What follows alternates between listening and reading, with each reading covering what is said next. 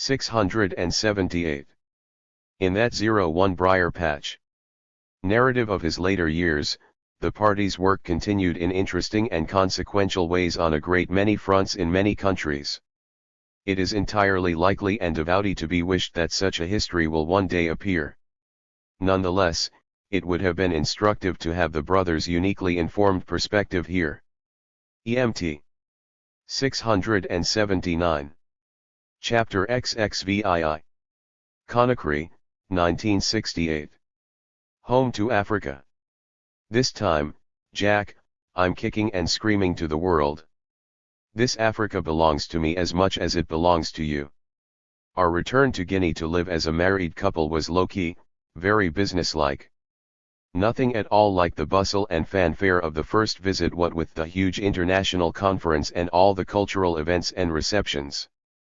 People went out of their way to make us feel welcome, but it was simple, efficient. It was welcome. Here are the arrangements we've made. Here is where you'll live. Your household effects have already arrived. Let us know what help you need getting settled. Boom, boom, boom. Very efficient. I liked that. President and Madame Ture were warm, welcoming us home to Guinea on behalf of the government and people. We should from now on consider ourselves Guineans and the country our home. Of course we were honored. But honestly, I took that as a formality. I had been thinking of Conakry more as a base for a few years. A place to study, learn, regroup, and then move wherever struggle sent me. Even back to the United States perhaps. As it turned out, they were quite right. Guinea would become my home, and not for a few years either, but for life. Madame Andrea Ture was a spontaneously kind-hearted woman, traditionally African. She was always most kind to us and invaluable to Miriam with all the domestic problems of getting settled. Madame Ture became and remained a great ally and confidant of my wife's and a friend to our family. It was not for nothing that the people always praised her for her legendary kindness. President Nkrumah was similarly businesslike. I was presented to members of his staff and we got immediately into a detailed discussion of my duties. Clearly he'd been giving it serious thought. We have much work. 680. Conakry, 1968, home to Africa. To do, but of course, you'll need time or perhaps a few weeks to get acclimatized. Next week, sir. I'm eager to get started. He smiled. Everything in its time, young man. I see that you are impetuous. And that was it, we were officially home in a revolutionary African country. I with a new marriage, a new society, a new life. The first issue for us was a delicate one. Zenzi and I were starting our new life together in a new society. Naturally we were looking forward to establishing ourselves socially, as just another couple in Conakry, but we didn't want special treatment. People were hospitable, so there were many invitations. More perhaps than for just any new couple in town. Zenzi, as an internationally famous African artist, was something of a celebrity. I, myself, also had a certain status as an American freedom fighter. So the invitations poured in. Neither of us wanted that kind of spotlight attention for those reasons. Then we were living in a government guest house in a guarded compound, with a government car and driver, at first. This was of course President Ture's hospitality, and necessary, he felt, for reasons of security. Of course, that was generous and something of an honor. But there was a downside.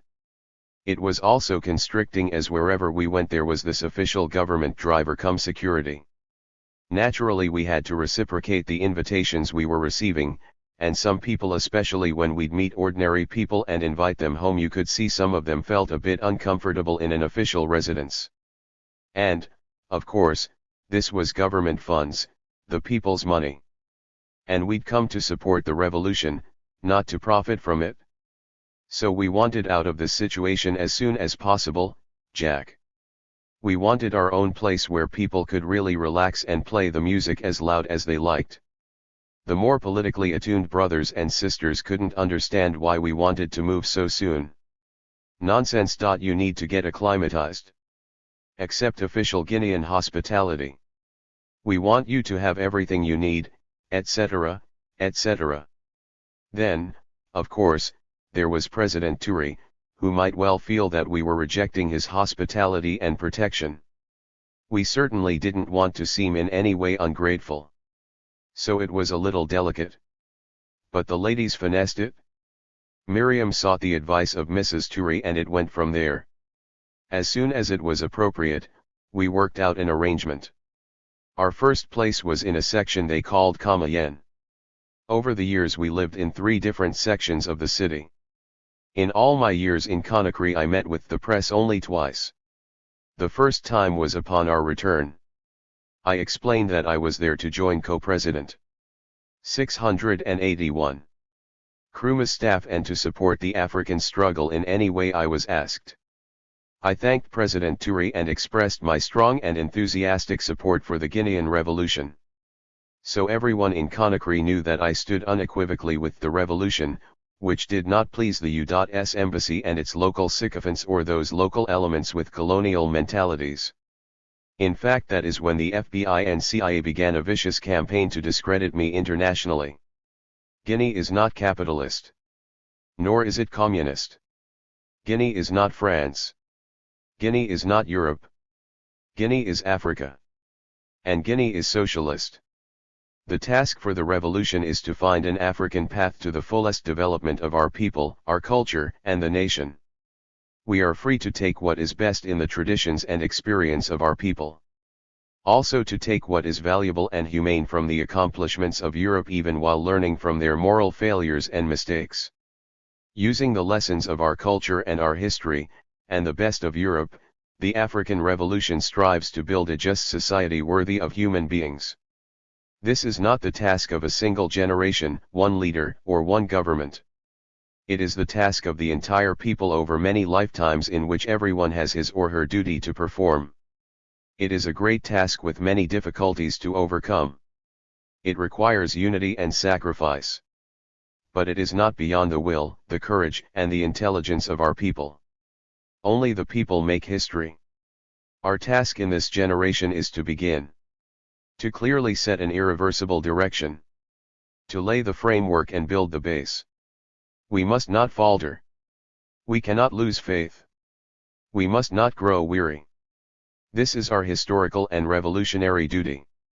We shall not fail. That in effect is the general vision of the African Revolution held by Sékou Touré and the party. In one way or another, I heard some version of this many times from both presidents, from loyal cotters in the field, and from the youth and from the elders. Political rhetoric? Perhaps, but not empty rhetoric. Everywhere I looked I saw a serious, honest effort to implement that vision against relentless odds, some natural, others imposed.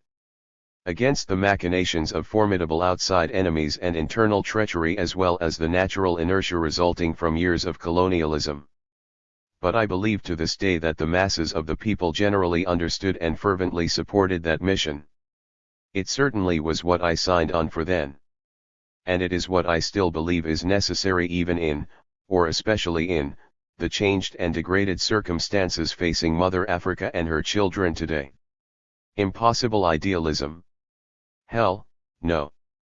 Idealism, perhaps, impossible, not at all.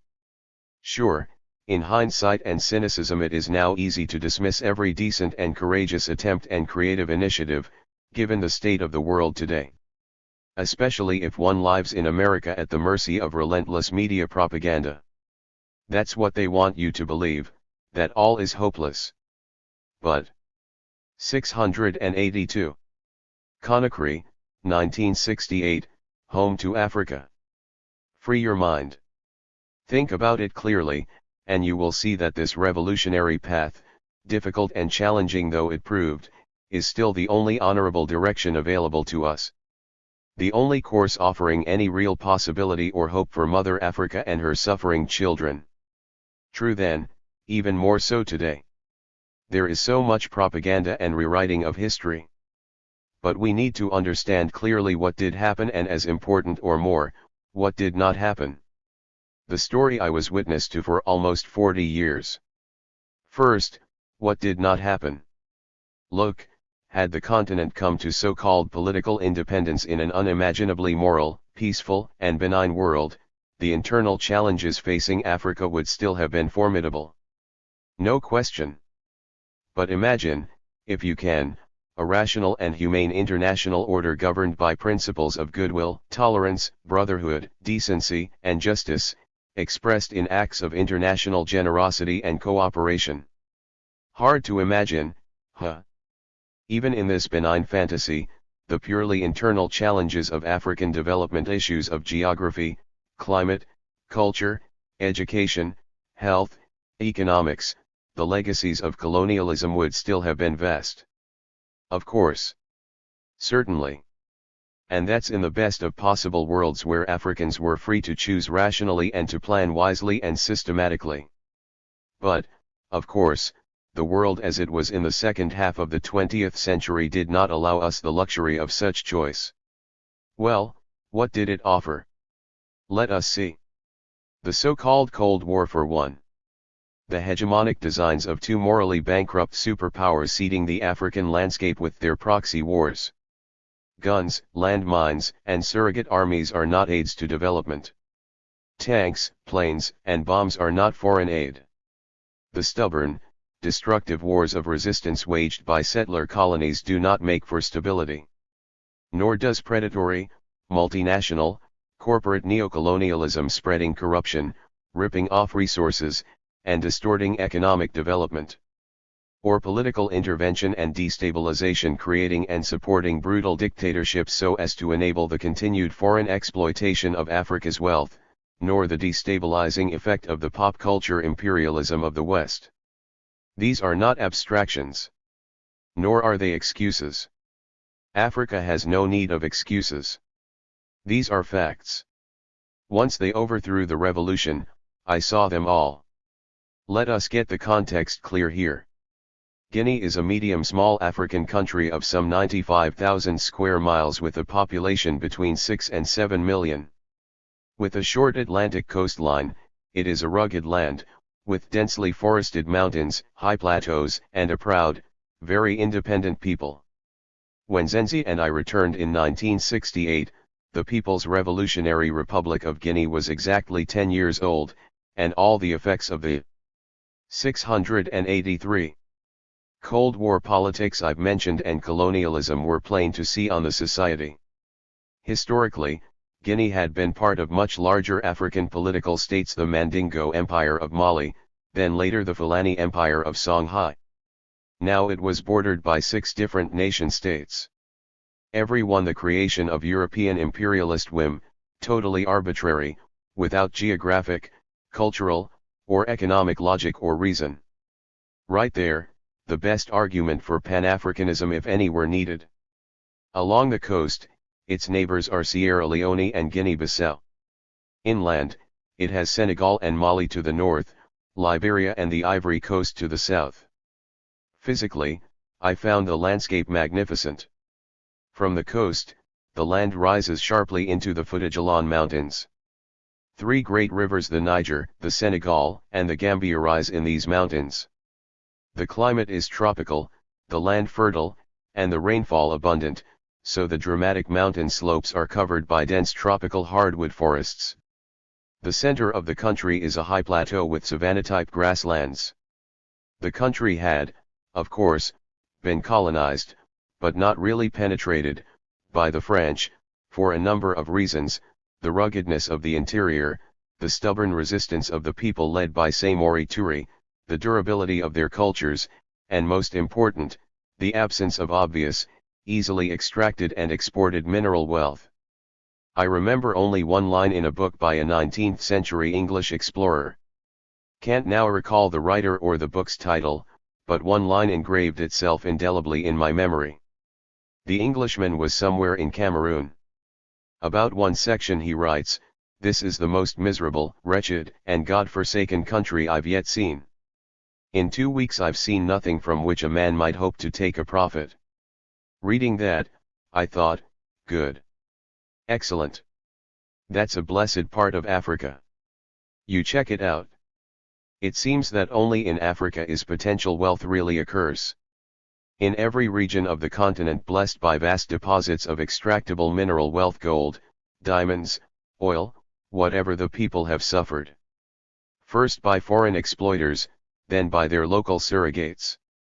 Greed combined with easily stolen wealth has been disastrous, retarding or deforming healthy social and economic development. That principle operated in Guinea's favor.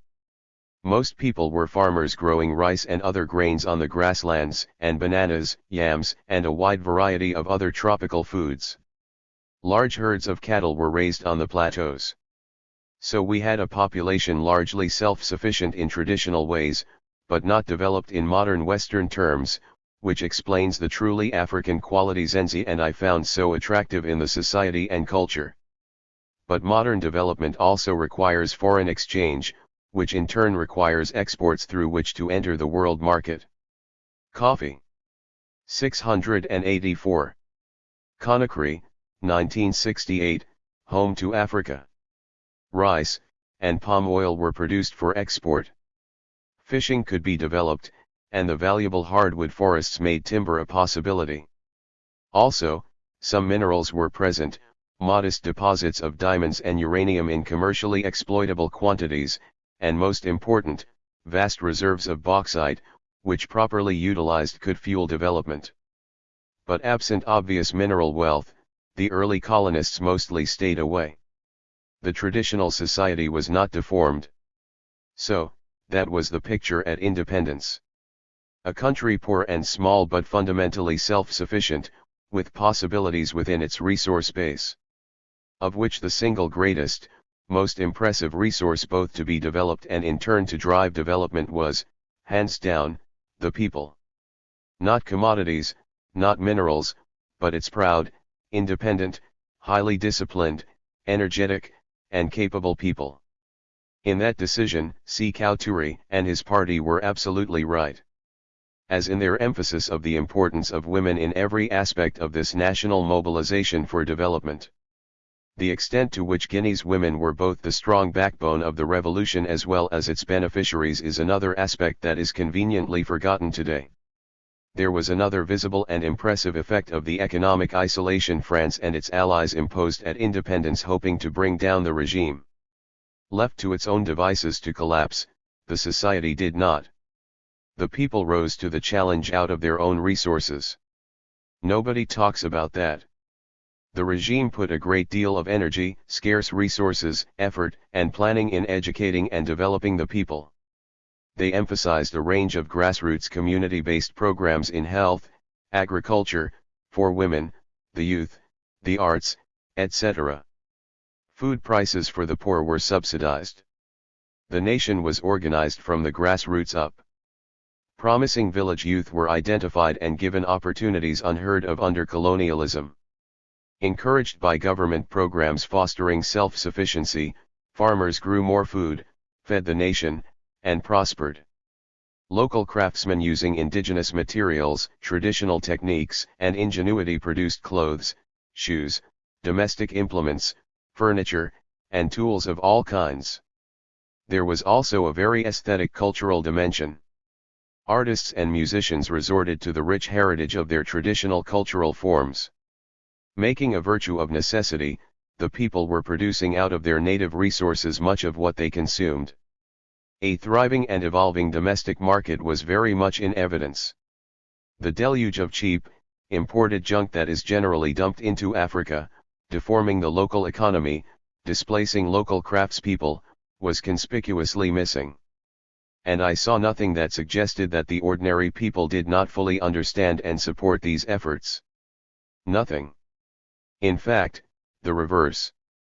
Most Guineans, especially the women and the youth, were enthusiastic. 685. But, as we would discover, not everyone was as supportive. There was some real scarcity and hardship, especially of imported goods. No nation is or can be completely self-sufficient in the modern world. I mean, what is America's trade balance today? Check it out. Nowhere do I read about these accomplishments launched by the revolution. Nor do I read about the visionless, corrupt, venal regime that has so demoralized this brave society since. You hear a lot of propaganda today about failed experiments, mismanagement of the economy, government incompetence, and poor planning. Who am I to say that none of that happened? Show me a country where it doesn't. But that is all you hear about when Sékou Touré's Guinea is discussed today. That assumes that the leadership had limitless options and choices at their disposal and simply took the wrong ones. Utter nonsense. Governments must choose a strategy of development. Or select judiciously among several strategies, mixing and matching as they go to fit objective conditions. We judge them on the consequences of the choices they make. In this case, the choices they were permitted to make. I mean, we saw what happened with their first choice as an independent people. When the people of Guinea in a free and open election exercised their right to choose their relationship to France. What happened? Oh, so you chose independence, did you? You thought it was a real choice, did you? Well, you shall see. Boom. Locked treasury. Ransacked infrastructure. No currency or medium for foreign trade. No international credits. No foreign exchange. Now go on. Be independent. So we see how illusory that choice really was. Nkrumah's gesture we've discussed. It was generous, but at best, a stopgap buying the government a few weeks. So the next choice. A close association with the Soviet Union. No question, at that critical moment the Soviets rescued Guinea economically and we must always be grateful. But left to choose selectively, would that have been the choice? I mean, check out the details. Since the Bretton Woods capitalist cabal never did recognize the Russian ruble as an acceptable foreign currency, there is no medium of trade between the two countries. This one really blew my mind, Jack. The economic relationship between two sovereign nations in the 20th century begins on a system of barter? Give me a break. So many tons of bauxite for so many cars or so much medicine. Talk about choice again. But to survive, the new nation has to earn foreign exchange, even if it is on terms set by the capitalists, right? So what does Guinea have to sell that the world needs? The most marketable commodity they have is the vast undeveloped deposits of bauxite. Process it into aluminum and you have a product. Brings us to the next choice. What happens? The Soviets. 686. Conakry, 1968, home to Africa. Build Guinea for a price a massive aluminum processing plant. Again, one must be grateful. But in truth it is ponderous, heavy Soviet technology already close to being obsolete. Is that really the most appropriate technology for Africa? The most viable economic option? But how real a choice did the government actually have? And so it went. You get the point. Multiply these choices by 100 and then talk to me about mistakes in economic planning. Especially when you look at what replaced it. So we see that this mythical range of options exists only in theory. In the world of power politics and economic domination, a small, emerging nation trying to break out of a malevolent exploitation does what it can and what it must. Making, as Nkrumah taught, a positive out of a negative. And that is just the distractions and obstructions caused by economic pressures. The political pressure, overt and covert, never stopped. In fact, as long as Sékou Touré was alive, it was constant, ruthless, and growing. By the time we got there, the revolution was surrounded and grimly fighting for its very survival. The efforts to isolate Guinea in West Africa were unrelenting. Propaganda. Subversion. Destabilization. A succession of foreign-sponsored plots and attempted coups. Constant attempts to assassinate Sékou Touré, at least 3 while I was there. It reminded me of what I saw on my first visit to Cuba. First the isolation. At independence, Guinea had 2 stalwart allies. Two other leaders in West Africa had a pan-African vision and commitment. Modibo Keita of Mali, Kwame Nkrumah of Ghana, and Sékou Touré of Guinea announced the formation of a West African Federation for cooperative development in economics, politics, and defense. Within 6 years, President Touré was the only one left standing, the other two leaders having been deposed by military coups sponsored by Western governments. France was responsible in Mali and the United States was implicated in the Ghana coup. So when we got there, Guinea was therefore the last remaining outpost of revolutionary nationalism. The only surviving beachhead. Isolated, embattled, the party resolved that its historical and revolutionary duty was to defend the revolution by any means necessary. And they were right. Which is why the people were organized and trained for national defense. And why an efficient security apparatus had to be created. With the overthrow of the two allies, the Guinean revolution in the making was diplomatically isolated, surrounded, and besieged. The French client states, particularly Senegal and Ivory Coast, harbored pockets of counter-revolutionaries trained and subsidized by French intelligence, who plotted and infiltrated constantly. 687. Guinean officials traveling to regional conferences reported being constantly courted with offers of money. The lavish lifestyles of their foreign counterparts were displayed and contrasted with the austere conditions the Guineans endured in a deliberately and rigorously egalitarian Guinea. Inevitably, some were seduced. On one occasion, a loyal officer named Boyero was, I believe, returning from just such a foreign junket when he was approached by some brother officers. Upon his refusal to join their plot, Boyero was pitched out of the plane. The subsequent investigation uncovered the murder and the plot. The prison established specifically for political prisoners was named in honor of the martyred officer. Camp Boyero's first inmates were his murderers. Camp Boyero became controversial.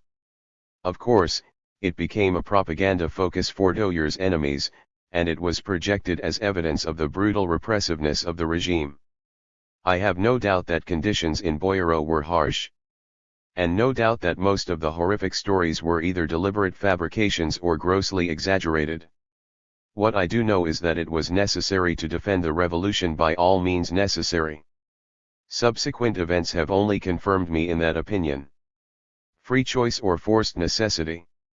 You decide. Operationally, being attached to Co-President Nkrumah's staff, I was part of his entourage. At any given time, this numbered anywhere between 40 and 60 loyalists. Some had been with him in China and returned with him to Guinea. Others had left Ghana after the coup to come and share Nkrumah's exile. These were people committed to returning their Osejifo to the office to which he had been elected by his people. That became my mission also.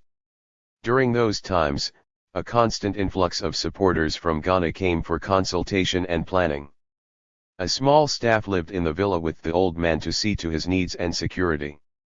Others, like myself, were scattered across the city. Within the entourage, 4 of us hung together and were known as the youth group. A brother about my age, Francis Wuftago, had been studying journalism in New York when the coup had happened. He had hastened from New York to offer his services to his leader. Naturally we were joined to each other, he being a competent journalist and a committed brother whose main duty was preparing a daily summary of African and international political news for the old man. The third member was Layman Jangha, who arrived about 6 months after me. A wiry, athletic, intense young brother just out of high school, he'd made his way some 1,000 miles from Ghana to offer his services. I took an immediate liking to the young brother. Everyone liked. 688. Conakry, 1968, Home to Africa. Him.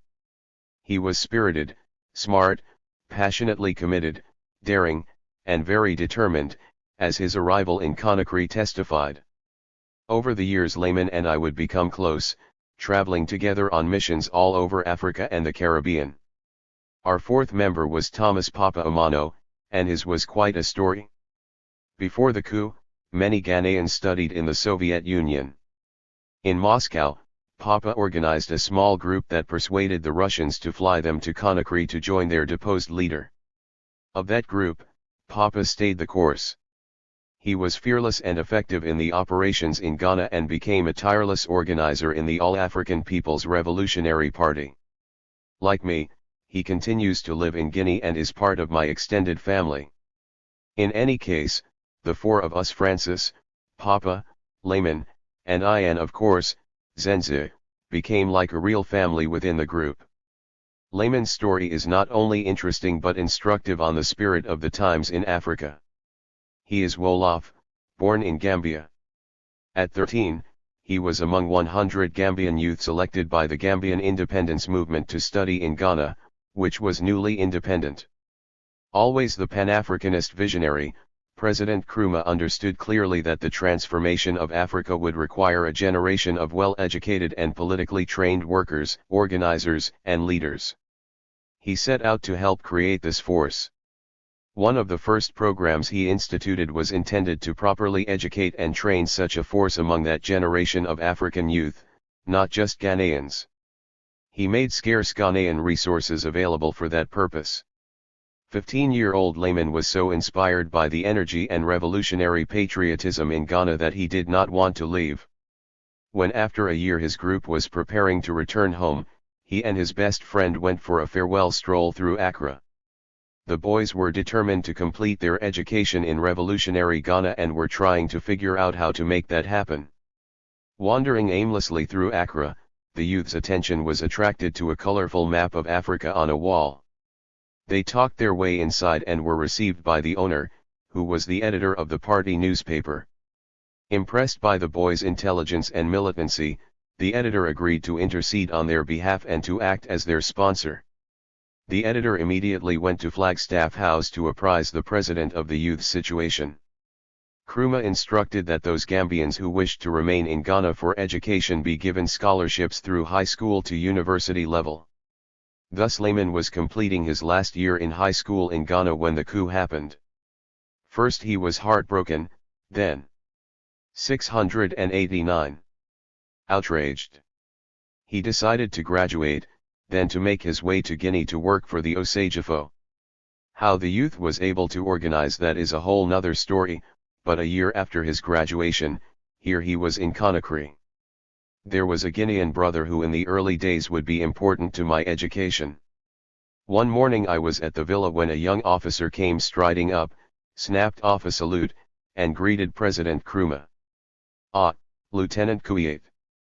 I want you to meet Stokely Carmichael." The brother was in fatigues but they were parade ground crisp. An exceedingly tall, very dark brother with an alert expression and a smile that lit up his entire face, this young officer would become a close friend. The brother was impressive, correct, professional, and highly competent. He spoke English well and was the military liaison to the Nkrumah entourage, so we saw a lot of each other.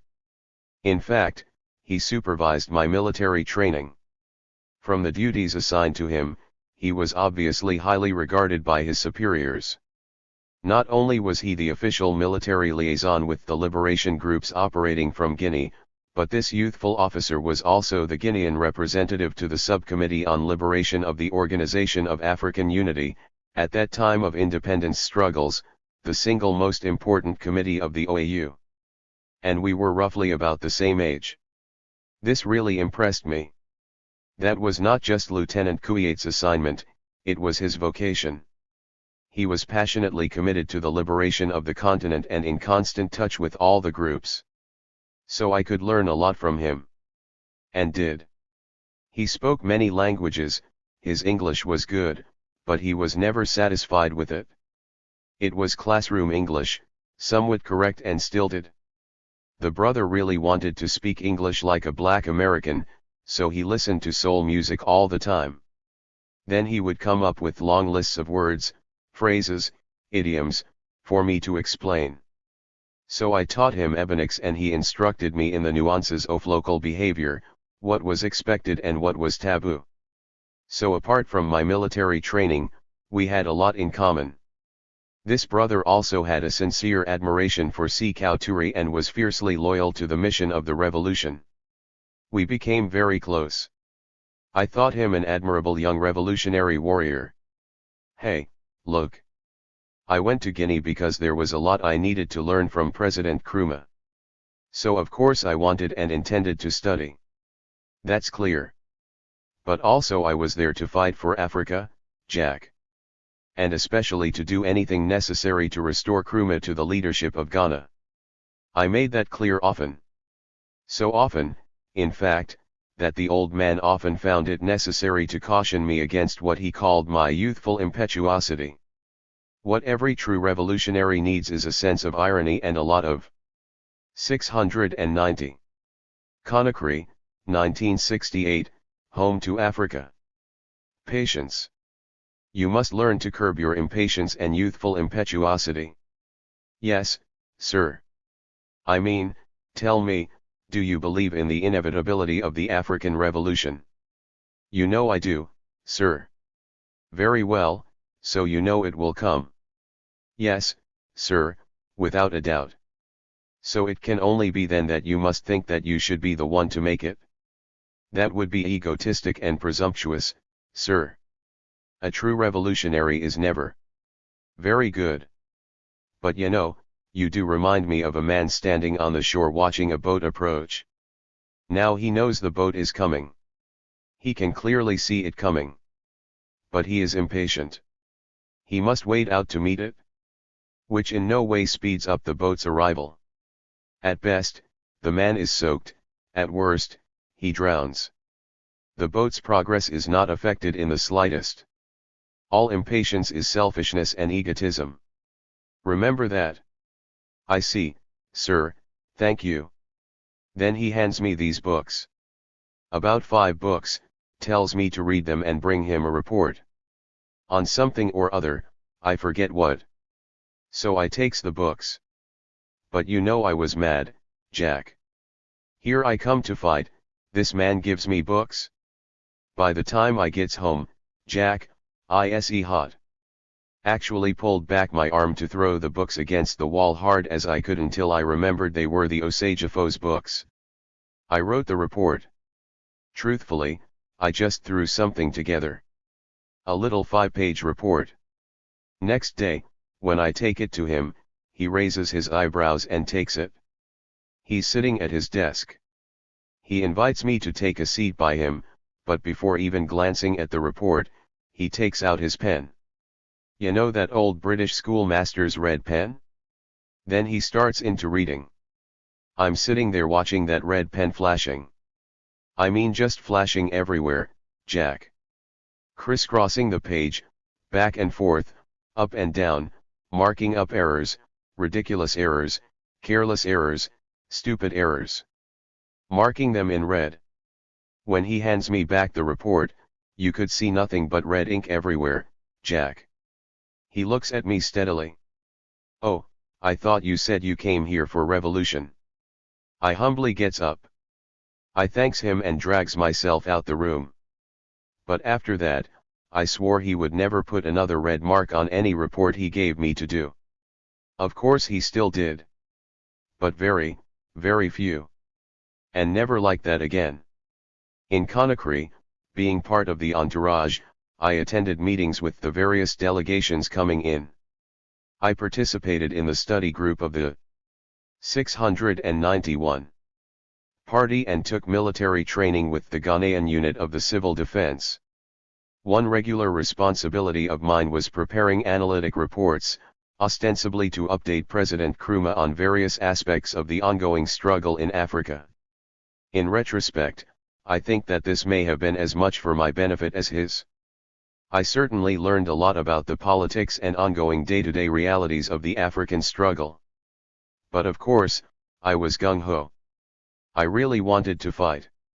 For Africa? What's wrong with you?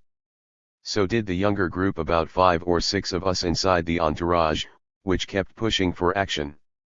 We saw that different people kept coming to Nkrumah proposing missions inside Ghana.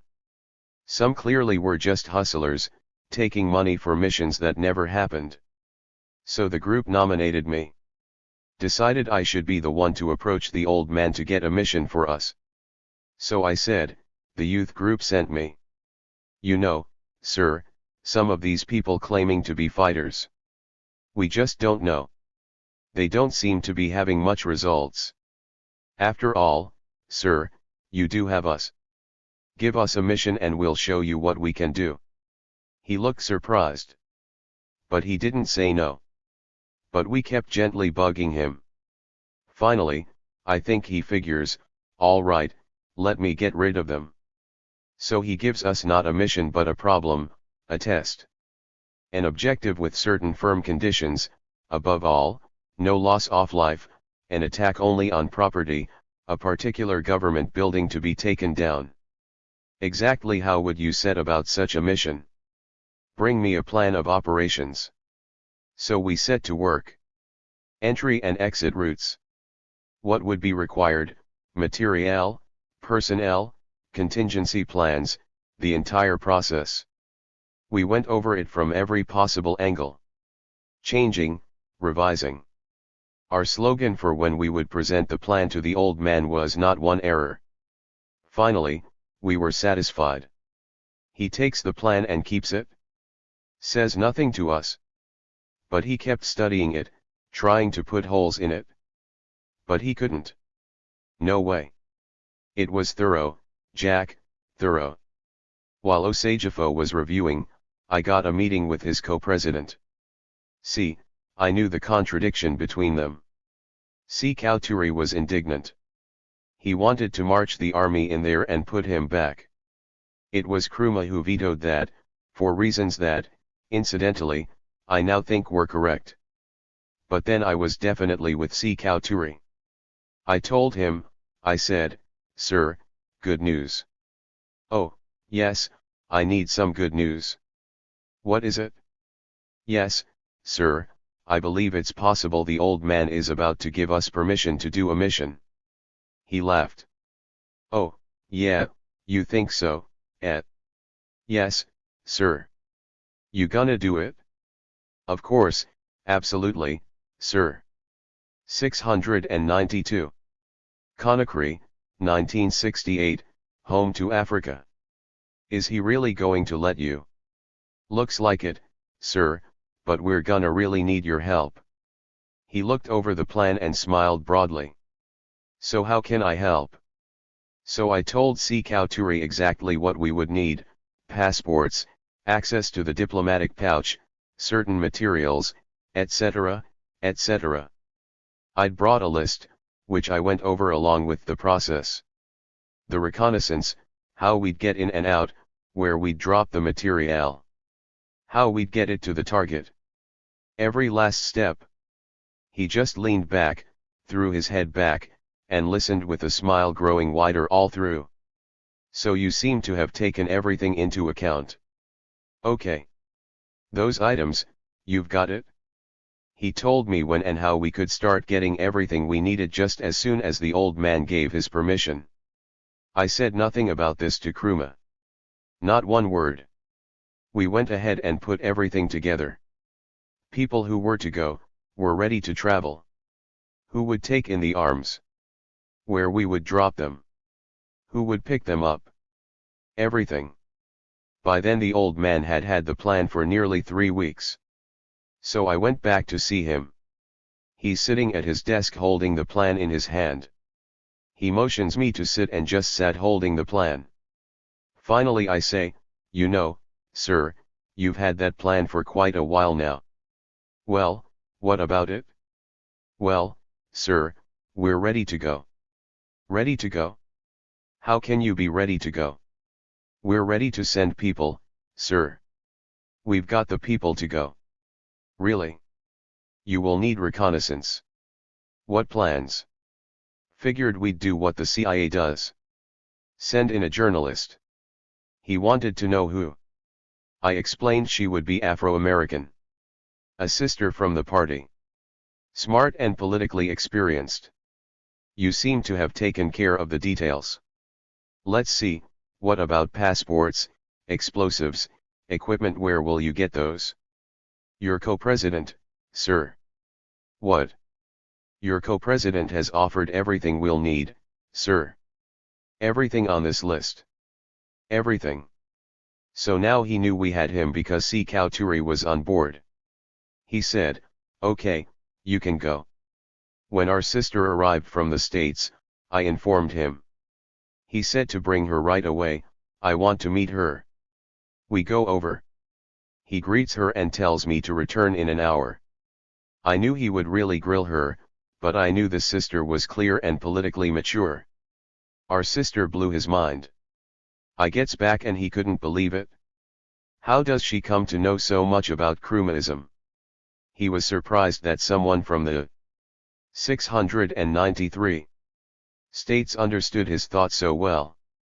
I told him we'd been studying him closely. Anyway, he said he was impressed with her preparation for the mission.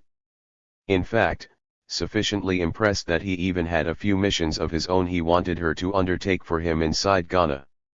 Her reconnaissance went off well. After that it was go. As I said, he'd entrusted missions to several groups. But we were the only one that successfully completed ours. Everything according to plan. The building came down. No loss of life. It created quite a stir inside Ghana. One of the newspapers, the Legan, even ran stories claiming that Kwame Ture was responsible. After we did it, Nkrumah recognized that our group was quite capable of that kind of operation. But he then completely froze all activity of that kind. He started to move me more politically. He told me that I had no diplomatic training, which was true. Consequently, he began to send me on missions of a diplomatic nature so I could get that kind of experience. We, of course, kept looking toward the time of his return to Accra. But he definitely seemed to be putting a brake on those activities. At the time that puzzled me a bit, but I think I understand better now. I've thought about this seriously over many, many years. And, a lot of my attitude toward the cancer comes from his influence. Let me reflect carefully because I've never said this publicly. But when I look at all his movements, I really think that Nkrumah knew long before we did that the cancer he had would not allow him to return to Ghana. But he was confident that the African Revolution would triumph, whether he was here or not. I told you his example of the boat approaching and me wanting to plunge in and him saying, "All impatience is selfishness and egotism." His attitude was, "Look, this is a struggle. The enemy will do anything in his power to target the generals. If you are out front, you must expect to be attacked. Survival is not guaranteed, but whatever happens to you personally, the struggle will go on." I think about his attitude often. Unfortunately, when everything was in place and we were just about ready to go in seriously, he fell ill and had to be taken to Romania, where he died. After that, there was nothing we could do. But there's no question, with Guinea's help we could have restored him. He would have walked back, in triumph. No question. The masses loved him. It was only the bourgeoisie. No one knew that better than those military CIA stooges. Even in death, Jack, they were scared of him. Look at what happened. I mean, when the plane brought the body back from Romania, they refused to let it land in Accra. Either they were terrified even of his corpse or they were paranoid. They were convinced that reports of his death were a ruse. And then, once he set foot on Ghanaian soil alive, what could they do? Even 694. Conakry, 1968, home to Africa. If they arrested him, they were terrified that the people, even elements of the army and police, would rise up.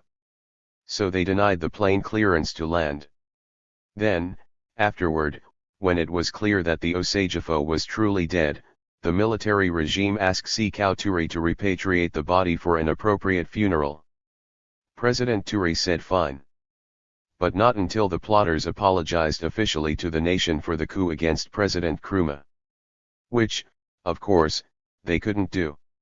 So President Touré ordered a state funeral and ordered the body interred with full honors in Conakry. Revolutionaries and heads of state from all over the world came. The Guinean masses turned out in their hundreds of thousands. His family came from Cairo. It was a fitting final tribute to one of the moral giants of our time. A true African patriot and visionary. A committed revolutionary. Peace be unto him. 695. Before leaving the States, I had been aware of an organized campaign of defamation to discredit me politically. It was old-fashioned character assassination, that mess about my working for the agency. I suspected, later confirmed, that it originated with the FBI. But I figured that everyone who knew me understood how completely silly that had to be. Which was true. However, after I left the party and made my criticisms public, the Black Panther leadership had begun to propagate those same FBI lies. Go figure. Once I was in Guinea, I put the nonsense out of my mind. I figured I'd left that Bush League, transparent nonsense behind in America. I would discover that this wasn't true. In 1969-70, somewhere about then, Ture told me that Prime Minister Fidel Castro was coming to Guinea on an official visit. Naturally I was excited, remembering his warmth and kindness during the OLAS conference. It was a good visit, as I recall, of about a week or so. Treaties of friendship, trade, cultural exchanges, and mutual defense were signed. The Guinean people gave Fidel a hero's welcome, and he won them over with his honesty and his humble and direct manner. I was, of course, delighted to see Comandante Castro again. We met several times, all at official functions, and if he seemed a little formal or distant, I thought nothing of it. He was, after all, a guest, on state business and with a very full schedule. So I gave it no thought. Of course, I would have been pleased for the kind of face-to-face discussions we'd had in Cuba. I was therefore real surprised and upset by a tense encounter with elements of his security detail on the way to the airport to see the delegation off. Shortly after the visit, President Ture called me in. He said that my name had come up at a briefing for him and his security chief by the KGB man from the Soviet embassy. The KGB was now propagating the FBI smear that I was a CIA agent. Ture's reply to the Russian was a masterpiece of African irony. Carmichael, a CIA agent, eh? Well, very good. Then he's welcome. Everyone knows that Guinea is a revolutionary country and CIA agents. 696. Conakry, 1968, home to Africa. Always find their graves in Guinea. So all CIA agents are more than welcome here. I don't know what the KGB agent made of that. But President Ture was actually telling me this to console me. He pointed out that the KGB intelligence advisories were routinely circulated to security agencies in every revolutionary country, and Cuban security would have received one also. That cleared up the behavior of the security detail. This was causing me problems in every revolutionary country except Guinea. There was no change in President Ture's treatment of me. In fact, if anything, after that, Ture went out of his way to show greater confidence in me. I could never forget that. Hey, there was nothing funny about it at the time, Jack.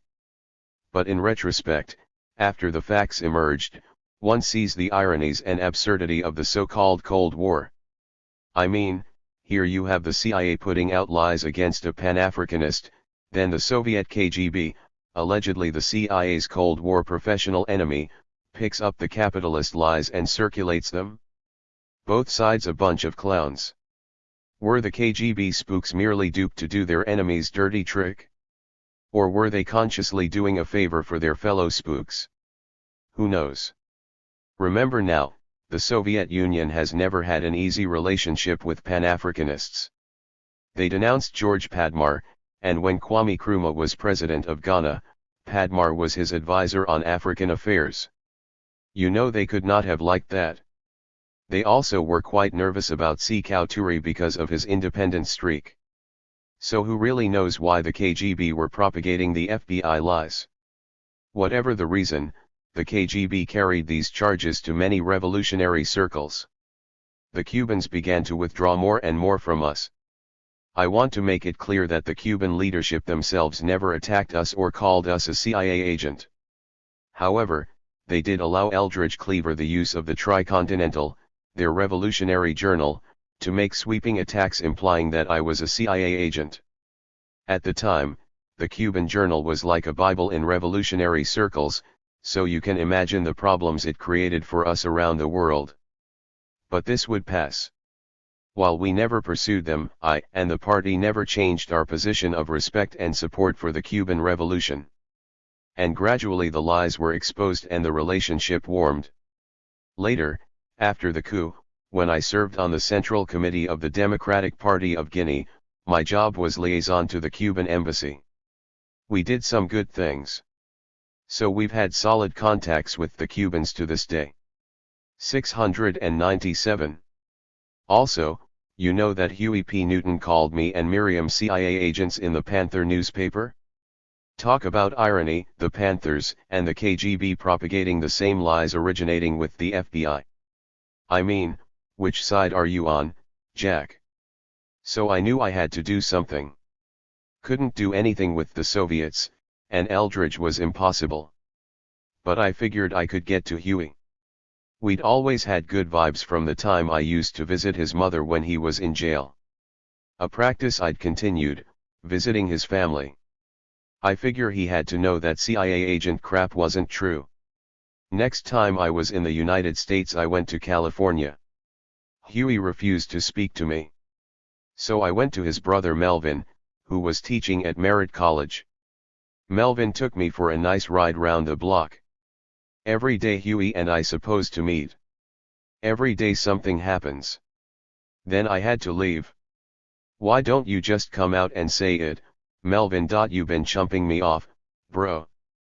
Huey has no intention. Oh, no, brother. He's just really busy, man. Busy? Here I come all the way from Africa and the brother's too busy to see me. When he was in trouble, was I too busy to come here? Let's talk square. But he just kept covering for Huey. I left.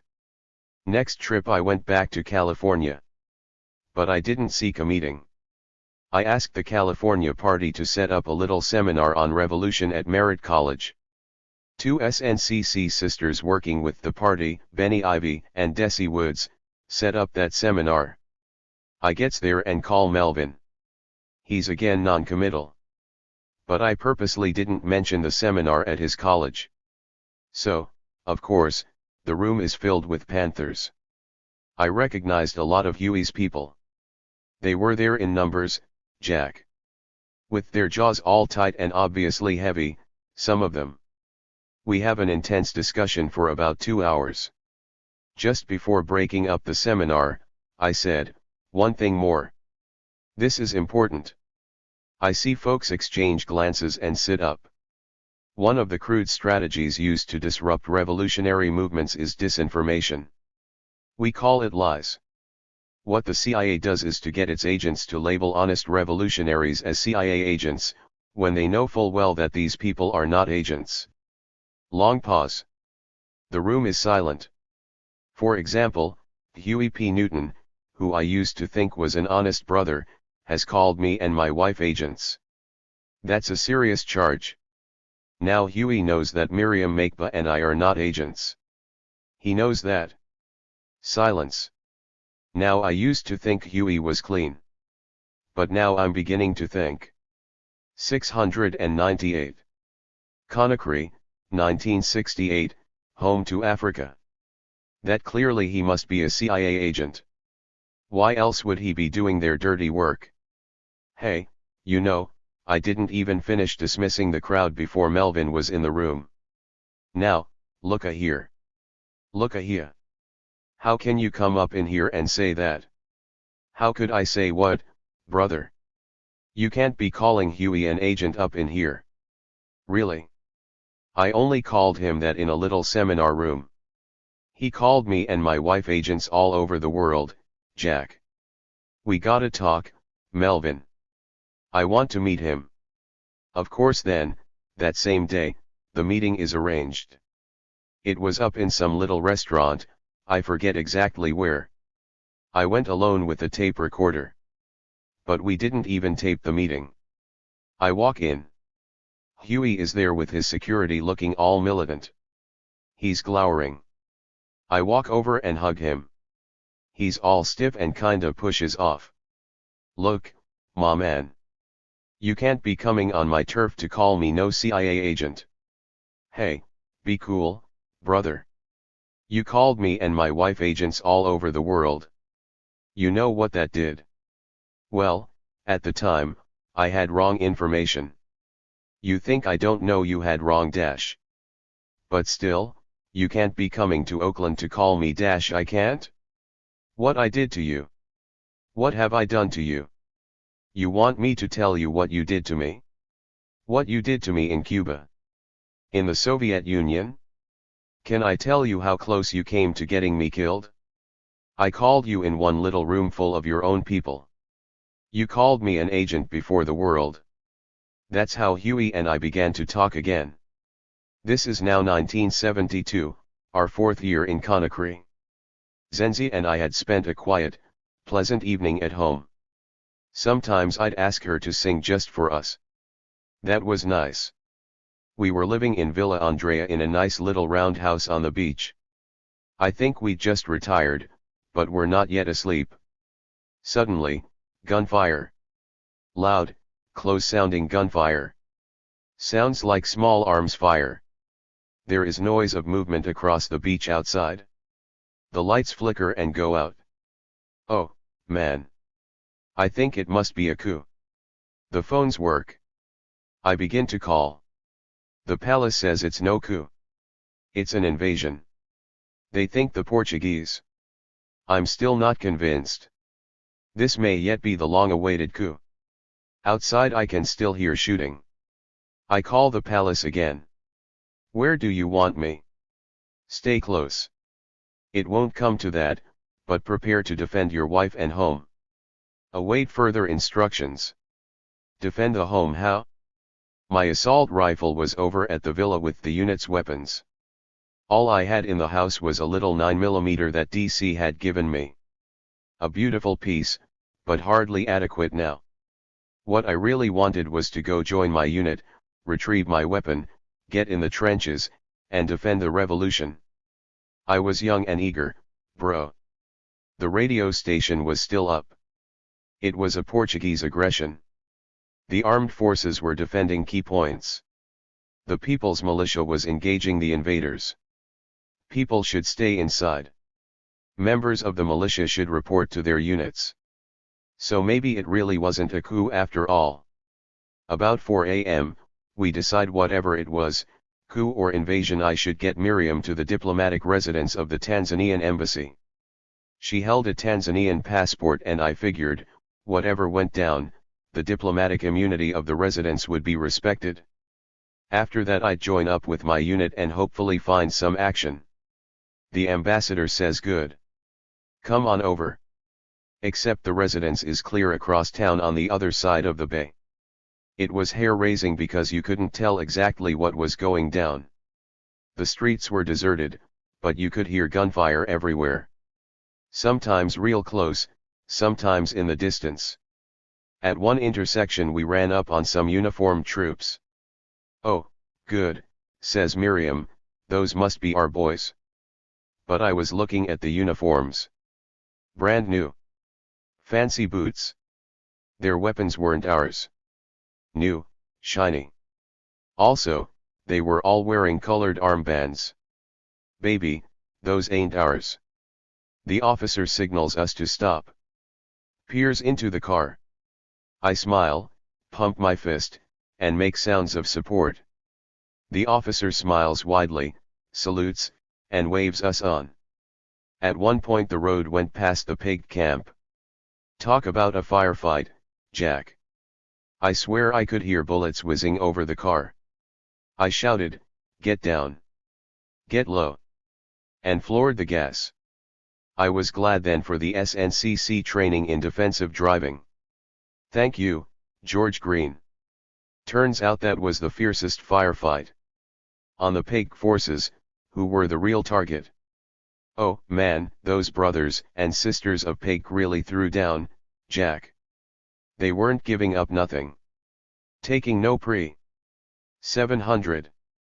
Conakry, 1968, home to Africa. Wonders.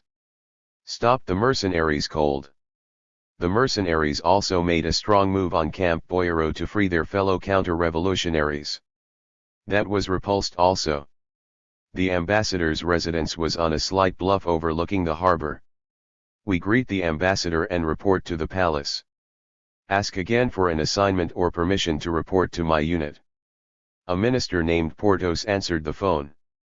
I could hear him reporting, I believe to the president. Comes back and tells me everything is cool. I should go to the bluff and observe troop movements between the shore and the ships. Take careful notes and report back every hour. I tell him I'm ready to fight to defend the revolution. Can't I get a different assignment? He says good intelligence is what they need. Essentially, shut up and do what I'm told. I say cool, but that isn't what I really want to do. But, hey, I'm a disciplined soldier. So the ambassador and I walk down to where we could observe the ships. A few boatloads of troops are on the water. And not far either, within easy range. With my weapon I could have done some real damage. Now, I'm wishing to God I had my weapon. The ambassador says, look down. Beneath us, on the beach is a group of Guineans. I was so engrossed with the invaders that I hadn't even noticed them. I recognize some ministers and a white businessman. They're using walkie-talkies. I think great, maybe they have guns. But the only gun on the beach is a .22 rifle in the hands of the businessman's son. No use. I get mad, frustrated. I explode to the ambassador. Here I want to fight, they send me to reconnoiter. And look, they already got at least 6 observers here. I'm mad as I can be. He said let's go back and report. Perhaps there's some kind of mix-up. So we do. But by then I'm so frustrated that I'm almost yelling at Portos on the phone. He's repeating what I say to somebody. Comrade Portos, what's this? I tell you I want to fight and you send me to go reconnoiter? I go where you send me and you already got 4, 5 ministers observing and reporting on walkie-talkies. Halfway through, Portos stopped repeating. But my voice must have carried, cause in the background I hear a roar. What's that? It was Sékou Touré. He gets on the phone. We are to go back quietly and write down all their names and everything they do. The ambassador had a little Super 8 movie camera and so we filmed them. You guessed. Those suckers were all traitors working with the Portuguese. Portos himself was implicated, which is why he stopped repeating as soon as he understood what I was saying. They were all tried and convicted. After that, the Conakry gossip grapevine said all kinds of strange things about me. That I was really Sékou Touré's secret spy. A secret intel. 701. Legence agent. That I was only pretending not to speak French and the African languages, etc., etc. I didn't care to deny any of it. I just smiled and said I'm only sorry I didn't get to really fight to defend Sékou Touré and the revolution. It was the Bay of Pigs all over again. The Portuguese apparently allowed the traitors to convince them that the people would rise up and welcome the mercenaries as liberators. But the aggression was doomed from the get. Defeated by an organized citizenry. The element of surprise was lost when a humble fisherman pulling his fish pots spotted them and rushed back to report to his unit leader. The people's resistance started almost on the beaches. In 2 days it was over. The invaders who were cut off from the beaches ripped off their uniforms and tried to blend in. But they had shot up some buses and murdered some civilians and the people were angry. They hunted them down. Sékou Touré said let the people try them. So the party members set up people's courts and convicted many of them. Some were hung. So much for their welcome as liberators. Actually the people of Portugal owe a debt of gratitude to the Guinean people. How so? The officer commanding the invasion apparently learned something.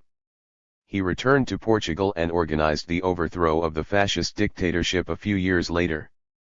Check it out for yourself. Culture is politics, politics is culture. The two are inseparable. In fact, politics proceeds out of culture, then turns around and defines culture. Which is why all conscious Americans have good reason to be particularly worried about now. I understood this relationship theoretically. But it was in Guinea that I really saw it in action. That is one aspect of struggle that was so graphic, in Sékou Touré's time. Sékou Touré understood the importance of culture. He loved intensely, I mean personally delighted in, his people's culture. But besides that, the party clearly understood that the traditional culture was a key element from which to mold an African character to the revolution. So they took concrete steps to preserve, develop, and institutionalize nationally many traditional forms. So they supported dance groups and schools, musicians, artists, and the famous griots and so on. But not just the arts, also the ethics and values of traditional culture, an African sensibility that I called African humanism. And of course my wife's career brought her in touch with local musicians and dancers. She learned and adopted many traditional songs of 702. Conakry, 1968, Home to Africa. Guinea into her repertoire. She worked with local musicians and dancers and took them on her concert tours. So, of course, I learned a lot about the culture, especially the very sophisticated instruments and the complex musical legacy. African music is all about history. So in that way I came to appreciate and understand the complexity and richness of the people's history, through the culture. You don't see that cultural emphasis with this stunted, blind, deaf, and dumb military regime in Guinea today. That's a real loss. Very serious, very sad. What is worse is that this is not only in Guinea. All over the continent many traditional cultures are disappearing, being replaced by the absolutely worst values of decadent Western pop culture exports. And with them go many beautiful, important, and irreplaceable aspects of African humanism. That is one of the real tragedies of Africa in this century. Because this fundamental element of our being can never be replaced. The effect of this loss on our youth is particularly painful and destructive. But you know this isn't limited to Africa. I hear a lot of talk in this country about the loss of habitat and the extinction of animal species in Africa. No doubt, that is serious and also irreversible. But there seems to be little awareness of the extinction of languages and all that is lost when this happens. The disappearance of entire cultures and everything that this means. The enormity of this loss, especially for us, for our children, but also for future generations of all humanity. Let's be clear here. I'm not talking aesthetic losses, quaint, archaic folkways or any such condescending nonsense here. This is about values, civilization, African humanism. I mean, even the dimmest, most arrogant Eurocentric racists you meet in the villages. After first talking about the poverty, they have to mention the order, the discipline, and of course, the dignity. The most striking example? Always the youth. Why, they'd exclaim, are African children so dignified, so well-mannered, so respectful? Even they couldn't miss it? The mature, responsible gravity of the youth. Their exquisite courtesy among themselves, the civilized manners to elders and strangers. A disciplined character, even in quite young children, with stable value systems. One of the first things I noticed. Couldn't miss it? How could these values survive transition into modern societies? How to preserve them for future generations? What aspects of tradition to preserve, and how best to ensure that? When I arrived in Guinea, these were the subject of an ongoing national conversation. Between the co-presidents and among people in the party. But now, forget it. What we see across Africa, especially in those extreme situations of political and cultural destabilization, is the exact opposite. The destruction of youth, rapid, grim, merciless. The exact. 703. Opposite. Feral youth in a vacuum of values, exposed, unprotected, exploited. Instead of leadership, gangsterism, criminal warlordism, greed, crude capitalism putting drugs, guns, and sharp weapons in the hands of small children. Young women and girls brutalized. So rapid. None of this could ever have happened in the Africa I first went to 30 years ago. This is the development capitalism and neocolonialism promised us. When I travel, especially in this country, I meet fat, smug, overfed Americans who take for granted that they have earned, by their own innate superiority as human beings, all the luxuries, indulgences, and extravagances they consume so excessively. They are not simply the beneficiaries of a rich, predatory society and a rigged game, but they have earned it all by their own industry and effort. From their own superior intelligence, discipline, and hard work. Therefore, they deserve the very best the world has to offer. What a crock! While Africans, on the other hand, backward, lazy, and improvident, are doomed by their own deficiencies. Africans have earned their suffering. I'd love to take their fat, complacent carcasses and place them down in a village or township. Take away their support system and let them match the tenacity, hard work, resourcefulness, skill, and endurance that these backward Africans deploy every single day of their lives. See how long they and their condescending attitudes will survive. Yes, I would. My work with the PDG took me into every region of Guinea, villages, small towns, mountains, plains, every region. I saw firsthand the grace and dignity of the traditional cultures. African humanism. In one Sausu guest house while waiting for the village to feed us, I met a young white Texan, a missionary. He had no idea who I was, but he explained to me that he was there to teach the people faith and democracy. I laughed. Then I walked him through everything that had happened since he had arrived in the village. Every step.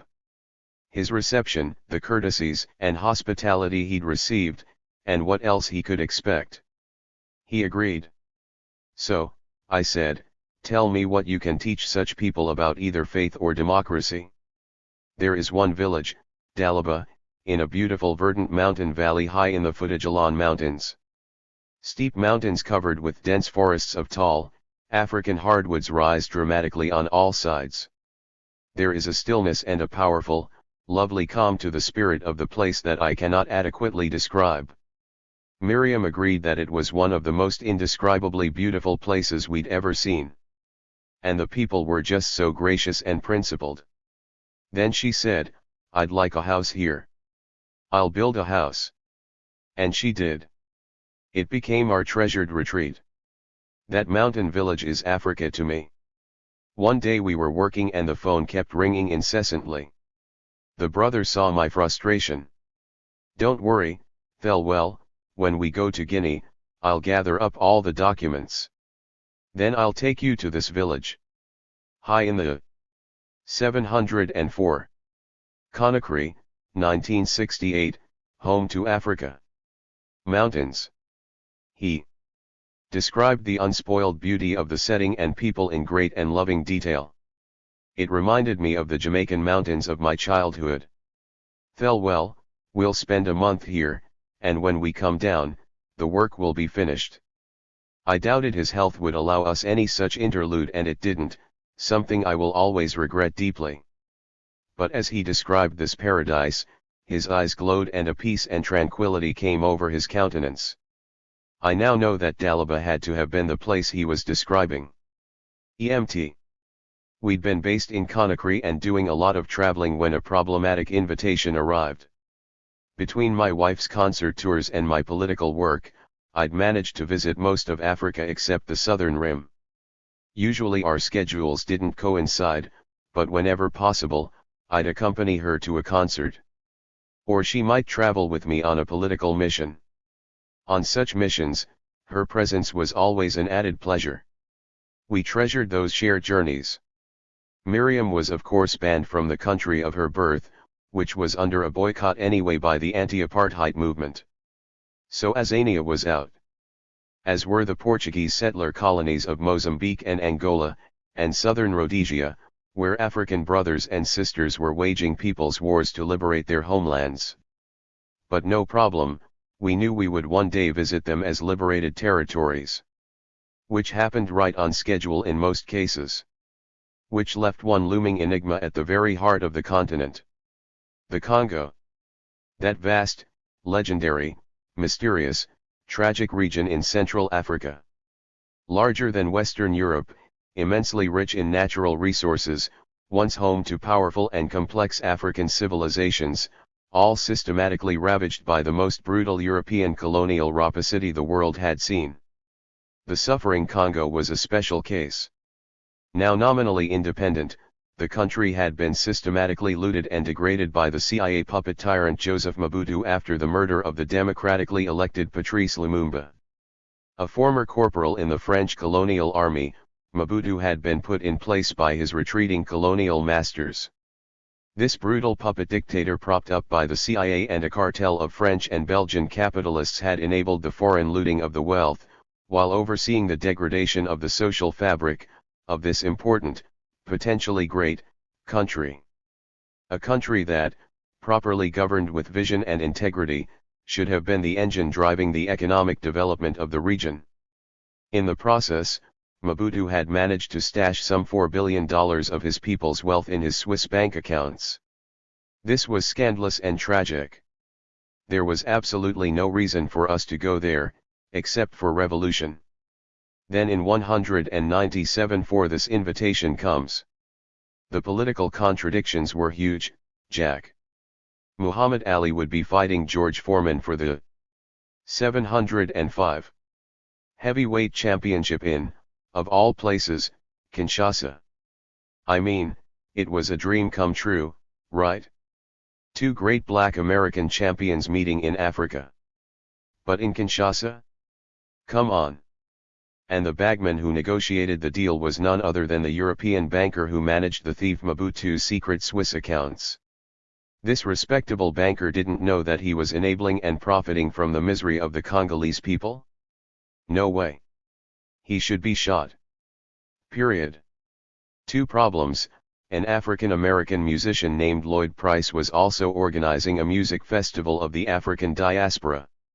It was featuring giants of black American popular music, folks like James Brown, B.B. King, Aretha Franklin, Marvin Gaye, were supposed to be there.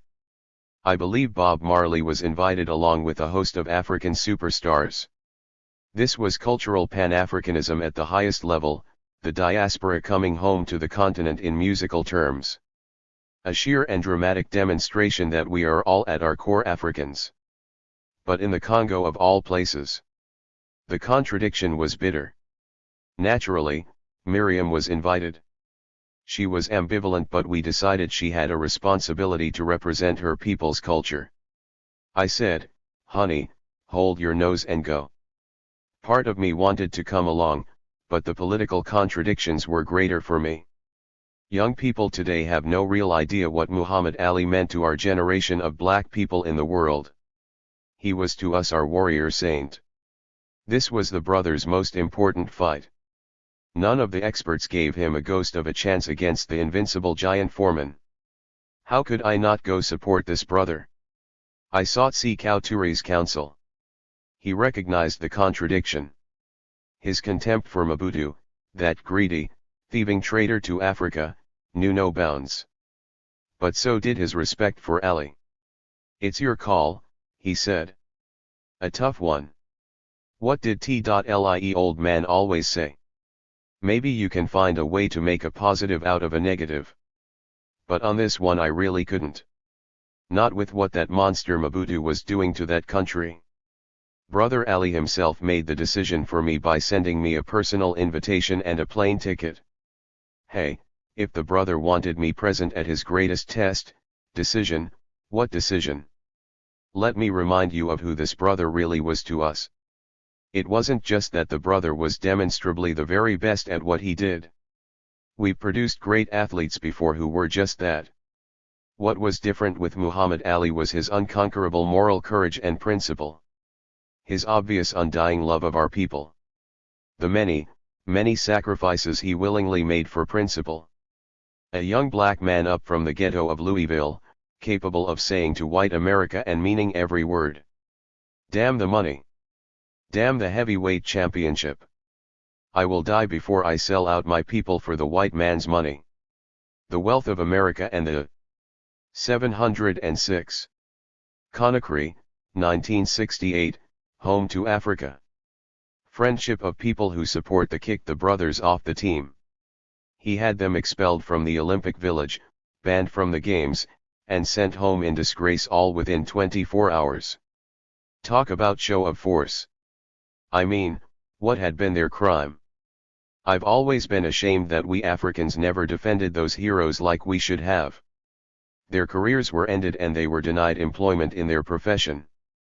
It was a disgrace, and the black community did nothing. Which is why 12 years later in 1980, when Carter decreed his boycott of the Moscow Olympics, I strongly supported sending a team to represent Black America in Moscow. Not out of any great love for the Soviets, but as a dramatic act of independence. So as not to deprive our 708. Conakry, 1968, Home to Africa. Athletes of the opportunity they trained for. And of course, for brothers Smith and Carlos. Don't have to be what you want us to be. It's a shame our community couldn't unite behind that initiative. Back at the 1968 Games, Brundage, having made an example of Smith and Carlos, reads the riot act to the brothers and sisters. Then they launched a search for a great white hope and found one. I think it was the very next day. This huge, seriously countrified young brother from Texas put a down-home serious whooping on a Russian fighter while winning the heavyweight boxing gold. Hey, it was an impressive display of power and skill by the young brother. I always take deep pleasure in all demonstrations of black excellence. But my pride quickly turned to dismay and anger when the Negro snatches this American flag and commences to cavort gleefully around the ring. It was no accident. In the context it was a clear betrayal. A deliberate repudiation of the two sacrificed brothers' stand. It was infuriating. Of course, I know that the young man no more than 18 or 19 and as country as they come had been cynically used. But, hey, he allowed himself to be. Our lack of consciousness, our enemy's greatest weapon. No question. And now, 6 years later, the same flag waver, the towering, immensely powerful Big George Foreman, champion of the world, media-appointed White Hope, was supposed to end Ali's career in ignominious defeat. And, insult to injury, to do this in the heart of Black Africa, Mobutu's personal plantation? So you know I had a show-nuff attitude. No, an old man in the streets of Kinshasa told me, no, never, the ancestors can never allow that. Well, I thought, the ancestors sure better tell Foreman that. Champ, I said, you gotta do just one thing for me. First thing, I'm not the champ. George is. He destroyed Smokey Joe. Give him his respect. Ali was scrupulous that way. Whatever you say. But you'll always be our champ. Anyway, you got to whoop that Negro's gnarly head. Man, you don't beat him, why, I'ma have to whoop you my own self. 709. Oh, now I'm really scared, boy. The champ mugged and rolled his eyes. I met Foreman once, and I swear he used nonviolent techniques on me. I swear. We were at a hotel. I have an attitude because I'm supposed to meet him. Soon as I enter the room, I see this huge form bearing down on me. Foreman is bounding across the room, his broad face wreathed in smiles. He engulfs my entire hand in a massive fist, just booming. Mr. Carmichael, Mr. Carmichael. An honor. A real honor. Such a pleasure, and on, Jack. But the thing was, in person he radiated such waves of sincerity and goodwill that it was hard to remember how much I was supposed to dislike the brother. I actually found myself smiling with him. That's why I say George Foreman used nonviolence on me. Could have been an act, but then the brother would have to be the world's best actor and con man. I never even saw the fight. At least not in Africa. Foreman got injured. Mobutu calls out his army. Ain't nobody even think about leaving, y'all. This was September and the party in the United States had my recruitment tour all set, so I had to leave. I hated abandoning Ali, but by then I was almost sure he couldn't lose in Africa. I saw the fight in a theater in Southside Chicago. Tell the truth, when I remembered Foreman's size and strength, I did get a little nervous for Ali. Should have kept the faith, though. For when the Africans in the stadium in Kinshasa raised the chant Ali, boom, I and the brothers and sisters in the Chicago theater picked it up spontaneously, I felt a wave of new confidence. When Ali stopped the invincible Foreman in what? 8 rounds, there was absolute pandemonium in Chicago. Then, remember. The rains came. Seems like the moment they raised Ali's hand in victory. The heavens over Kinshasa simply opened up, Jack, and these African rains just poured on down. Remember that? 1 minute earlier and the fight would have had to be stopped. No, no. The ancestors will never allow it. It was my neighbor Al-Haji Chaim who gave me the metaphor of the tree. Now, Al-Haji was a stone businessman. He did not like the revolution at all, no way. Denounced Sekou Touré all the time. So you know we argued bitterly, but strangely, we became strong friends. On that one, as it were, we agreed to disagree. Most times except when he was denouncing the government, Al-Haji used the proverbs and metaphors of the traditional elder, making his points by indirection. Especially if the subject was sensitive, so with this tree I knew he was teaching me something. We had been talking about Nkrumah's family being away from him in Egypt, then suddenly he's talking about a tree of the open savanna. It grows under the hot sun. A spectacular tree.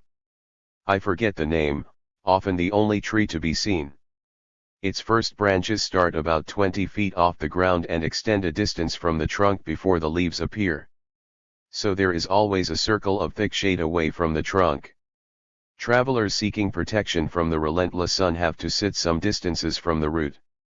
The farther you are from the trunk, the more shelter and protection you find. It seems to me, Al-Haji said, that tree must be a revolutionary like you all.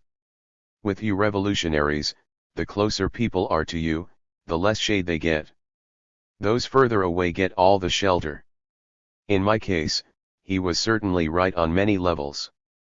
The painful sun was not just a lack of family time but also, in my case, the enemy.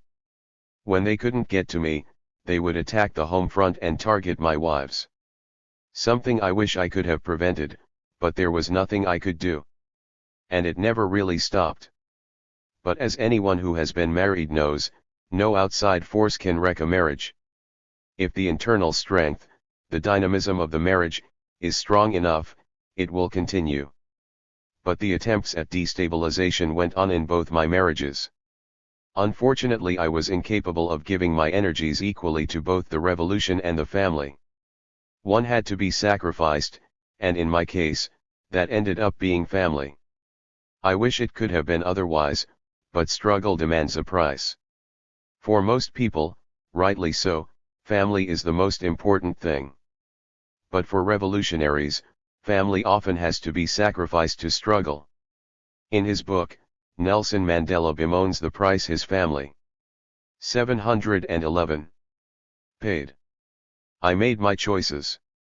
Anytime I chose, I could have chosen family, sought financial security, and abandoned revolution.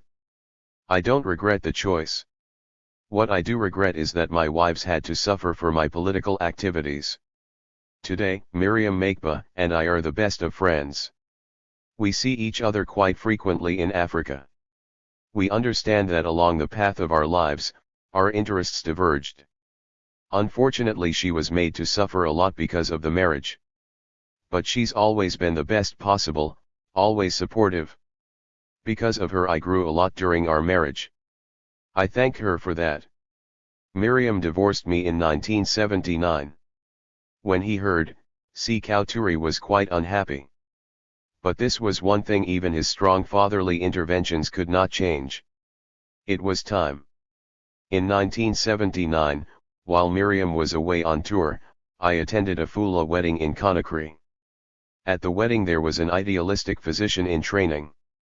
A vibrant young woman, she was unusually attractive even in a people famous for beautiful women. Intelligent as well as charming, she was from a respected traditional Fulani family. Long story short, Marley Tabar and I fell deeply in love. We were married in 1980. Our first and only child was a son. To me, this vigorous, alert baby had the aspect of a warrior, so we named him Boubacar Biro, Bakar for short. The leader of an indomitable clan, the original Bakar Biro had for years led a determined, uncompromising war of resistance to French colonialism. According to tradition, Boubacar Biro's chief lieutenant was his beloved full brother, who grew tired of the fight. When he advocated submitting to the French, Boubacar killed him because the oath under which they fought, from which he would not exempt even his own brother, was "We die before we surrender." The mighty Nile, source of Egyptian civilization, flows out of the heart of Africa and through the middle of Cairo. In fact, Zamalek, my favorite part of this ancient city, is built on an island in the middle of the river. Once, my brother Layman and I, on a mission that turned into a very pleasant vacation, spent 2 memorable weeks there. We had time to explore the city. We haunted the Pharaonic Museum, overwhelmed by the power of thousands of artifacts of that ancient civilization. Everywhere we roamed we saw history dead up against the progressive populist vision of the great Gama Abdel Nasser. That park, an Egyptian friend said, used to be the private hunting preserve of the king. Nasser turned it into soccer field for 712. Conakry, 1968, home to Africa. The city's youth. Hey, I liked that. But the Nasser story that really sent me off had to do with American taxpayers' money. On the island of Zamalek there is this extremely tall, dramatically beautiful tower. From its observation deck, you can see the entire city on both sides of the river as far out into the desert as the pyramids of Giza. A breathtaking view. But strangely enough, that seemed to be the sole purpose of this imposing structure. We wondered who built it. Nasser, of course. And everything, they explained, the design and all the materials used in its construction, the woods and various kinds of stone, everything was of Egyptian origin. As were the architects, the engineers, and the workers. Completely Egyptian. Yeah, but why? Much laughter. Well, you see, Nasser came into some unexpected funds, so why not? Apparently, so the story goes, your CIA felt it was in the interest of the American taxpayer to engineer President Nasser's premature departure. To this end, they paid one of his generals to assassinate his leader. Instead, the loyal officer took the bribe, allegedly $1 million, straight to the president. With this blood money, said Nasser, let us build something spectacular, lasting, beautiful, and Egyptian. Hence the tower. When we were there, groups of teenagers and school children were enjoying the magnificent view of their vast and ancient city. U.S. citizens visiting Cairo should make a point of visiting that tower, hands down, the most creatively benign use of U.S. taxpayers' Cold War dollars in all of Africa. You will agree that the view is well worth the price of the ticket. 713. A visit to Jamaica with Layman, the one in 1976, was really memorable too. For a number of reasons, political and cultural. Actually, my first visit there in 1972 was politically quite interesting. Just after the Michael Manley government came in, Zenza was invited down for a big concert. There she met an old friend from Kenya, Dudley Thompson, a conscious Jamaican barrister who had been part of the legal team that had defended Jomo Kenyatta, whom the British had arrested during the Kenyan freedom struggles. Now Mr. Thompson was a minister in the new Democratic Socialist government. After the concert, Miriam called, all excited and happy. Everything had gone magnificently. She'd be home in 2 days. Oh, and by the way, Mr. Thompson asked her to tell me, to hell with the colonizers ban. You and your husband are welcome in Jamaica anytime. I had no idea how soon that would be necessary. 2 days later, another call. This time, Miriam is obviously angry and upset. She had not been allowed to board the plane for the flight back to the United States. Suddenly, she's informed, she now needs a visa to enter the country. At the American embassy she'd been rudely treated by the ambassador, who refused to issue a visa. I was in D.C. so I called the Black Congressional Caucus and the press and caught the next plane to Kingston. Man, that American ambassador, what a piece of work. Hooey, boy, talk about the ugly American. The payoff for large campaign contributions was this diplomatic posting to Jamaica. Hey, y'all really have to do something about this corrupt system. Unless, of course, you don't care at all about who be representing your country out in the world. I mean, the Jamaicans had tried to prepare me. Wait till you meet your ambassador. They laughed, shook their heads, and rolled their eyes. That man gives a new resonance to the word vulgarity. I saw exactly. He told us he had absolutely no intention of issuing a visa to my wife. I smiled at him. Well, fine, Mr. Ambassador. Fine. As long as my wife is here, I'll be here with her. I expect it'll be time well spent. There is so much work I can be doing among my people here. With that, we leave. Couple hours later the dude calls us. The embassy is about to close for the day. But if we come right down, we'll be admitted. So I ask why. Well, on second thought, he's decided to issue the visa.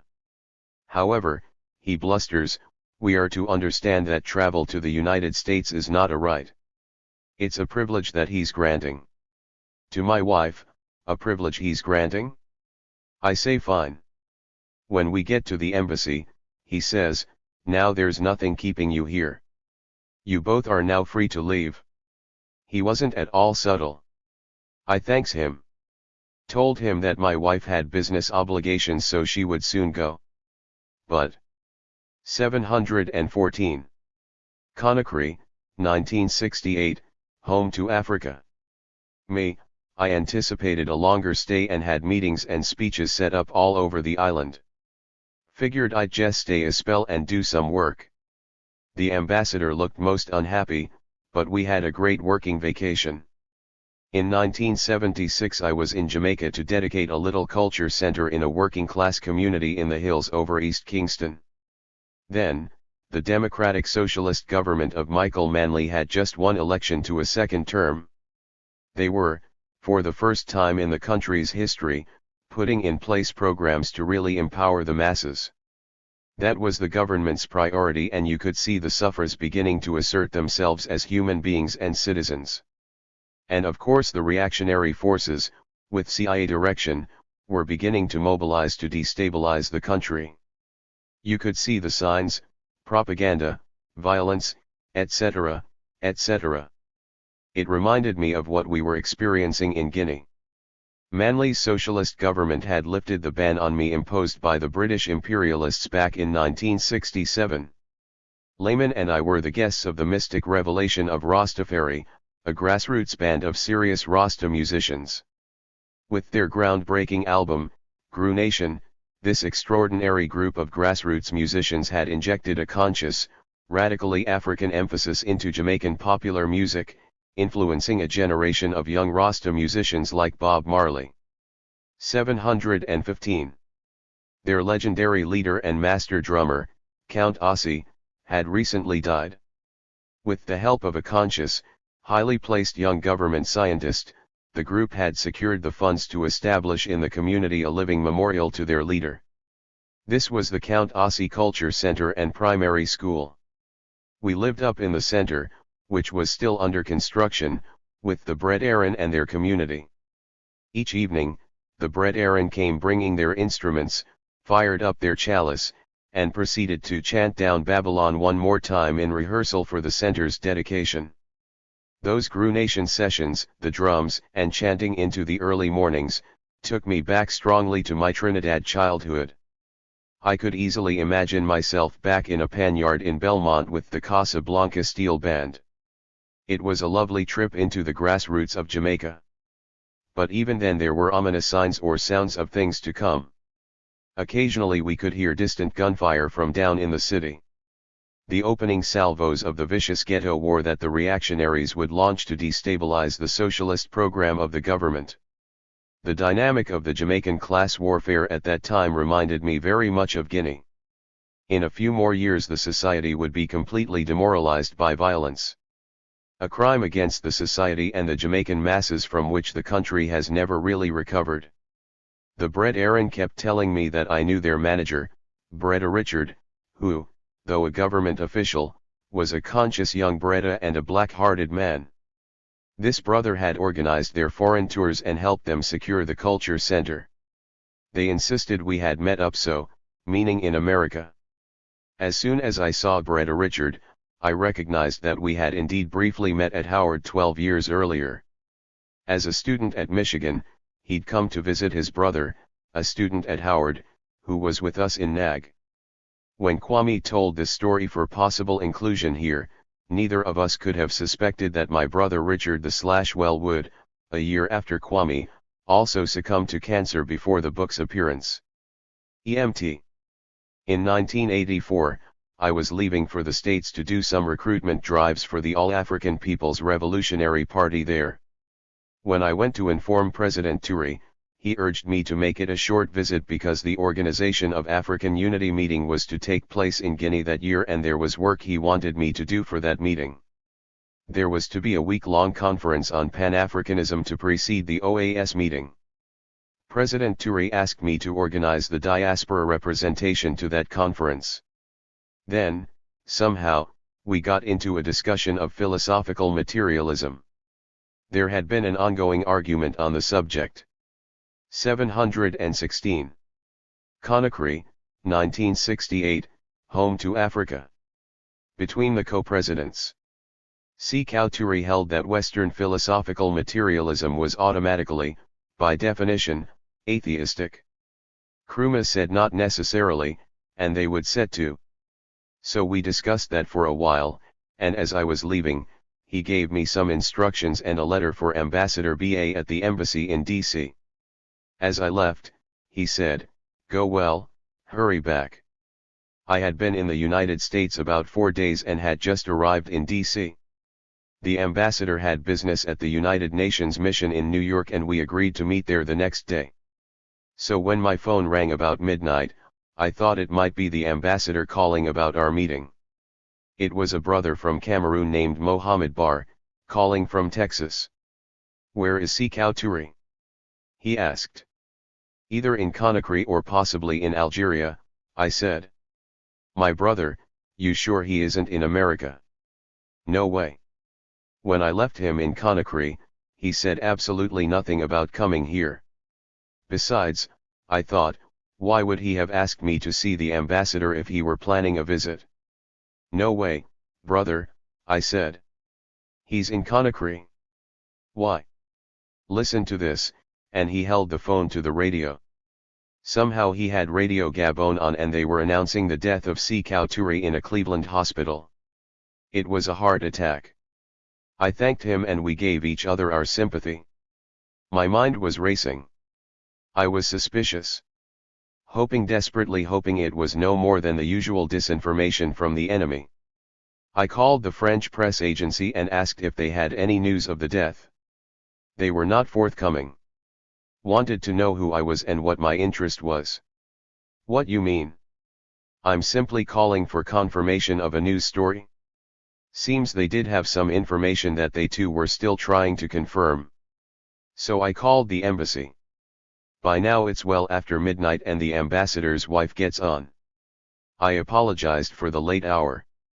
"No problem," she say, "we weren't asleep." May I speak to His Excellency? I'm sorry, he's traveling. Oh, has he left for our meeting in New York? She says no. He's not, by any chance, going to Cleveland? Yes, Cleveland. Oh, ma'am. I'm so sorry and to have called so late. But I give you my sympathy. Bone courage. Soon the local news began to announce the death. I was on the first plane to Cleveland the next morning, wondering what this would mean for the country. I knew that a coup d'état with Avenge 717 full petite bourgeoisie coming to power was a real possibility. But the party was broad-based and entrenched. So it could be a bloody struggle, with malign foreign interests fishing in troubled waters. It would all depend on the military. If they behaved professionally, I would check with N'Jal Kouiat. When I walked into the hotel room in Cleveland, all the ministers were there. I was greeting them when Madame Ture ran up to me. She was in tears and threw her head on my shoulder. Oh, he's gone. He's gone. Who will protect us now? Oh, no, Madame Ture, I assured her. Nothing can happen to you. The people love you. I really thought I was speaking the truth. I'd been living in Africa long enough, studying coups in neighboring countries. So I truly thought, whatever the outcome, nothing would happen to Madame Ture. But she was arrested along with her son, Mohammed Ture. Only after much pressure and much time was she released. I accompanied the body back to Conakry. That was a funeral, bro. 39 heads of state were present. But it was the people that, for me, were unforgettable. I mean, the masses, the Guinean grassroots of all ethnicities, I mean in their millions. In Conakry, and in towns and villages across the country, everywhere. An outpouring of such love and grief that you could literally feel it in the air. The people knew, as I did, that a page had been turned in their country's history. Coming back from the funeral, I ran into an older man I knew. Samori was an old soldier who had been a guard at Kruma's villa. I hadn't seen him since Kruma's death. We greeted each other and exchanged sympathies. Your father is dead. I see you have sorrow. Mori, it is a sad time for all Guinea, I said. Suddenly the sorrow left his face. It was replaced with anger. And a tone of bitterness. Are they weeping? He spat. The fools and hypocrites, many of them. Yes, let them weep now. And cover their heads with ashes. It was their ingratitude and folly that killed our father. The ones that grumbled, muttered curses, and listened to the lies of his enemies. Now he is dead, they weep. Hi, Guinea has not begun to weep, you hear me? Sékou Touré told them, did he not say? The time will come when Guinea will search for Sékou Touré and call his name in vain. Did he not say? Under the bright noonday sun, they will search with flashlights in their hands. At the time I thought the old soldier, deranged by grief, was being unfair. Unfortunately, he was right. Poor Guinea. The next week was filled with the wildest of rumors. Coups and rumors of coups. Strange stories of the death, fake death, or sightings of the dead leader. In all this, the Central Committee of the party and the cabinet are scrambling around for a strategy. One figure had the stature and credibility to unify the nation. That was the Prime Minister, Lansana Bayavauji. A respected leader, he was by profession a physician, from one of the smaller ethnic groups and widely respected.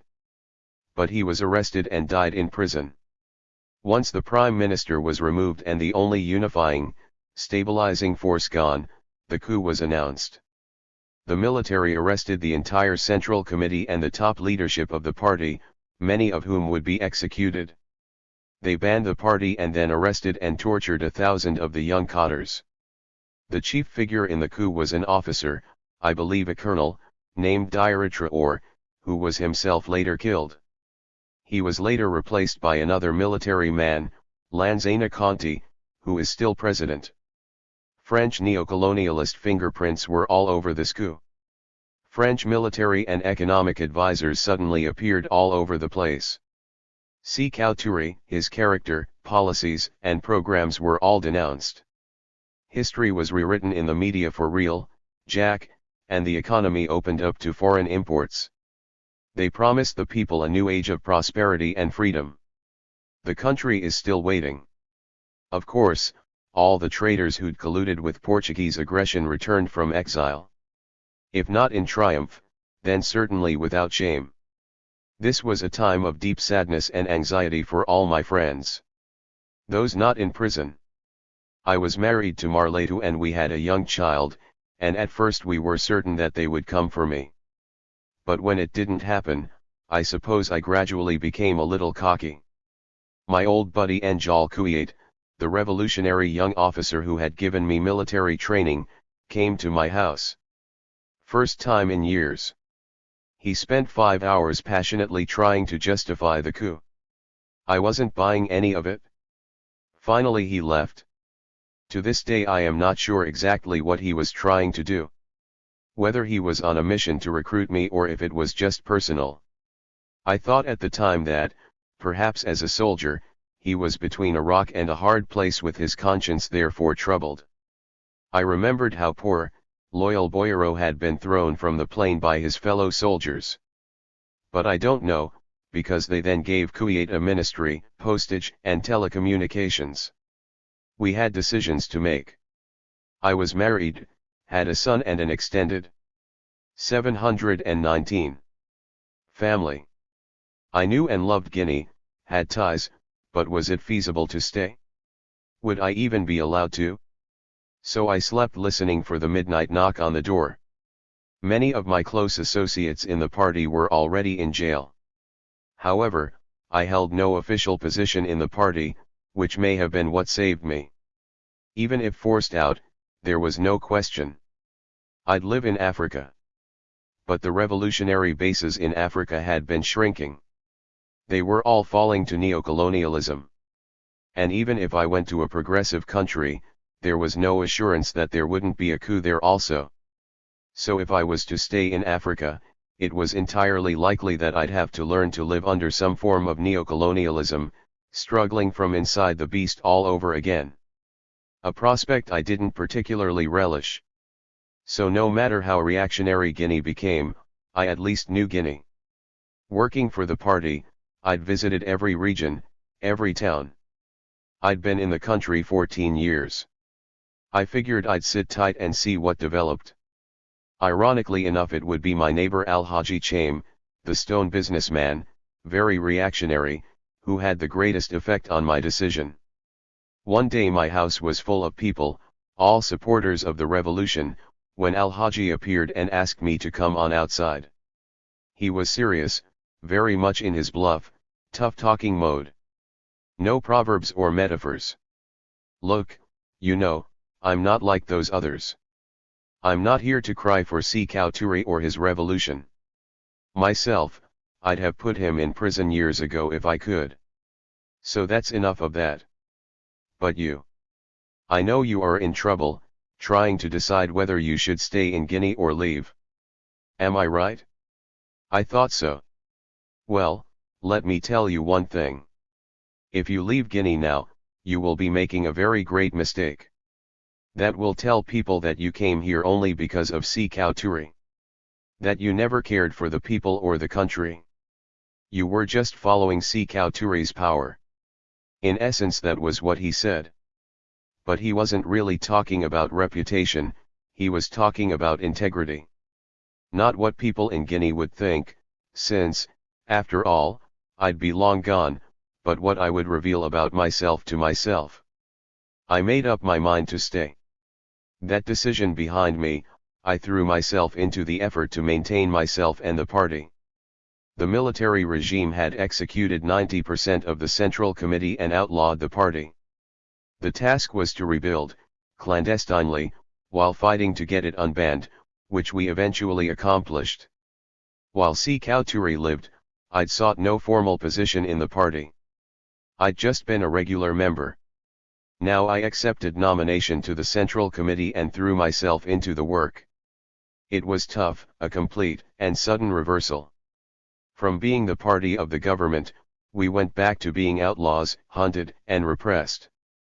720. Conakry, 1968, home to Africa.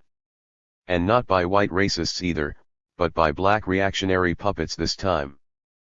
But you can't really fool the people for long, nor extinguish their instinct for justice and self-determination. It didn't take long for them to see how bankrupt of vision and programs this military regime really was. All they did was open the country back up to the French capitalists and to neocolonialism. French exports, technicians, government and non-governmental, swept in to promote efficiency and progress. The people said, "Sékou Touré made us proud to be Africans. These hollow men are turning Guinea into a French playground once more." Ah, the European expert, the bane of the black world. I won't lie. There were among the influx a few competent, decent, and hard-working Europeans with some respect for Africa and Africans and a commitment to humanity. No question. But the general run of these French experts? Help us, Jesus, the jetsam of the French civil service and academics who couldn't get tenure at home. Stone mediocrities, often racist, rushing back to the colonies to live large servants, villas, cars, and drivers while flaunting their self-proclaimed superior expertise over the natives. The military puppets being content to preen and posture as they returned effective operational control of the country's social institutions to these impostors. The contrast couldn't have been starker. Sékou Touré had set out to consciously seek and foster Guinean competence, confidence, and control, and to put his people in charge of their society. If the new dispensation had in any way improved the life of the people, I'd have to shut up. But it didn't. Did the economy or the standard of living of the masses improve? Gimme a break, under globalism? Come on, be serious. Perhaps a few higher-paying positions for some of the petite bourgeoisie, yes, but for the masses, things grew demonstrably worse. For national culture and identity, for the spiritual health and direction of the country? A tragedy. Remember what Sékou Touré said of independence in 1958 about the choice between freedom in poverty or slavery in comfort. Now the masses had both poverty and slavery.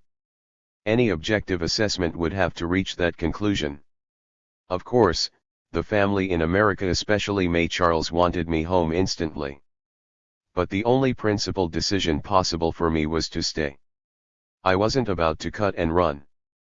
In the US media, even the black media, we hear a lot of nonsense how out of place black Americans their term feel in Africa. Americans, perhaps, but black people, no way. As in everything, it all depends on how you come and what you bring. For example, the African populace have a general perception, fashioned from lies in the movies, that life in rich, powerful America is just wonderful. So, why would anyone want to leave that to come live in Africa as Africans live? That media myth actually worked in my favor. 721. When doing political work, a team of us would go into the villages and they would introduce me. They'd say, "Now this brother, yeah, he looked like a fool man, but he's from America. But the brother left America. He's with us now. He's lived in Guinea X number of years. His family is here. His wife a Guinean woman. He's with the party, for the people. Sékou Touré loved this brother. He's one of us." And before I'd even said a word, instant acceptance. The village would just open up to me, overwhelming welcome and hospitality for a brother who would leave fabulous America to share their struggle. Even in Conakry, the reactionaries were pumping up a line. "He's going run back where he come from now that Sékou Touré's dead. What else can he do?" I didn't say anything. I just wanted them to think that sooner or later I would leave. But when it became apparent to them that not only was I not leaving, but was getting myself more deeply involved in the party, that's when the military decided they had to do something. But you know, Outside those hardcore reactionaries and opportunists, I think the petite bourgeoisie, many of them the ones with a conscience, developed a grudging respect. Oh, so he wasn't in it for personal gain, or, as one said to me, to chop si cow ture's money. Brother Kuwait, I keep calling him Anjal. That is not his name, Anjal is Wolof slang for tall. So I guess I never knew his real name or, for that matter, the real him. I assume he must have figured his only future was with the military. But I could not forget the youthful patriotism of the revolutionary young officer I'd first met. Anyway, he was now a minister and we kept our distance. One day we ran into each other in the street. He was wearing an elaborate ministerial grand babou. The brother throws his arms around me, warm, expansive as ever. My brother, where you been hiding? Just the man I want to see, etc., etc. I was a little suspicious. But he takes me up to his office. Very insistent, conducts me by the elbow. Then once inside, he locks the door, draws the blinds. All very mysterious and conspiratorial. I'm sure enough confused. What is going down here anyway? He sits at the desk, produces a yellow pad and a CD of rap music. Then he starts reading off the pad along with the rapper. Listen, listen. Am I saying this right? I cracked up. Say what? In a ministerial office in Guinea? The power of pop culture. This must be Pan-Africanism military style. Hell's bells. Pretty soon they promoted him to Minister of the Interior, who, among other things, issued passports. I was beginning to sense a vague, non-specific pressure. Little things. I noticed that my passport had maybe 6 months or so before it expired. I thought it best not to let that happen. But I wasn't at all sure the regime would issue me a new one. So I. 722. Conakry, 1968, home to Africa. Needed a plan. I got the requisite documents together, twin photographs, everything. Then I casually wandered to the minister's office. I just kind of ambled in. My turn to be expansive. Oh, God, big office, my brother. Big man now, eh? Honorable Minister, what? Bet he got all the prettiest women in Conakry. He beamed and didn't convincingly deny it. Oh, yes. They tell me. You want see pretty woman, come to this office. Oh, yes. The man handing out passport, right and left. All the finest women in Conakry have convention in that office every day. So they say. Is it true? In fact, I just passed one beauty on the stairs, just grinning from ear to ear. Flashing her brand new passport. Yeah, well, you know me, my brother. Do my best. Serve the people. His turn to grin. Your brother. Me, your brother? Nobody'll believe that. I must be the only one in Conakry you don't give passport. Course, now, I know I ain't a pretty woman but... What, you need a passport? Well, yeah. Must have misplaced it? But I know you. I'm not a pretty woman so... Nonsense. Utter nonsense. Go bring me 2 pictures, and this, that, and the other document. The words weren't out of his mouth before I placed the envelope on the desk. I had everything ready. Yeah. But I know, not being a pretty woman. I'll probably have to wait months before. What? My brother, don't be crazy. He called in his chief of staff. Bring this passport back to me immediately if not sooner. Yes, sir. In less than half an hour, the man was back. The minister signed the passport and handed it over with a flourish. I thanked him profusely. I said, my brother, you only think you know the pretty women in Conakry. I know all the real beauties. From now on, Be my pleasure to send them all to you. There'll be so many beauties in this office, you going have to look at them and wish them well. So we laughed, embraced, and parted, but I had my new passport. The brother was still laughing as I left. I want to think that Kuwait was at heart a good brother in impossible circumstances. I don't know whether he could have prevented the '84 coup. And he did emerge from it a minister. Within a few years he would be executed as the alleged mastermind of another coup attempt. But who can know if there had really even been such a plot? And whether, sickened by the political bankruptcy of the regime around him, our brother had experienced a resurgence of revolutionary and patriotic zeal. As the Ashanti proverb says, a log may lie. 723. In the river for 10 years, but it will never become a crocodile. Or, as some said, had it been purely a naked power grab out of personal ambition and greed. I'd like to give the brother the benefit of the doubt. He once was a most impressive young warrior and he taught me a lot. Peace be unto him. He was still laughing as I left his office that day. A few months later, just about when my old ture passport was to expire, they came for me. No dramatic pounding on doors at midnight. This was the middle of the day when a group of regularly uniformed policemen came to the house. At first they spoke with Marletu. I thought it was some routine stuff until Marletu came back. It's you they want to see, she said. They asked me to accompany them downtown, but no one said why. I get there and I am arrested. No one said why.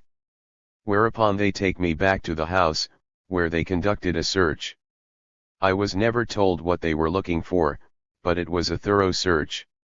They searched everywhere and everything. Twice. Then I was back at the prison. Still no explanation. I would discover that they had rounded up 16 of our chief party activists and announced the so-called coup plot. Totally false. See, by then it was clear to all and sundry that the regime was a disaster. The economy was worse, people's lives were more difficult, especially for the poor. There were popular demonstrations regularly. The market women. The housewives banging cooking pots. The youth. What was left of the labor unions. The regime was feeling the pressure. So they rounded us up and announced the coup plot. Well, hey, certainly we were trying to throw them out. And we were being effective. But certainly no military-style coup. A popular uprising, a popular coup perhaps. There was no coup plot, so there could be no proof. In my case, they thought they could just arrest me and throw me out of Africa.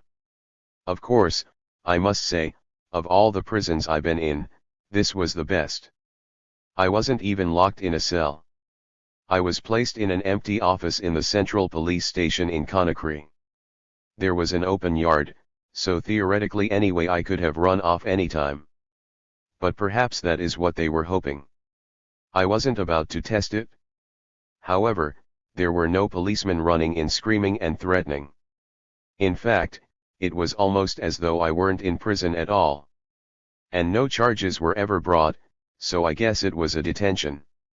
In Africa, when in prison, you have to feed yourself. Your extended family sees to your meals. Al-Haji Chaim was the first to visit and bring me food. Then, to my amazement, a lot of the conservative elements came in to visit, all bringing food. Enough food, in fact, to feed the prisoners and 724. Conakry, 1968, home to Africa. The police. How do I account for this? Why good human relationships in spite of political disagreement? I think it has to do with African humanism, deep-seated, traditional values transcending ideological differences. And perhaps Al-Haji's example.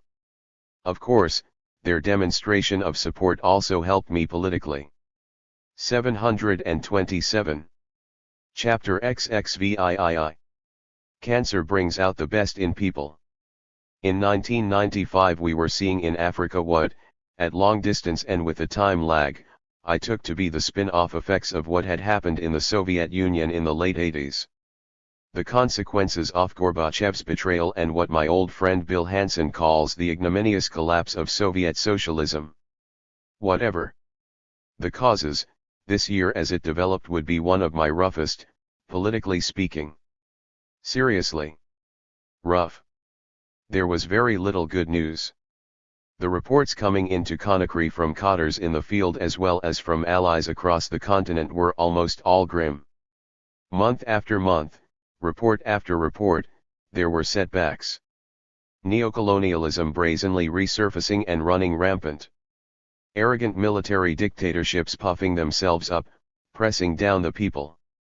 Examples of opportunism, naked corruption, and greed endemic in the leadership. The greatly exaggerated collapse of progressive forces. Disappointments, allies in whom we had invested confidence and hope were being hit hard, sometimes being betrayed. Except for the military counter-revolution after President Toure's death, it was the worst I'd seen. By mid-year 1995, that was clear. I knew it was only temporary, a passing phase, but it was rough. But, as you know, in political struggle this comes with the territory. There is always movement. Some currents flow in your direction, others are in your face, pushing the movement backward.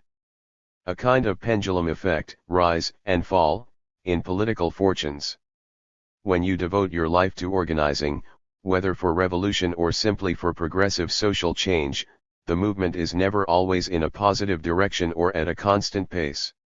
Realistically, you have to expect that. There are hopeful, productive periods where you see dynamic movement, growth, the promise of progressive change. Everything seems possible. Then again, periods of stagnation where everything seems to grind to a halt. And also times of great reaction and repression, which simply have to be endured, waited out, survived. I knew that what I was looking at this time, whatever the immediate 728 local circumstances, was in some global sense the delayed consequence of the Soviet Union's sudden disappearance. What the American media had gleefully hailed as a new world order, the victory of capitalism, and in one case, even more laughable in its parochial arrogance, the end of history was working its effects out in Africa. Because, whatever the faults of the Soviet Union, and we in the black world have had many serious criticisms and contradictions with them, the mere existence of the Soviets had counterbalanced the forces of neocolonialism and imperialism in the black world. With the threat of communism believed out of the way, and the world's political equilibrium upset, the forces of neocolonialism and global capitalism felt free to plunder across the globe and to brazenly exploit working people at home, as well as abroad. What we were experiencing in Africa, no question about it, was simply the African expression of that global imbalance. The latest chapter, but by no means the last, in a long, ongoing struggle. In the liberation struggles of Africans and all oppressed and exploited peoples, some unfolding over generations, even centuries, there are low points and reverses. That's all. The struggle continues. And already the inevitable backlash against the excesses and rapacity of global capitalism can be seen surfacing everywhere. In September, in the midst of all this, my mother began asking me to come visit her in Miami. I am not sure but what with that mysterious mother's intuition, May Charles hadn't sensed my general situation. I told her, which was true, that it wasn't convenient right then. But that I was attending a conference in Cuba in January, after which I would certainly come see her and her new house. Also, about that same time, I'd begun experiencing a pain in my leg up around the hip. Because I'd always been very healthy, I at first ignored it. But after a while it seemed prudent to seek medical attention. The doctor wasn't entirely sure, perhaps a pinched nerve, perhaps a problem of circulation.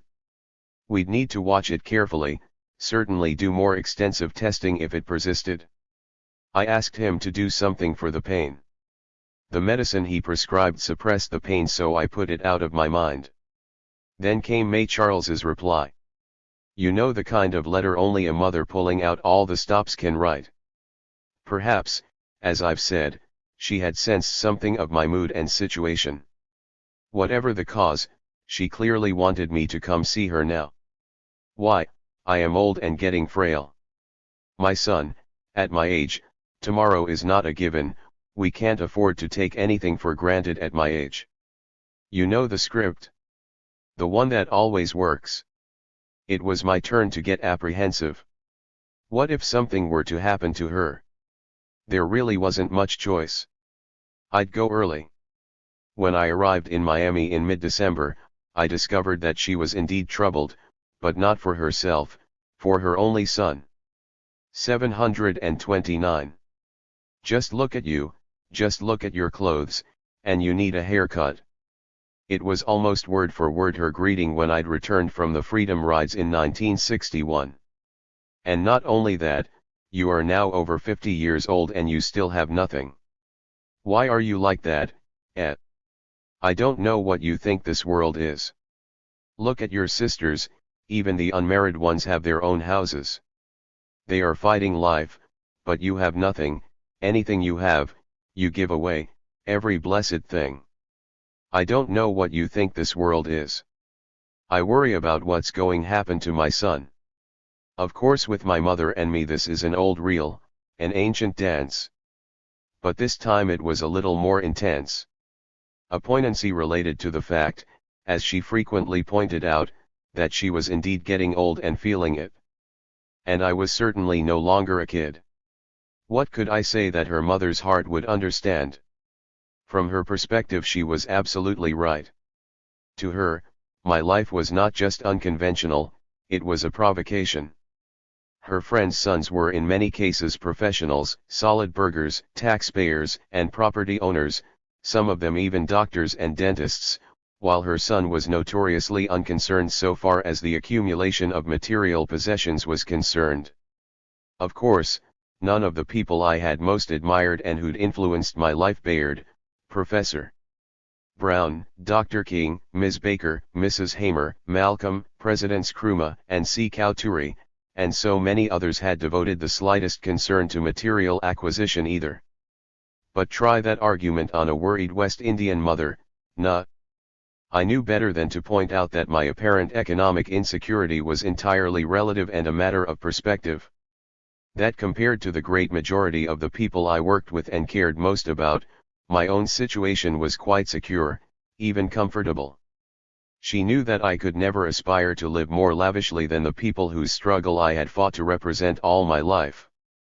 And besides which, the decisions about how my life would be spent and the values that would guide it were long settled, a done deal, not negotiable. Even had I remotely wanted to, which I did not, those were by now quite irreversible and we both knew that. Just as we both knew that this was a speech she felt she just had to make. So in response to her "I don't know what will become of you," I resorted to my time-honored standby. "Oh, May Charles," I said loftily, "you know you don't have to worry about me. You know, my people ain't going let me starve." "My people? Your people? You always talking about the people. I really don't know what you think this world is. But you must be hungry. I got some nice souse for you. 01 man, it's only your mother who isn't going let you starve." 730. Of course, she wasn't about to retreat, and we both knew that. But we both also knew that she was always glad to have me home, especially at Christmas. So suspend the discussion. Move the agenda. Call the truce. As we say in Africa, why is man better than the animals? Because we have kinfolk. Live for who love you. It was a pleasant visit with the family. But, before I left for Cuba after the holidays, the pain and stiffness in the hip had begun to reassert itself, giving my mother yet another thing to worry about. The conference in Cuba that January was just excellent. It was the 30th anniversary of the OLA's inaugural, a world conference of progressive forces, socialist parties, and activists, a fair number of allies from Africa. The general focus was on strategies to advance the struggle and defend our people in the post-Soviet world. It was good for us to be there. Many old friends and allies were present, and so I was able to renew old alliances as well as make many new contacts for the party's work. As one might expect, the mood of the conference was serious, but it was in no way grim. The political contours of the world had indeed shifted ominously and we had to deal with it. But in fact, the general mood of determination was inspiring. And particularly so our beleaguered hosts, the Cubans, in their steadfast and unwavering determination to preserve the humanitarian accomplishments of their revolution and to advance its revolutionary principles. I was again struck by how truly admirable a people the Cubans are. Just being surrounded by all these committed revolutionaries from all over the world caused my spirits to rise. But before the conference was over, the medicine I'd brought ran out and the pain returned more seriously. I told the doctor the situation. I'd been diagnosed with bad circulation and was now out of painkillers. The doctor thought I should have some further diagnostic tests done. I was unwilling to take time away from the conference, especially for something as inconsequential as poor circulation. Surely there was no urgency. Just contain the pain, for the time being, please. Reluctantly, the doctor acceded. But he seriously urged me to get a thorough examination as soon as possible. Once more, the pain subsided. By the end of January I was back in Miami en route to New York. I don't know about that hip, you know, old man, May Charles said. Definitely get it taken care of in New York, you hear. Even 4-year-old Mousa, my nephew, chimed in. Yes, Uncle Kwame, you not walking so good, you know. By then I knew it could no longer be ignored. Hopefully, it would be something that could be treated while I went about my work. I simply could not afford to be confined or immobilized, not even for a day. Because New York was going to be hectic. As it always was. 731. I had a full calendar. A lot of commitments. A load of party work, program and policy decisions, meetings late into the night. Speaking engagements, paid and unpaid, recruitment meetings. My role, largely to analyze, give direction, reassure, encourage, inspire. And I had to report on Africa, and on the Cuban Conference. Also, February, being Black History Month, meant one of my annual speaking tours. Still more commitments. No day contains enough hours. Not when I'm in New York, especially in February. And that was just the dues owed to the party. In a wider personal and political sense, New York was home to Harlem, an old familiar psychic landscape, circles of old friends, constant comrades, fellow travelers, shared history and struggles, those true brothers and sisters. Sister Maywin Akuyate, Bro David Light the Fire Brothers, Mama Jerry, Dr. Barbara, Ilambe Brath, Yuri Cookie Yama, Debbie, C. Cow.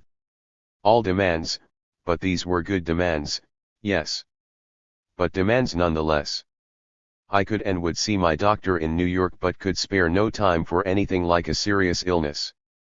I would be staying on Convent Avenue in one of those large, lovely high-ceilinged, old Harlem apartments. It belonged to Mama Jerry Dr. Geraldine Price, a retired City College professor, Pan-Africanist, and community activist who allowed me the apartment during those cold months when she retreated to Florida. A militant spirit, Dr. Price had, during the Depression and over her father's objections, joined the Communist Party at 16. She had been an effective organizer before the expulsion of most of the Harlem branch. Among her many fascinating organizing stories, one of my favorites was about what clearly had to have been, in cultural terms, the grandmother of all political fundraisers, a Harlem rally for amnesty for Ben Davis with performances by Paul Robeson and Charlie Parker headlining the entertainment. I liked the space, informed as it was by a lifetime of struggle, the walls lined with artifacts of African culture and struggle from the homeland and across the diaspora. My spirit was at home in that apartment, which was a good thing, because I'd soon have infinitely more reason to be indebted for her kindness in the use of the space. Because I was hardly in the city before the pain returned, this time with a vengeance. So much so that travel became almost impossible and I was forced to meet my appointments there in the apartment. Suddenly I could walk only with great difficulty, and then only with the assistance of a cane. Which is how my first visitors found me. I want to tell you about one of them. In the early years of the party, 1973 to be precise, I had a speaking engagement at Northeastern University in Boston. As I was entering or leaving the campus, I forget which, I was approached by a small group. A tall, impressive sister, Obvi. 732. Usly, their leader, had both presence and attitude. Her face was strong in a beautiful African way. It had the bronze tones and classic bone structure most often seen in certain Mandingo women.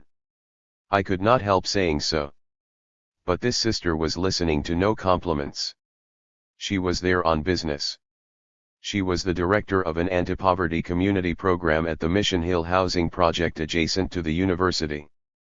Recently there had been town/gown tensions with a racial aspect. The university police had taken to administering arbitrary head whoppings to young brothers from the projects. What particularly incensed my sister was that the blind, deaf, and dumb black student organization that was sponsoring my talk had come out in support of the campus security and by implication their Gestapo tactics against the brothers. So, my brother, tell me please, what you doing over there with them, when you should be over here with us? Course I hadn't known any of this and said so. Besides, my grandmother always told me that a quiet answer turneth away wrath, so I got into my Baptist bag. Well, my sister, you know, don't you, that a good shepherd must first go after the sheep that are lost.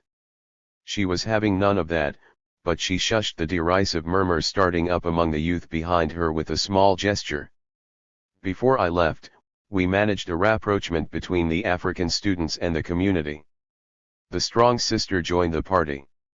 And oh, yes, she did in fact take a Mandingo name. The Kuyates are a lineage famous, among other things, for their great historical griots. 10 years later in 1984, as Maywina Kuyate, this sister was elected to the Central Committee of the All-African Women's Revolutionary Union. Our sister has been a tower of strength. Some years ago she moved to New York, and her Harlem apartment has for years been the party's communications center. Wherever in the world I might be, Maywina has been my contact, and her apartment is my base during the warmer months when Mama Jerry repossesses Convent Avenue. During all these years, our sister has always held a job, raised a family, and taken excellent care of the party's business. Respect and thanks. David Brothers and Maywina Kuyate, old and trusted personal friends and members of the party's national executive, were clearly taken aback by my condition. They ordered me to the doctor, and as I would later discover, Bro David had even called Dr. Justice beforehand to share with her his apprehensions, which were, as it turned out, quite accurate. In all my friends' countenances was something I'd not seen there before. Signals I could not quite read. Somehow my friend's concern got to me more than May Charles's worry had. Her alarm was constant and expected. 733. Mother's prerogative. And God knows, May Charles had been worrying about my health from the day I was born. But my comrades were not excitable people. True, we had come to care deeply for each other over years of shared work, friendship, and commitment, but they never attempted to mother me. That was not our style. But now, much as they tried to conceal it beneath a tough, cool practicality, a real and new concern lurked behind their eyes. But I refused to read anything too ominous into their manner. I attributed their subdued countenances to their having always seen me healthy, totally focused, and energized by immersion in our work together. It was simply, I told myself, that they were not accustomed to seeing or thinking of me as in any way physically constrained. Look, in all likelihood it's just a wake-up call, I had reassured them. It's pointless to speculate now. At worst, it's just another political problem to grapple with, we investigate it thoroughly. And once properly analyzed, we take whatever steps are indicated. That's all. No point worrying beforehand about something that most likely is nothing serious. Sufficient unto the day is the evil thereof. But I was exhausted. For the first time, this pain really sapped my energy and made sustained concentration almost impossible. My work was my life. If my ability to work was impaired, and there were other considerations as well, my entire material survival was predicated on the ability to function well. As we sometimes joked, the life of a radical organizer had something in common with that of a subsistence farmer. Both were sustained only by the result of their labor. In both situations, there was little margin for sickness. Over the years, the lifestyle of the radical organizer had become as natural to me as breathing. I was not tired. In fact, I relished and had even come to depend on the daily effort required to keep us moving forward. I was confident that I'd learned how to handle any contingency that might arise. But somehow, I had never contemplated physical or mental incapacity. 734. We were not a party with wealthy supporters or institutional donors. As a matter of principle, we avoided certain kinds of entanglements. We would not be anyone's surrogates. Consequently, over the years, we neither sought, cultivated, nor accepted state sponsorship or patronage of any kind, even from the select few regimes with whom we shared political vision and/or interests. An example? Well, as you know, our party has come to be greatly respected in Libya.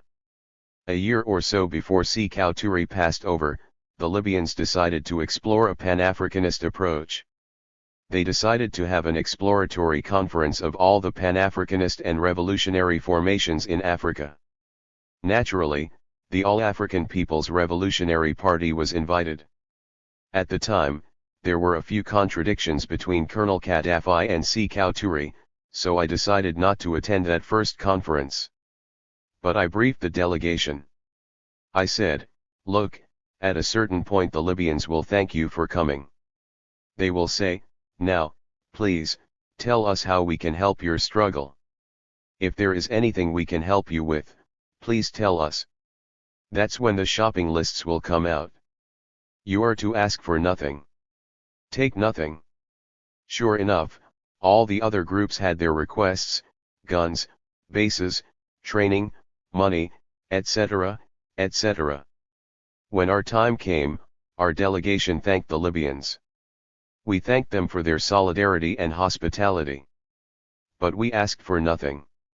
Nada. We thank you. But we came in solidarity to see if we had common objectives. Nothing else. We are satisfied. This is generous of you, but it is more appropriate for you to tell us how we may be of help to you in your struggle. We were the only group that asked for and accepted nothing. The Libyans were astonished. But that began a relationship of mutual respect. At all subsequent meetings, I wore a ture button prominently. Some years later, the Libyans would largely fund the 7th Pan-African Conference in Uganda. So that in financial terms the party was very much a guerrilla operation, raising our funds as we went. Hand to mouth, dependent on our own efforts and the confidence and support of our people. We were convinced that this was the only way to politically healthy growth. And our people, while sacrificing and generous as their means permitted, were not rich. If you supported the work, you supported, as your means permitted, the organizers. Lo, it had worked until now, but the lifestyle did not carry health insurance or culminate in pensions. I knew comrades who, after a lifetime of hard work for the people, had come to find themselves without, outside of movement circles, a safety net of any kind. No indeed. There were no golden parachutes for revolutionaries even if they came in from the cold. Something I certainly had no intention of doing. 735. Some 15 years earlier, after a speech in a Brooklyn auditorium, I'd been introduced to a vibrant and articulate sister with a warm smile. It turned out we had a lot in common: a New York childhood, a Howard education, and a commitment to serve. This impressive Howard-trained physician, Dr. Barbara Justice, was a surgical oncologist with a general practice in Harlem and an abiding interest in Africa. I joked that years earlier I'd narrowly escaped the Howard Medical School and hence her chosen profession. She laughed and retorted that a few years later, she had narrowly escaped following me into mine. I discovered that she was a constant presence in the media and at community meetings, discussing medical questions and the politics of healthcare delivery for our community. She was a kindred spirit, the kind of person who I felt belonged naturally in our party. Dr. Barbara Justice never formally joined the party, so, she claimed, in revenge I became her patient. Once, around 1988, Dr. Justice had successfully treated me for abdominal pains. She had diagnosed a duodenal ulcer caused by stress and a heavy schedule. Dr. J's treatment had been effective. Apart from that, my only other health problem was also territorial and manageable intermittent, annual attacks of malaria, which were almost predictable in their regularity. These attacks were usually relatively mild and endurable. I considered them an occupational hazard of work in the villages and townships of Africa. Only once, in August '95, did I have a severe attack, but the doctors in Guinea took care of that. But that was it so far as my health was concerned. Nothing unexpected or life-threatening. In Dr. Justice's office I was startled to learn that my last medical visit had been back in '89. No good, no way. My attitude had been pretty much if it ain't broke, why fix it? Which, beyond a certain age, is precisely the wrong attitude for anyone, especially for the brothers. That is not acceptable. Not for anyone, and especially for us Africans. I urge you all, and especially my age-set brothers and sisters, not to repeat that error, especially those of you who have health insurance. I know not all the brothers have that access. But you all should. It is not a privilege. It's a necessity and a human right. The community and its representatives must continue to fight for it. That morning Dr. Justice was her usual self. Personally, warm and outgoing, professionally, careful, efficient, and competent. Her questions seemed precise and searching, almost as if she already had some conjecture as to the source of the problem. After conducting the examination, Dr. Justice explained that 3 possibilities had to be investigated. In order of ascending gravity, these were severe muscle spasms, an impacted nerve, or, worst-case scenario. 736. Metastatic prostate cancer. All would have to be systematically investigated and ruled out, but, she cautioned, certain preliminary indications were worrisome. My prostate was enlarged and a portion of the gland was indurated. Besides which, the doctor explained, one characteristic of prostate cancer was that once it started to spread, it tended to migrate quickly into bone, which could explain the pains in the hip. But those were only preliminary indications, which could only be confirmed or ruled out by a biopsy and PSA test. So this monster, as well as the other 2 less grave possibilities, would have to be checked out, while the pain was addressed aggressively with muscle relaxants and pain relievers. Folks have asked me what went through my mind as I listened to this catalog of physical disaster unfold. I can't really remember. Why is that important anyway? A million flashing thoughts? An absolute blank? An incredulous what? The truth is I cannot remember any profound or 737. Timeless thought in that moment. Not a one, Jack. Nor any banal ones either, come to think of it. Either I'm the most unimaginative clod under creation, or instinct simply takes over. No complicated thoughts. Just pure, immediate instinct. That's what I think happened in my case. And my instinct was to fight. To resist. By any means necessary.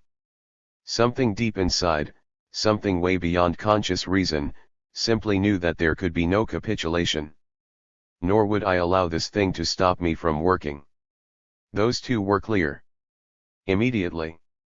Dr. Justice immediately called in 2 other specialists, whom she described to me as committed members of the medical community here. These two physicians, a neurologist, Dr. Carolyn Britton, and Dr. Walter Dell, a urologist, both of Columbia Presbyterian, proved to be everything she said and more. As would Dr. Gerald Hoke, who later joined the team. I want to say a word here about my doctors, and that is what they will always be to me, my doctors. The medical attention they so willingly and conscientiously gave me was excellent. I know that in purely medical terms I received from them the best care possible. What they were able to do was extraordinary given the advanced nature of the illness, and for that I will always be grateful. But in that time of shock and anxiety for me, my doctors did something more. Something that did me at least as much good, possibly even more, than the purely medical treatment I received. I'm talking now about the commitment and sensitivity of these young African physicians. Not only did none of them ever send me a bill, but each one went out of his or her way, during those stressful hours, to make personal expressions that infinitely strengthened my resolve and lifted my spirits beyond measure. I think they must have known how much psychic and therapeutic strength those words added to the medical treatment they were administering. My people, ma people. There are times when they make me so very, very proud and humble. I'd first gone in to see the doctor on February 3rd. So it must have been on the 5th or 6th that we met again in her office. The very next day I was sent to the Columbia Presbyterian emergency room and examined by the consultants. I underwent the indicated tests and was able to get a confirmed diagnosis in 48 hours.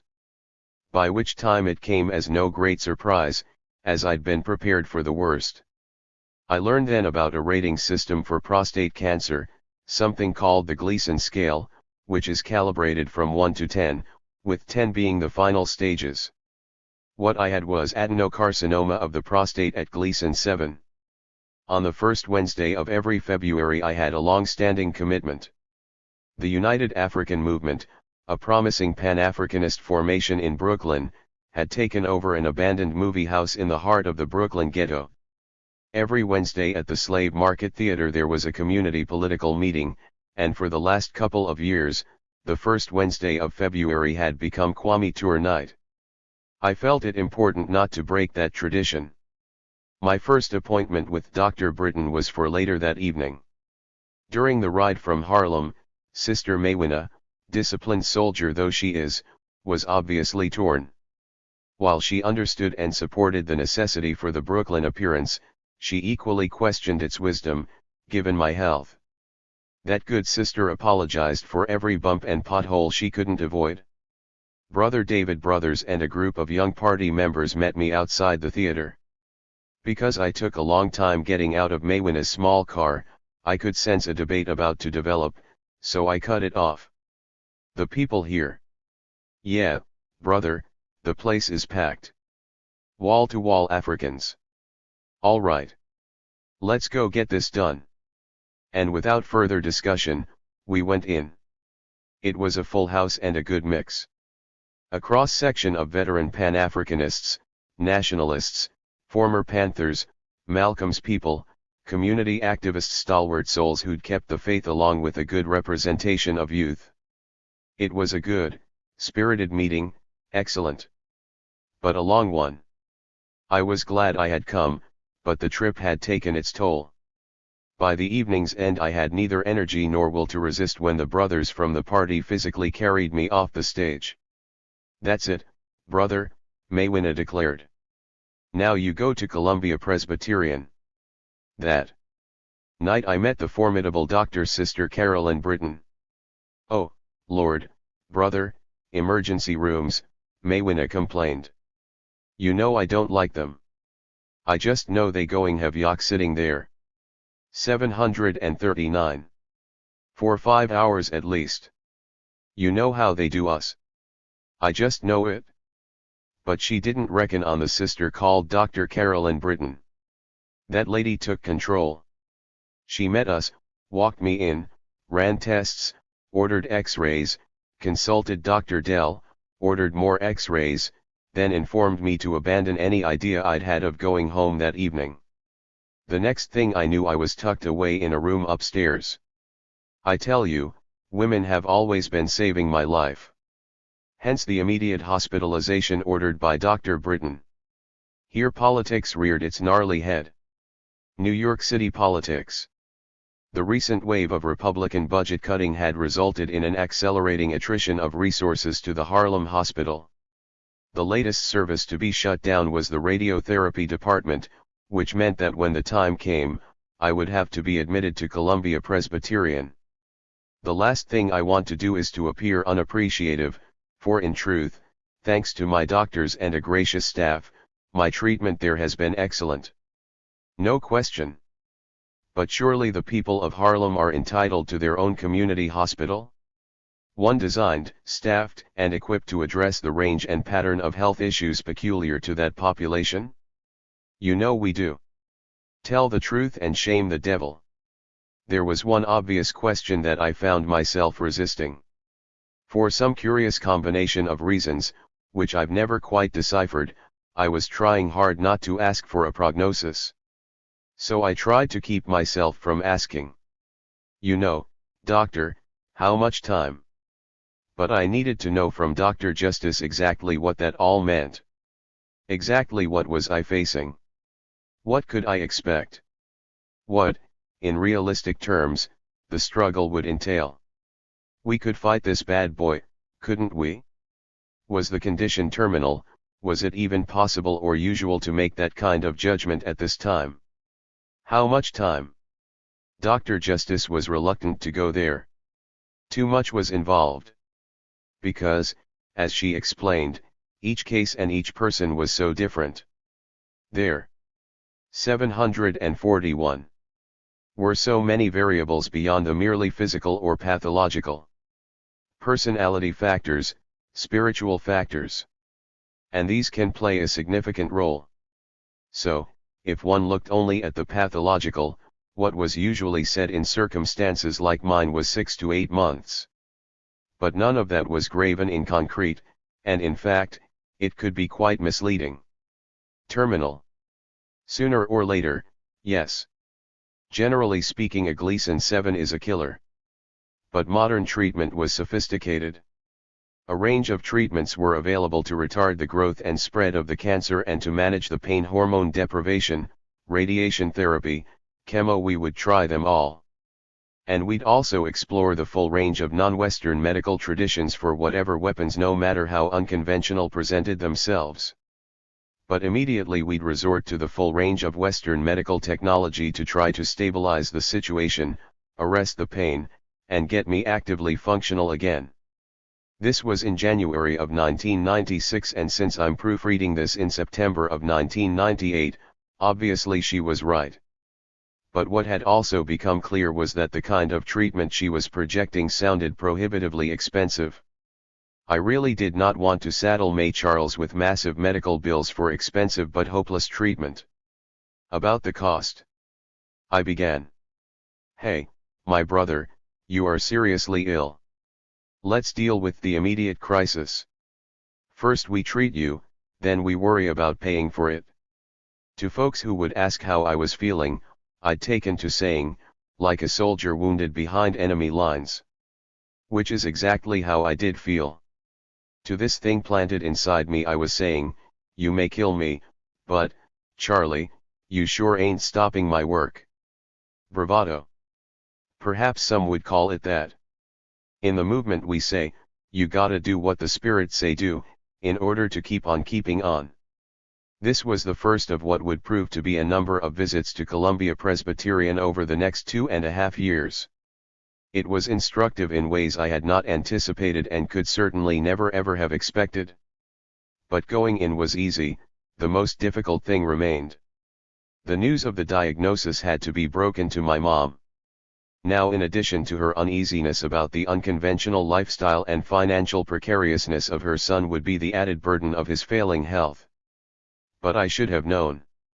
May Charles Carmichael is at heart a soldier. Not only did she take the news with courage, but she was on what must certainly have been the next plane to New York and at the side of my bed by the next day. She was there every day religiously. Good evening. I thank you all for coming. As a young man I opted to serve my people, and I've known for years that once you serve your people, you will lack nothing. Once you fight for our people, no matter what others say about them, our people will see that you lack nothing. I know that until I die, I will lack nothing, because until I die, I will fight for my people. Now, the capitalist system is not a system that lies some of the time, it lies all the time. If they do happen to tell the truth, it's usually only the result of a double lie. Tonight you are witnessing the smashing of a lie. They say black organizations cannot work together. That we are jealous of each other, etc., etc. I work for the AAPRP, but when the Nation of Islam heard that we were in trouble and had no money, they came immediately to my aid. They came immediately. Everything you see here tonight is the work of the NATI on Ofloslam. We thank them. Here's another lie. The capitalists learned from Hitler that if you tell a big lie a million times, the people will come to think it is the truth. I say a revolutionary can tell a single truth and it will demolish a million lies. Despite what they say, American capitalism is weaker today than it has ever been. It's getting weaker every day. Every day. Revolution is coming to America as surely as Africa is my mother. And she is my mother. Finally, we want to thank everyone here. Many people are concerned about our health. Some do not understand our actions and think that we, ourselves, are not concerned about our health. This can never be. We are conscious human beings and revolutionaries. As revolutionaries we strive always to make our bodies as perfect instruments of service to the masses of our people as is possible. So we could never be reckless with the state of our health. When I was a young man at Howard University, I got to know Washington, D.C., a little bit, thanks to struggle. Although there was Freedman's Hospital in D.C., health care for our people was not good. In Mississippi, it was non-existent. And it was to Mississippi that I had to go to fight. I do not decide where I go. It is the struggle that decides where I go. If it were not for struggle, I'd never have seen Mississippi. The only reason I went there was because that was where our people's struggle was. Now when you go for struggle, you have to make sacrifices. Among the sacrifices you must make is to live in the same conditions in which the PEO. 744. Pi live for whom you say you are fighting. Anytime you separate yourselves from those conditions, you cannot understand the people, nor they you. There is no way that I want any of you to think that I am careless with my health. No. But I tell everyone, my life means absolutely nothing beside the struggle of my people. Absolutely nothing. Therefore, I have been living in Africa. It is to Africa that I shall return.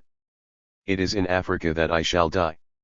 Therefore, it is there that we must live with the level of health services that our brothers and sisters have in Africa. If they can have cancer and live or die in Africa, then we too can have cancer and live or die in Africa. Thank you. Ready for revolution. Also something else began to happen. Almost as soon as I went into the hospital, the bedside phone began to ring. And it never really stopped. At this point my general condition was known only to my doctors, my family, and a few close associates. Nothing had appeared in any public media. And my admission was very much an emergency, unscheduled.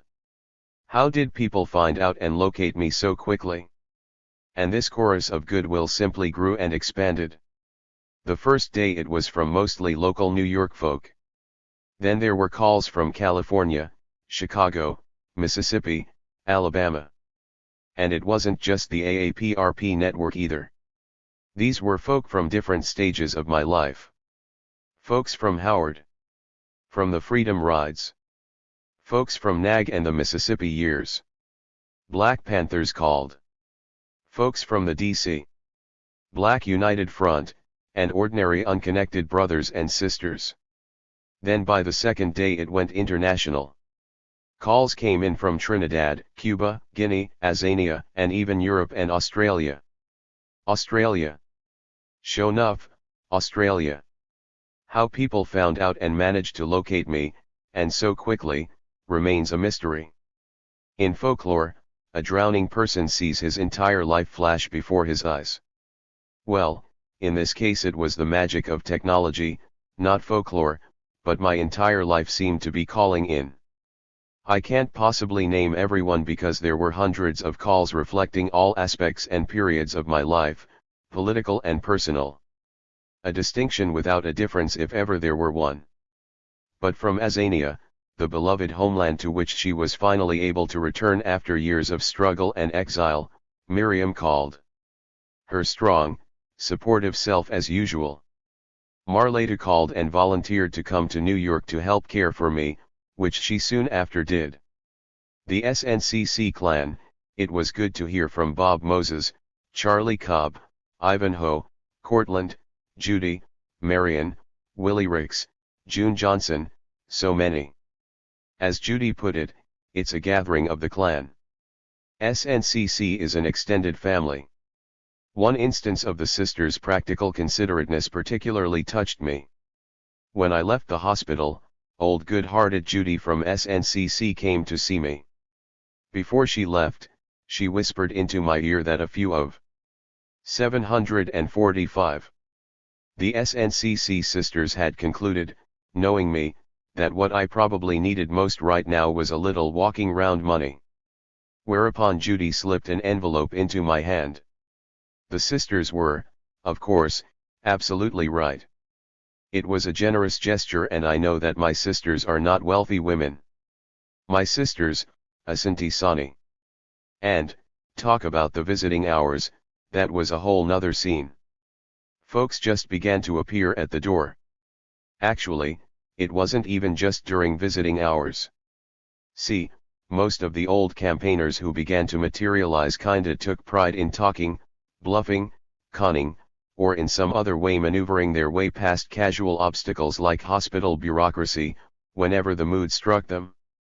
But especially during visiting hours, it was like a mini convention in that room. There was one unexpected effect. In coming to see about me, folks were running into lost comrades. Folks they had shared struggle with, but whom they might not have seen or even thought about in years. So there was really a quality of unplanned reunion, the best kind. You know, the surprise and delight of a chance meeting, the sharing of long-forgotten memories, the war stories. I guess this is something one finds at all gatherings of comrades in arms who have shared affection and survived struggle together. Even, or especially, in my physical condition, it was a tonic. Truly restorative. I saw then what exactly the doctors had meant by intangible personal factors. An early call came from a show-enough daughter of the old Southern gentility. In fact, a favorite niece of one of the most powerful Dixiecrat defenders of segregation in the U.S. Senate. That call wasn't a surprise. I'd fully expected that Ann Evans guys would be calling, and that sooner rather than later. What had greatly surprised me though, was the arrival the day before of a magnificent floral arrangement from her parents. Because, in my mind, this elderly couple still represented the unreconstructed South, I was especially touched by that gesture. Their daughter and I had met as students in D.C., then lost touch. In recent years she'd appeared at a speech and we'd renewed contact. Anne has become a friend of May Charles, who describes her as the blackest white woman I've ever met. She had only just left when an elegantly dressed, stocky, light-skinned brother came in. The brother's face looked vaguely, naggingly familiar, but I simply couldn't place him. He introduced himself as Rock Newman. Said he'd been a few classes behind me at Howard. Then it clicked. Rock Newman, this brother, is the manager of Riddick Big Daddy Bo, former world heavyweight champion. I knew that Bo had been an unusually conscious champion. The first thing he and his manager had done after winning the title had been to bring the belt home to Africa on a goodwill tour. We'd respected that. So I started to thank him for that. But he was very unassuming. "Oh, no," he said. He didn't want to take much of my time. He'd just come, he explained, because he wanted me to know that some associates of his in DC had formed a group to take care of my hospital expenses. I was floored. I mean, this was the first time I'd laid eyes on the brother. I thanked him and said, I have to ask one other large favor. I dialed the phone and handed it to him. Please, my brother, will you repeat what you just said to this lady? When May Charles came in that evening, she was relieved and surprised. I admitted to being surprised myself. So why are you surprised, old man? Aren't you always talking about how the people? Yeah, but I was talking about po folk. These folks here are rich and I don't even know them. So I thank them all the more for that. But of 749. Course, because of its effect on May Charles, I was grateful as much for the timing and thoughtfulness of the brother's visit as for the generosity. My sense, close as I can tell, is that the greatest measure of support over a long illness did indeed come from numbers of people of modest means. I thank them. Still, there's another group that stands out from that generalization. Noticeably enough so that I want to mention these specifically. Professional sisters of my age set, many of them apparently of some considerable attainment. Again, people whom I've never met, but who as a group have been most generous. Badassi, my age set sisters, Badassi. Hey, I fully understand that this is supposed to be an uncommonly cynical and selfish age. And especially in America. Even so, I keep saying, and it has proven to be anything but the foolish sentimentality that it must seem to many, if you sacrifice for the people will sacrifice for you. I know that Mr. Newman and his associates generously covered the costs of that first unplanned hospitalization. At that time, the prognosis given me was 6, at most 8, months. My impulse, on hearing that, was to simply return to Africa, keep working long as I could, then to prepare myself to join the ancestors. It is now almost exactly 2.5 years later, so something had to have intervened. What? My kinsmen, the circle, family, friends, and of course, the people, that's who. In African tradition, the worst possible calamity that can befall a human being is to die in isolation, alone, unloved, unmourned. Also, in the Caribbean countryside, the absolutely worst malediction one can pronounce on another person is go dead a bush, i.e., go to the bush, alone, like an animal and die, outside of society, community, kinsmen, or friends. To Africans, that is the worst human fate imaginable. That, give thanks, would not be mine. The intervening force was a group of old friends who rallied around May Charles. They undertook to organize a small committee that would direct and coordinate efforts to gather the resources necessary for my extended treatment.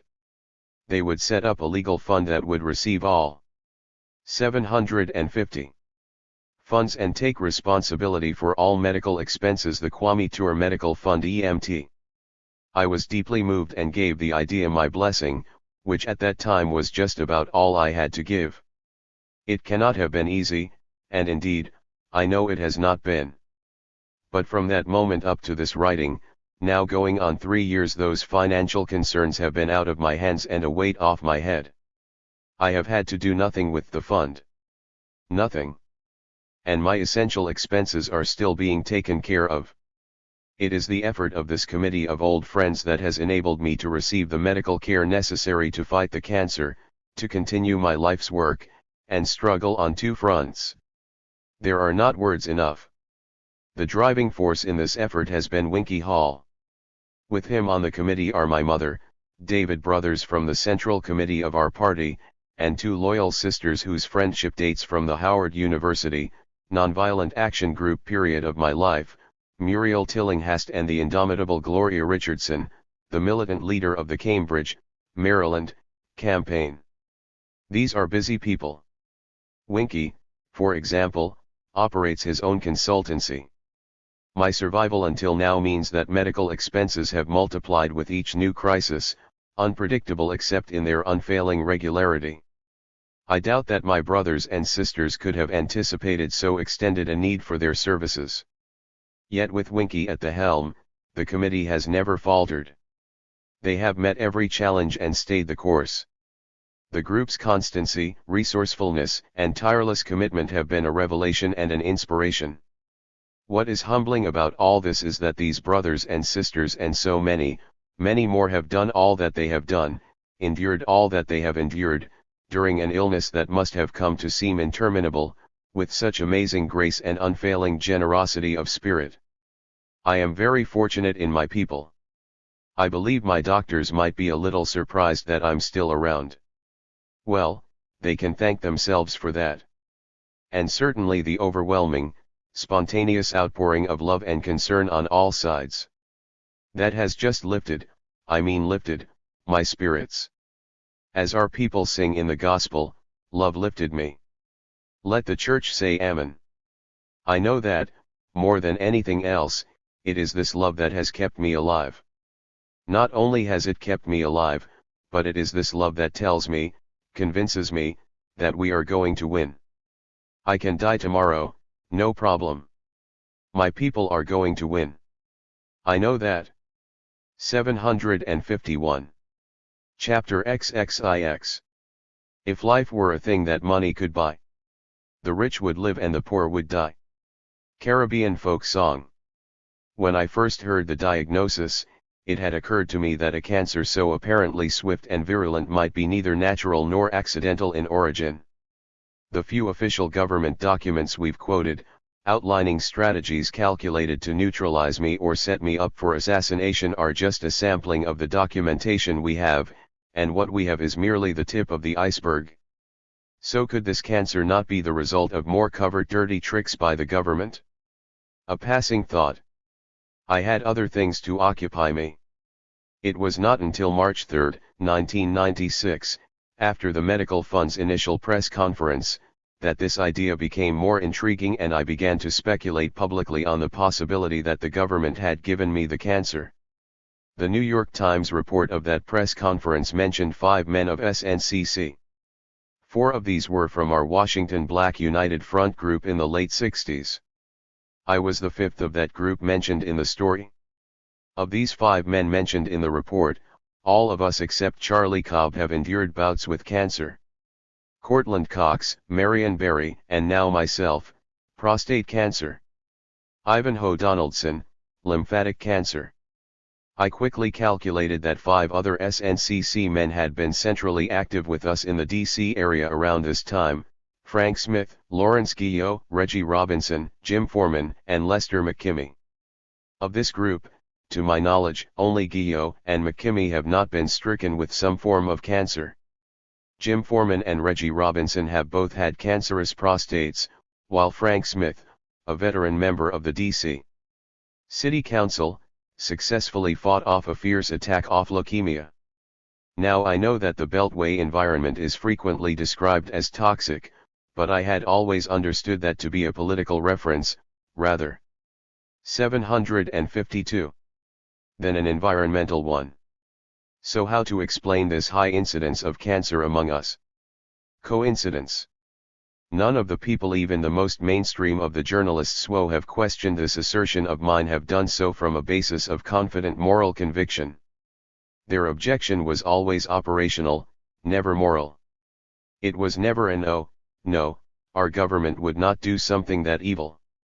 It was rather, the government couldn't do that, they haven't the technical capability to give someone cancer. Perhaps. One certainly hopes so. But who among us knows what all lies buried under the blanket of top secret, national security concealment under which certain agencies go about their clandestine business? In any case, what the skeptic's response reveals about citizen confidence in the morality of government is, I would say, cause for serious concern. Not that they wouldn't, but that they couldn't. There is a little more. Now, at the time I began raising this issue, I knew about the government's infamous and shameful Tuskegee experiment on black men, but very little else in this area. And of course, like everyone else, I'd heard the vague rumors of sinister, secret government experimentation in biological warfare. But I was about to become significantly better informed and from a most unexpected source. In April of 1997 I spoke at a large university to an audience that was large, loud, enthusiastic, young, and mostly white. I spoke for a long time to the young people.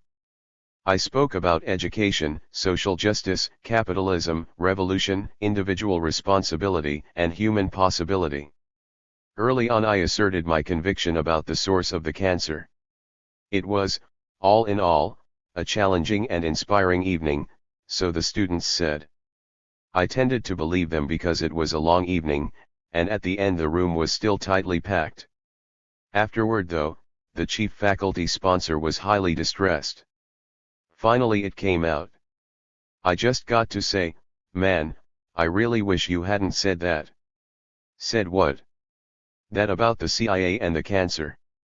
Well, I told them to investigate everything for themselves. Yeah, but I still wish you hadn't, or at least not right up front. Not so early in the talk. Everything else was thoughtful, serious, valuable, even important. But you know that's all the press will highlight. So what's new? Later for them. That's all they do anyway. But the students too, you give them an excuse to dismiss all the challenges you dropped on them. See, he's a flake, paranoid, anti-American, etc., etc. Clearly the good professor would not be comforted, so I didn't even try. In fact, I was not even prepared to argue that, if only in a strategic 753 sense, he wasn't right. After all, he knew the audience better than I, were they not his students? That was my last public lecture before a much-needed visit to Guinea. But I was back in New York within a month for the regular chemotherapy I was then receiving. During that visit I spoke again with the professor. He was glad to hear from me, he said, because he'd received some material for me. He was, I thought, deliberately vague in order to prick my curiosity. I refused to bite. It's from some of the students, he volunteered. Oh, you mean letters, that's nice of them. Not exactly.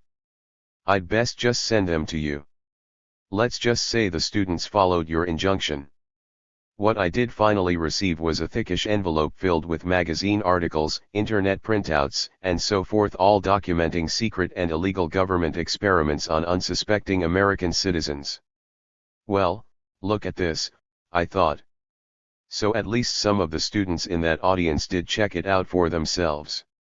The students' documents, from various sources, were not specifically about biological warfare.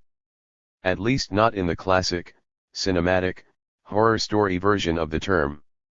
What seemed to be available to their search were materials on secret, government-sponsored radiation experimentation on unsuspecting American citizens. This was far more ongoing than I had known, and much of the information seems to have originated in testimony at congressional hearings in 1980. Might have an adverse effect on public opinion or result in legal suits. Documents covering such field work should be classified secret. As these and a steady stream of similar reports confirm, for decades, the U.S. government had not only used human guinea pigs in radiation experiments, but had also followed a policy of deliberate deception and cover-up of its misuse of both civilians and military personnel in nuclear weapons development and radiation research. Beginning in 1949, the Quaker Oats Company, the National Institutes of Health, and the AEC fed minute doses of radioactive materials to boys at the Fernald School for the Mentally Retarded in Waltham, Massachusetts, to determine if chemicals used in breakfast cereals prevented the body from absorbing iron and calcium. The unwitting subjects were told that they were joining a science club. In 1963, 131 prison inmates in Oregon and Washington state were paid 754. About $200 each to be exposed to 600 Roentgens of radiation. Doctors later performed vasectomies on the inmates to avoid the possibility of contaminating the general population with irradiation-induced mutants. From 1960 to 1971, in experiments that may have caused the most deaths and spanned the most years, Dr. Eugene Senger, a radiologist at the University of Cincinnati, exposed 88 cancer patients to whole-body radiation. Many of the guinea pigs were poor African Americans at Cincinnati General Hospital with inoperable tumors. All but one of the 88 patients have since died. The worst experiments that were conducted, in my opinion, were those that resulted in the deaths of their participants.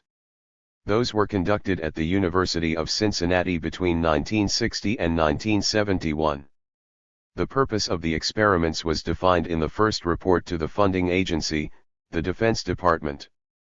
These studies are designed to obtain new information about the metabolic effects of total body and partial body irradiation, so as to have a better understanding of the acute and subacute effects of irradiation in the human. Now the selection of subjects is important. They were uneducated, average education to the 4th grade, 62 of 88 patients were black. If this was a cancer study, it is the first one that excluded affluent white people at its inception. Now the methods, they were studying the effects of radiation to predict them on soldiers. The effects were known: nausea and vomiting. Treatments for nausea and vomiting were specifically denied these patients. This is just inhumane. Some of these patients had stage 4 severe nausea and vomiting that went on for days and longer. And treatment for vomiting was available. But the item from the students I remember most vividly was a picture story from a fairly recent issue of the New York Times Sunday magazine. What I remember is the faces of American citizens suffering from various cancers inflicted on them by their government.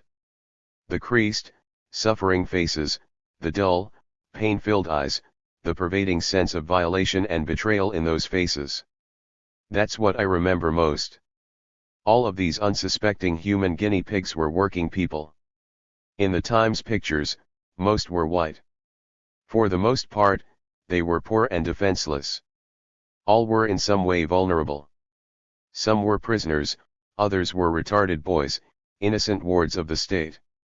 And some were American soldiers serving in the military. Men proudly wearing the uniform of their country when they unwittingly became the government's expendable guinea pigs.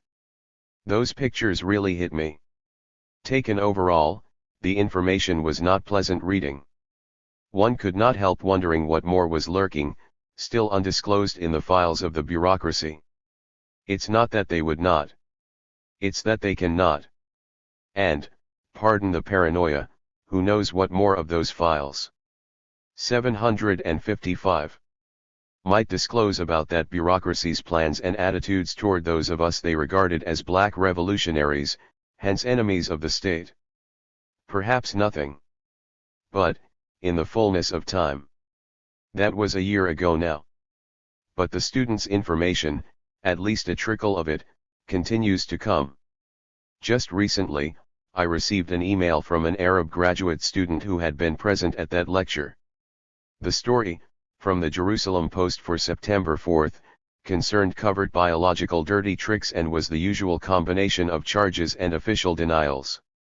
Of course, it again proves nothing, but is interesting because it alleges a technical capacity for inducing certain cancers. I want to reproduce the first paragraphs of that story. Report: Mossad gave terrorists cancer by Douglas Davis.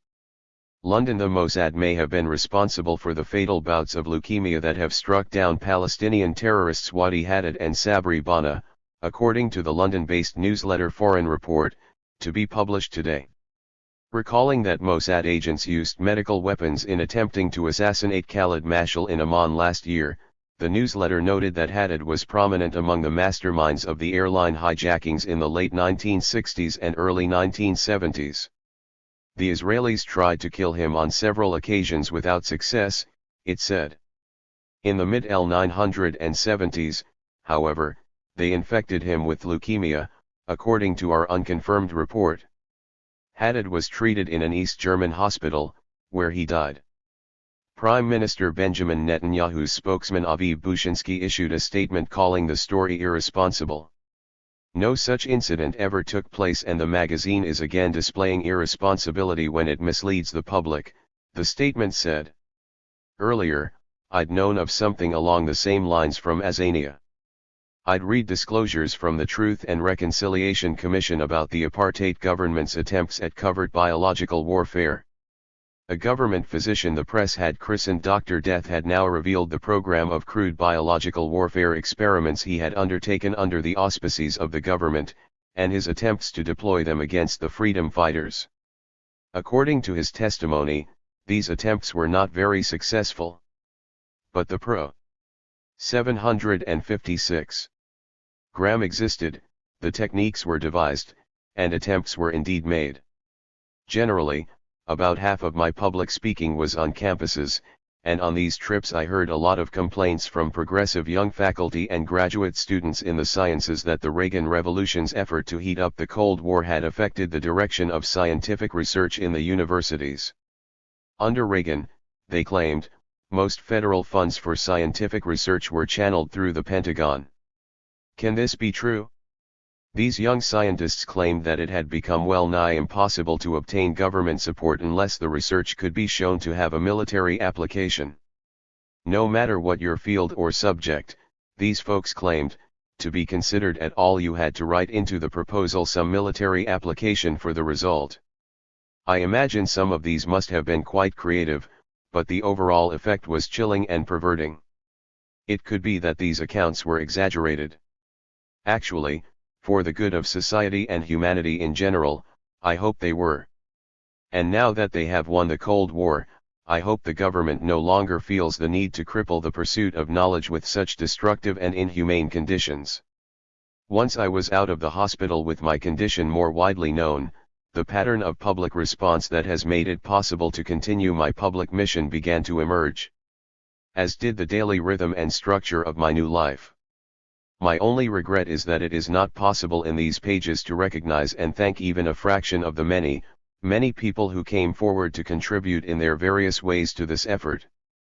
So, although I shall have to limit myself to discussing the pattern, please understand that I thank you all individually.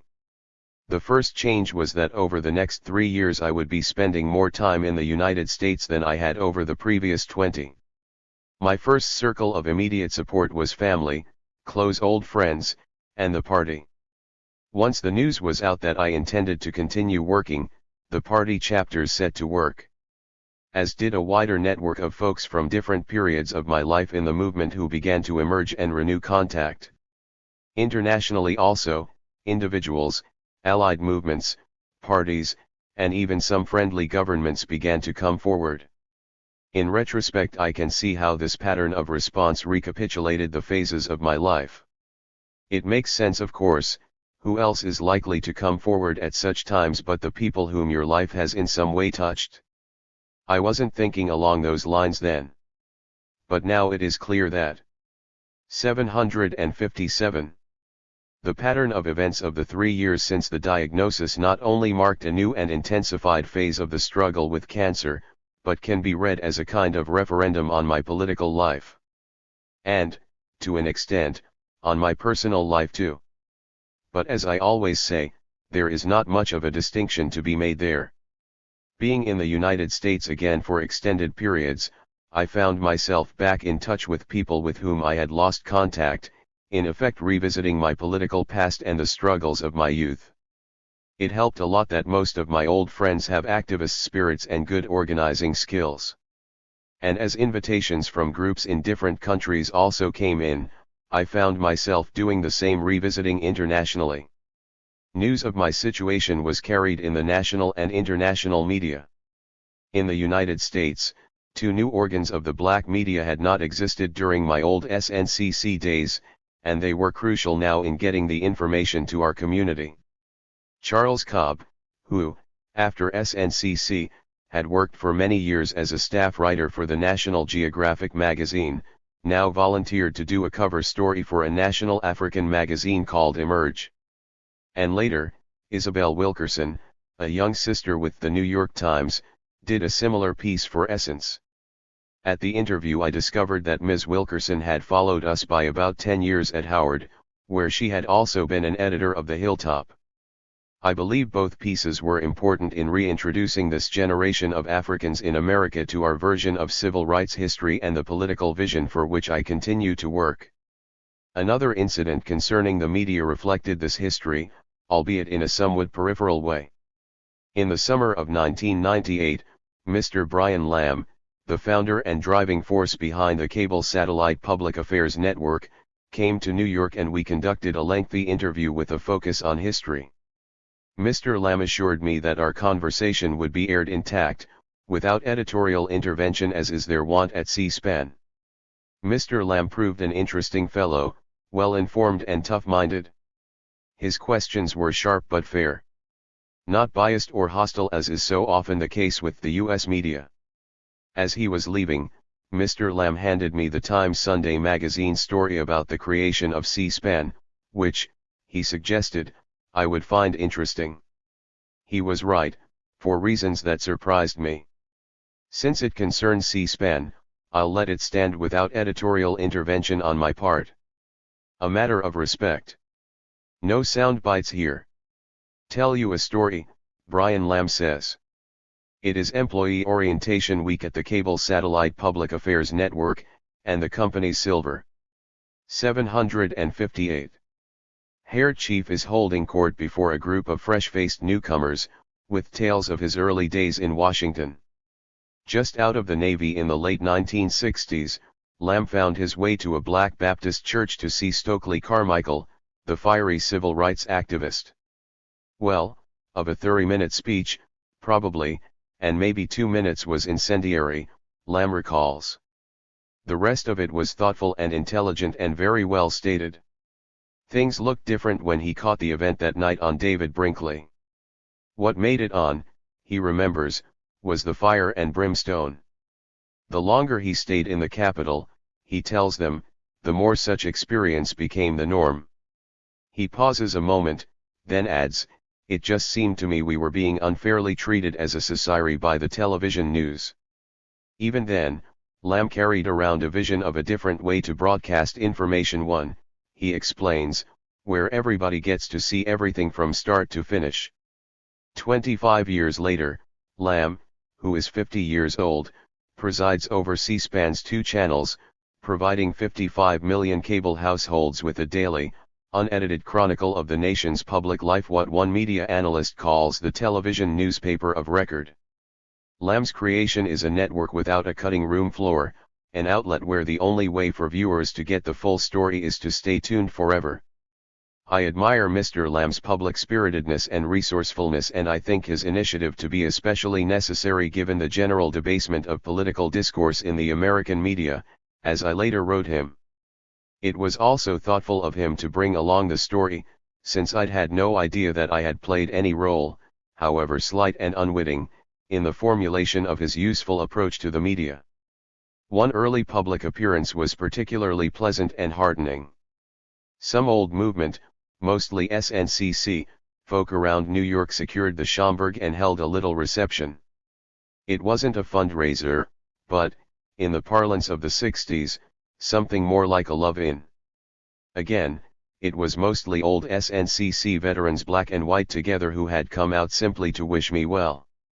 Walking in with my son, Bakar Biro, and his mother, Marletu, we found a virtual gauntlet of hugs, kisses, and benedictions. It was possible to feel the current debasement of the political culture and the balkanization of the progressive forces, notwithstanding an unconquerable spirit in that room. It is not sentimental nostalgia to say that in that gathering of veterans, no longer youthful or infinitely hopeful, now gray, middle-aged, with faces carrying the marks of life's lessons, there resided a certain nobility. 759. I was moved to see the Venerable Yuri Kukiyama, friend to Malcolm and to a generation of Harlem radicals, busily organizing the refreshments. Yuri, still on the case at 80 and finding ways to be practically useful. Ivanhoe Donaldson came in from D.C. to start arrangements to have me treated in the alternative clinic where he'd been successfully treated for lymphoma. Mike Thelwell came with his children, Chinua and Mikako. His boy Chinua and Bakar, being the same age, seemed greatly relieved to discover each other in that ancient company. It was a moving occasion and I was glad to be there, although I couldn't stay long. Tributes and messages of solidarity were read. One in particular touched me deeply because it came from an African universally respected and particularly so in the black world. Early on I had learned a lot about Africa from him. His message, if perhaps too generous, was characteristic of the sender, but it was brief and eloquent, so for these reasons I'll quote it. My brother, I am not in the habit of presuming to speak for our people. And, indeed, I am usually quite suspicious of those who claim to. But on this occasion, I am confident that I speak for multitudes of progressive African people when I say that your courage, your insight, and your devotion have adorned the struggle in our time and continue to inspire. May the ancestors continue to protect and strengthen you in this your latest battle. Jide Kaiji, your brother, Chinua Achebe. When my turn came, I spoke briefly about the 60s, the struggle we'd shared and its accomplishments. I was pleased to be able to present my doctors to the gathering as a living testimonial to that collective struggle. I'm only glad and very grateful, I said then, that these young Africans were able to take advantage of the space we broke open. That they had the consciousness and the motivation to enter the man's storehouse of technology, seize what they needed, and bring it back to serve our community. That line got the warmest and most spontaneous response all evening. The old activists came to their feet and gave the young doctors a sustained and, so it seemed, a heartfelt ovation. Mike and I arranged to meet the next morning. We'd not seen each other in 3 years, and he'd only recently heard of the cancer. When he came over to convent, neither of us suspected that this was only the first of many days we'd spend together there over the next 2 years. You know, a certain kind of conversation one can only have with 760. What in Africa we call your age set. That small group of contemporaries with whom you share not just history, but history seen from the same vantage point and at the same age and stage of consciousness. With age set you tend to share the same memories, to have the same references, to have the same perspective on history and the present. Which is by no means to suggest that you will invariably agree, only that whatever disagreements occur will be precise and well grounded, rather than the product of poor communication. That was the kind of visit we had, a lot of laughing and talking, a lot of catching up on our marriages, children, and inevitably politics, the state of our people, Africa, the world. 4 hours went by with astonishing speed, and at the end we were reluctant to part. In Conakry, one of my party responsibilities has over the years been liaison with the Cuban embassy. This has been an ongoing duty despite the time of the FBI's efforts to discredit me internationally as some kind of agent of the CIA, which we've discussed. So when the party in Guinea informed the Cuban embassy there of my illness, they relayed the news to Havana. I soon received an official invitation, which I was pleased to accept, to return to Cuba for further evaluation and treatment.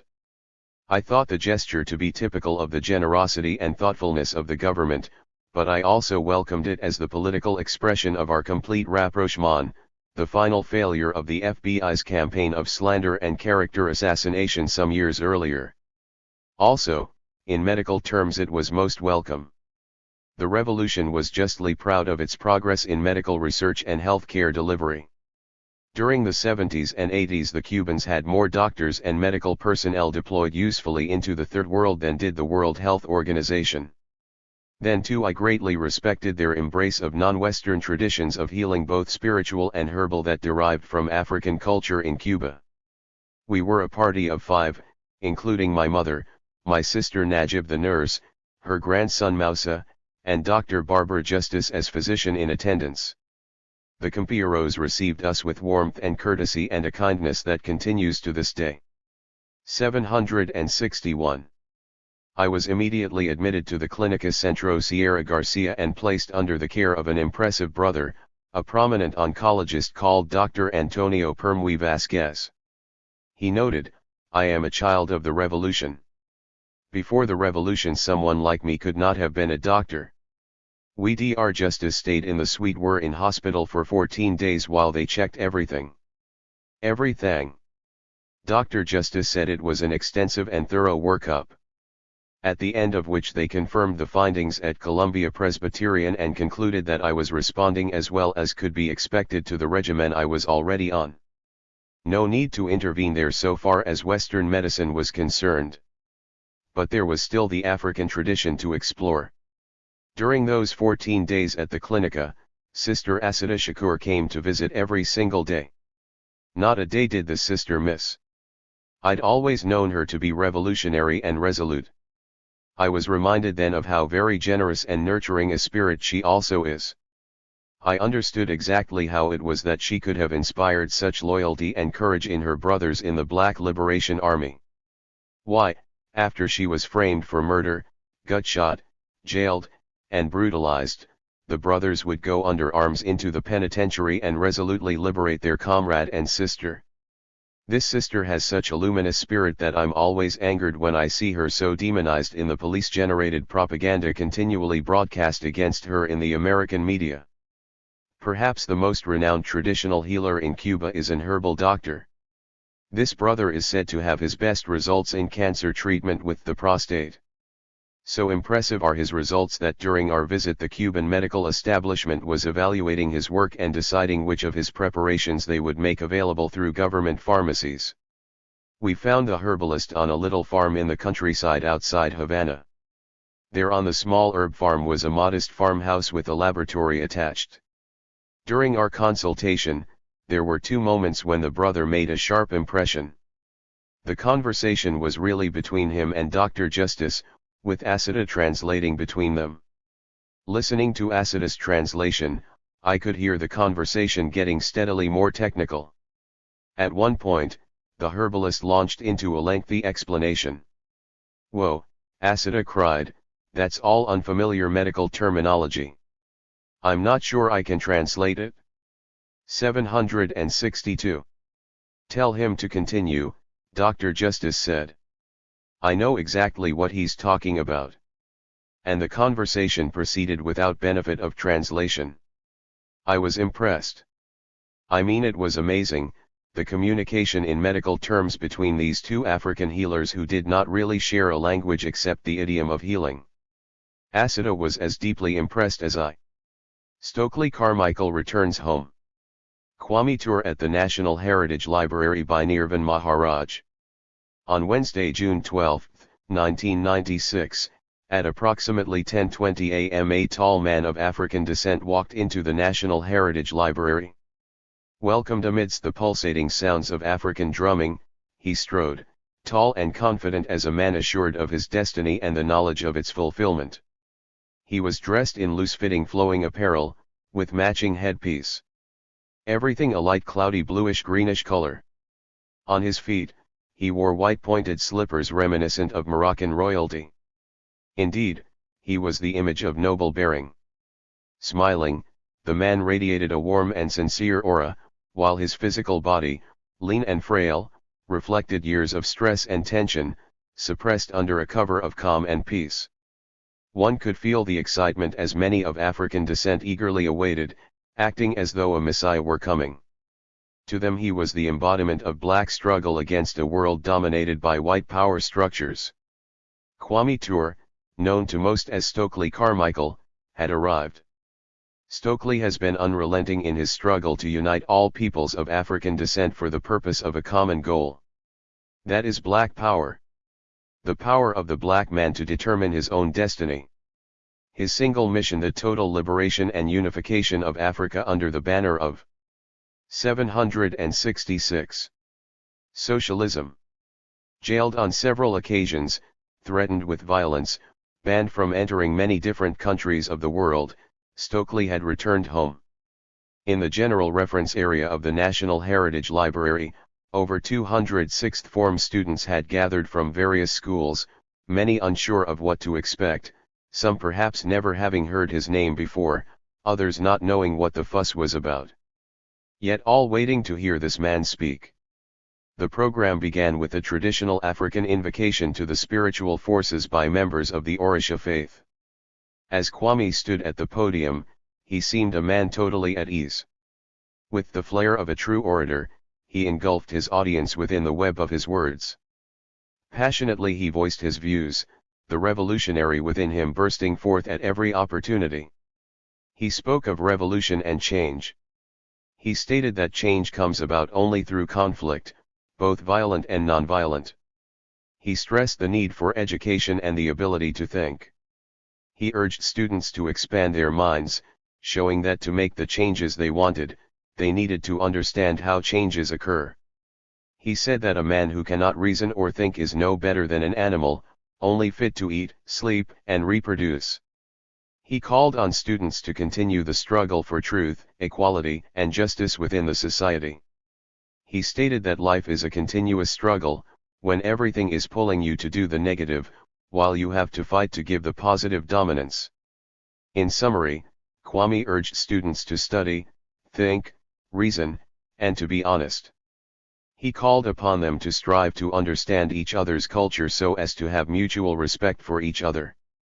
He saw capitalism as a dying ideology and emphasized that the struggle was one of class differences, more than anything else. In all, Kwame's philosophy, though based on the same principles as advocated in the 1970s, seemed a bit more nuanced. The fire of his beliefs was there, as was the emotion, but it was tempered by practicality and reason. His words were eagerly absorbed by the enthusiastic audience, and in the end his address seemed too short. Seeing and hearing him for the first time, there is no doubt that Kwame Ture was born to be different.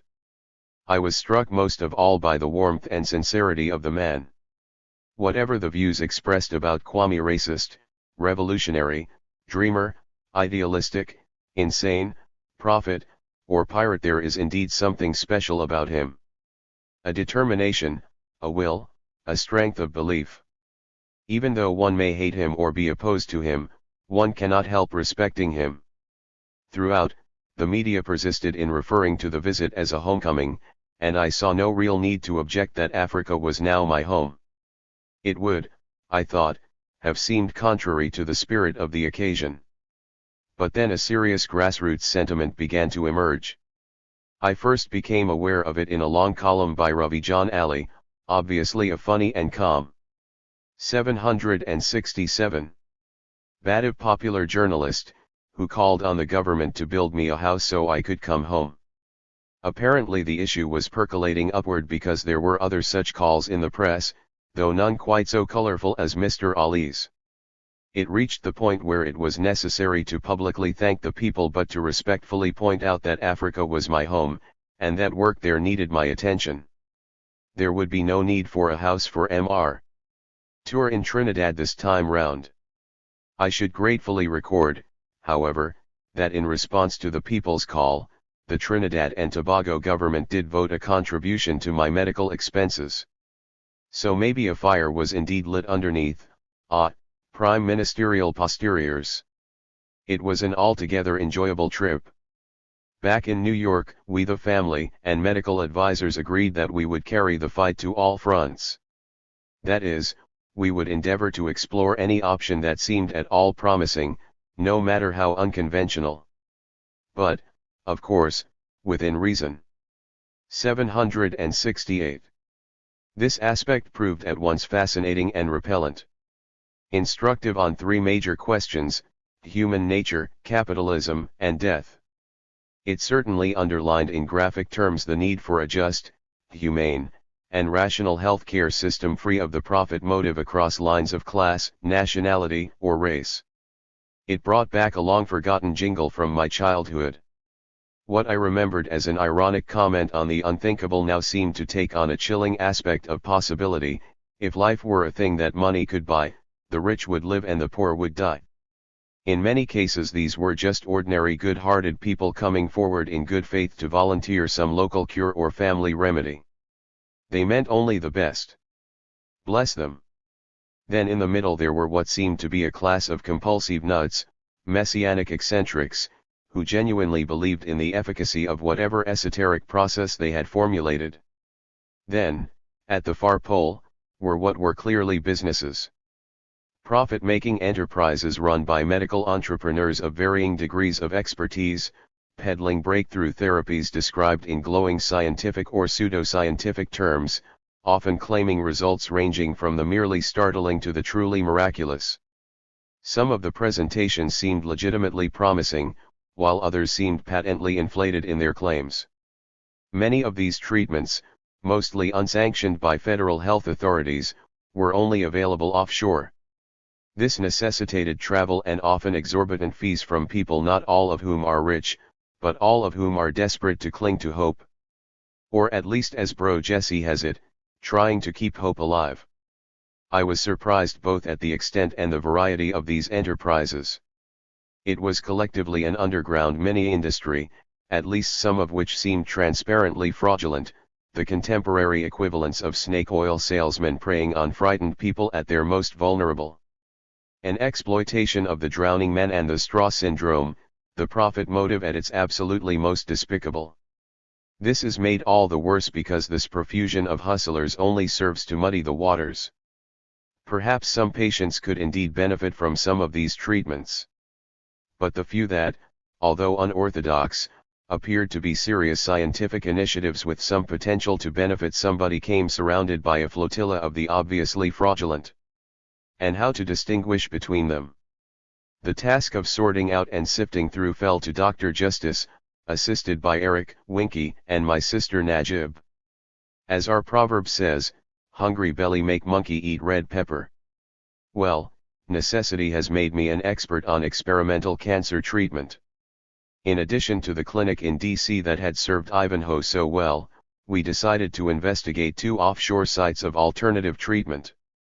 The first was a clinic in Mexico run by an Australian doctor. This Sen. 769. TUR proffered an innovative technique intended to strengthen the immune system, produce antigens that would attack any cancer cells that were lingering, and thus lessen the pain. I figured that whether or not it lessened the pain, strengthening the immune system couldn't hurt.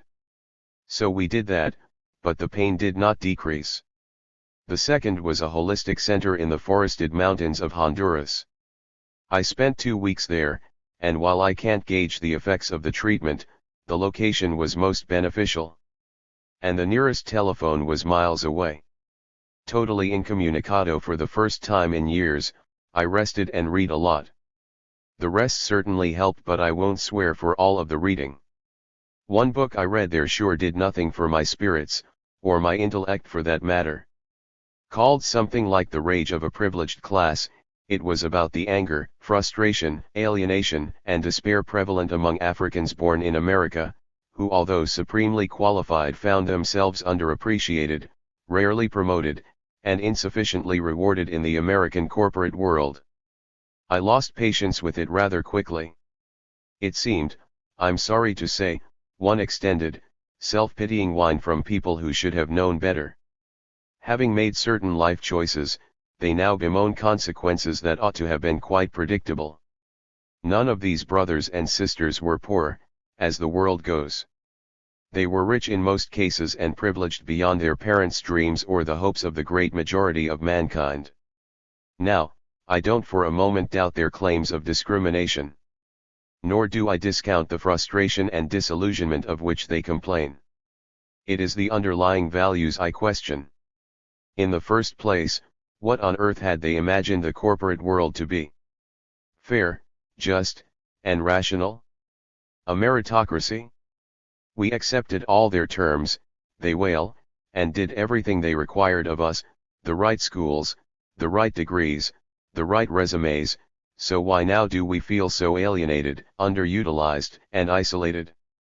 That is an important question indeed, which requires a clarity of perspective and politics conspicuously absent in that book.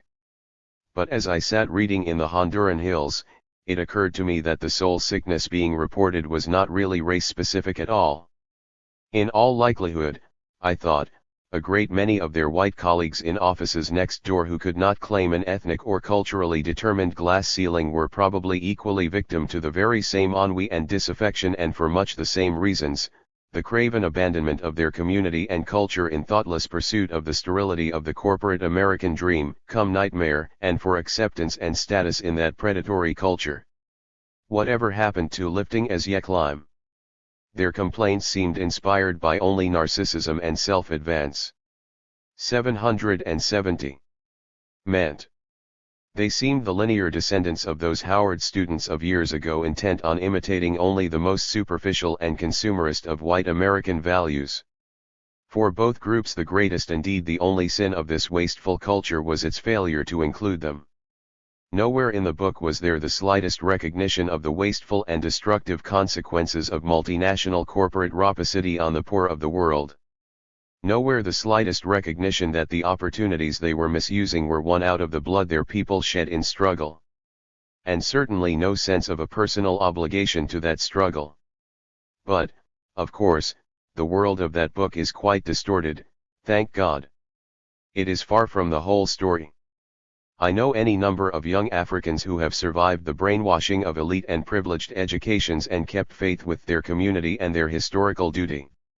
Our party, for example, is full of conscious young Africans no less well academically prepared, but whose values and purposes are clear. I mean, what values or reward does corporate culture hold that would inspire any thinking person, especially an African, to subjugate his or her entire personality to such complete conformity to its alleged values? Gimme a cotton-picking break. Reading that book was sobering and saddening. One incident in Honduras did teach me something unexpected about myself. The incident itself was slight enough, but I found it instructive. Instructive enough to tell you about it anyway. It concerned prayer. Now, it goes without saying that one does not spend an adult lifetime organizing black folk without paying some considerable attention to the soul, as it were, engaging the spiritual. Not preaching to chickens, however. I certainly learned that in Mississippi. In Africa, we, of necessity, organize in Christian, Muslim, and traditional communities. We respect all religions and all faiths. But, you say, that is merely an organizing principle, a political necessity. It's not quite the same thing as being religious. Nor did I say it was. I've never been particularly sanctimonious, or what folks in the South call pious. But I am a religious man. As you've seen, I come from a family and a community of faith, a circumstance that has profoundly affected my personality and at one point my political allegiances. I strongly believe, for instance, that the strength to survive and continue working to this point comes in some significant ways from sources outside myself. A great part of which, I'm convinced, has been the constant prayers of a great number of people of different faiths. Since my illness, people have constantly assured me that I am in their prayers. Always, I thank them. I know also that in some Islamic congregations in America, Africa, and one Central Asian republic, and also some Christian congregations across the world, regularly offer prayers on my behalf. I'm also told that Native American religious ceremonies, as 771. Well as ceremonies in the traditional religious idioms of Africa and the Caribbean, have been performed for me. I cannot be convinced that I have not received powerful benefits from all that psychic and spiritual energy. At the Holistic Center in Honduras, group prayer appears to have been a regular feature of the treatment, and I found myself at one such meeting. I listened as the afflicted earnestly implored divine intervention for a reprieve. The standard approach was to ask the Creator for the restoration of their health and that of their fellow sufferers. For some reason, when my turn came, I had not prepared any language of my own. The situation was a little unusual, performing in public what I think of as the most private of communications, that between a man and his God. But I got through, as I thought, pretty well. I said in essence, Lord, we've come a long way together and you've never abandoned me. I've always accepted your many gifts and your will. In your book, you've taught that whomsoever seeketh to save his life shall lose it. So be it. As I've accepted your goodness and mercy in the past, I now accept your will, which only you can know. Anything less would be ungrateful and unworthy. Thy will be done. Thank you. I almost ended, ready for revolution, but I caught myself. Afterward, though, I was quite surprised to learn that my offering had been a mite controversial to some in the gathering. Apparently it was a little different from what had been expected, and so, some felt, insufficiently humble, even confrontational. Well, I sure ain't no theologian, but I know that those few words, entirely spontaneous and unrehearsed, captured my attitude exactly, with dignity and no disrespect to the Creator intended. I've always been prepared to lay down my life in struggle. To accept without complaining or whimpering whatever fate comes. In that, nothing has changed. In fact, if anything, the pace of the work picked up in '97 because I was determined to answer every call. So far as humanly possible, I would respond to every politically serious request and invitation. Thus in '97 my travel schedule became very crowded indeed. From New York, Sister Maywina, and from Chicago, Mazani Bidiako, a very steadfast and hard-working sister from the Pan-African Resource Council, coordinated this aspect very skillfully. So the work continued. Thanks largely to the resourcefulness and organizing skills of my two sisters, during this year, I was able to meet public engagements and party obligations across, literally, the length and breadth of the U.S. and of course, in the African world. Give praise and thanks. 772. During that spring, I asked Mazani and Maywina to schedule as many public lectures as possible.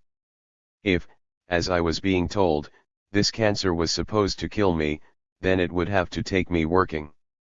We, all of us, have to go, but as I told an interviewer from CBS, ain't no cancer going kill me. Hard work for my people is what will kill me. Wherever I spoke on campus or in the community, people, at least those who turned out to hear me, were desperately seeking for alternatives. People, and not only the youth, were looking for ways to come to grips with, to influence or change radically, the direction of the society. Everywhere people expressed a palpable, pervasive sense of their own powerlessness and marginalization. And always a will to change that, a search for ways to engage the system militantly, to no longer feel ignored, discounted, and expendable. My message: never give up. Question everything. Challenge every authority. Always seek information and organize, organize, organize. And never, ever despair. Trust yourself. Trust the people. Never settle for less. Never give up, organize, organize, organize. History is full of surprises. Especially for exploiters. Organize, organize, organize. Stand ready for revolution. Later that year, working always with progressive and Pan-Africanist forces in Africa and the Caribbean, I traveled outside the U.S. I managed to work in visits to Cuba, the Bahamas, Honduras, Ghana, Egypt, Libya, Azania, and 2 exceedingly welcome and restorative intervals at home in Conakry.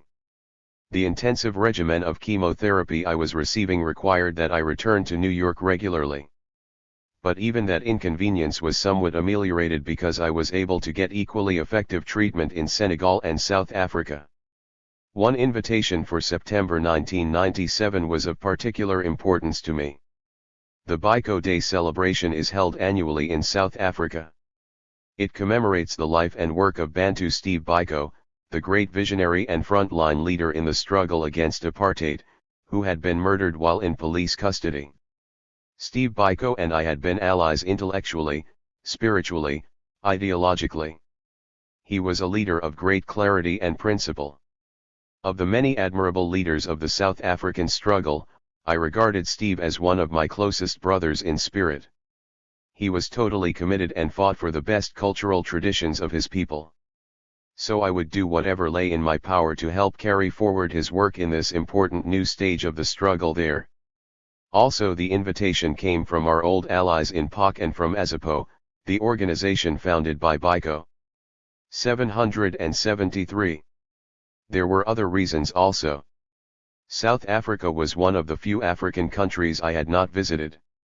Miriam had returned home after over 30 years in exile, and we had always dreamed of returning together to visit a liberated South Africa. For this trip I asked Maywina and Mazani to schedule particular countries: Guinea, Ghana, Egypt, and ultimately South Africa. So that when I left New York in mid-August I was really looking forward to this trip. Every stop held particular significance for me. I had been too long from my home in Conakry. I needed to touch my extended family there again and to attend to my duties in the party, for elections were on the horizon and there were many strategic decisions to be made. In Ghanaland of the Osjifo I had a personal mission. I wanted to study the program and organization of the W.E.B. Du Bois Memorial Center for Pan-African Culture in Accra. Its mission in the tradition of the doctor of reaching out programmatically to all Africans in the diaspora and on the continent deserves to be more widely appreciated and supported by our people. Egypt has always held an important place in the Pan-African movement. The great Egyptian patriot, Kwame Abdel Nasser had been a powerful force in establishing the Organization of African Unity.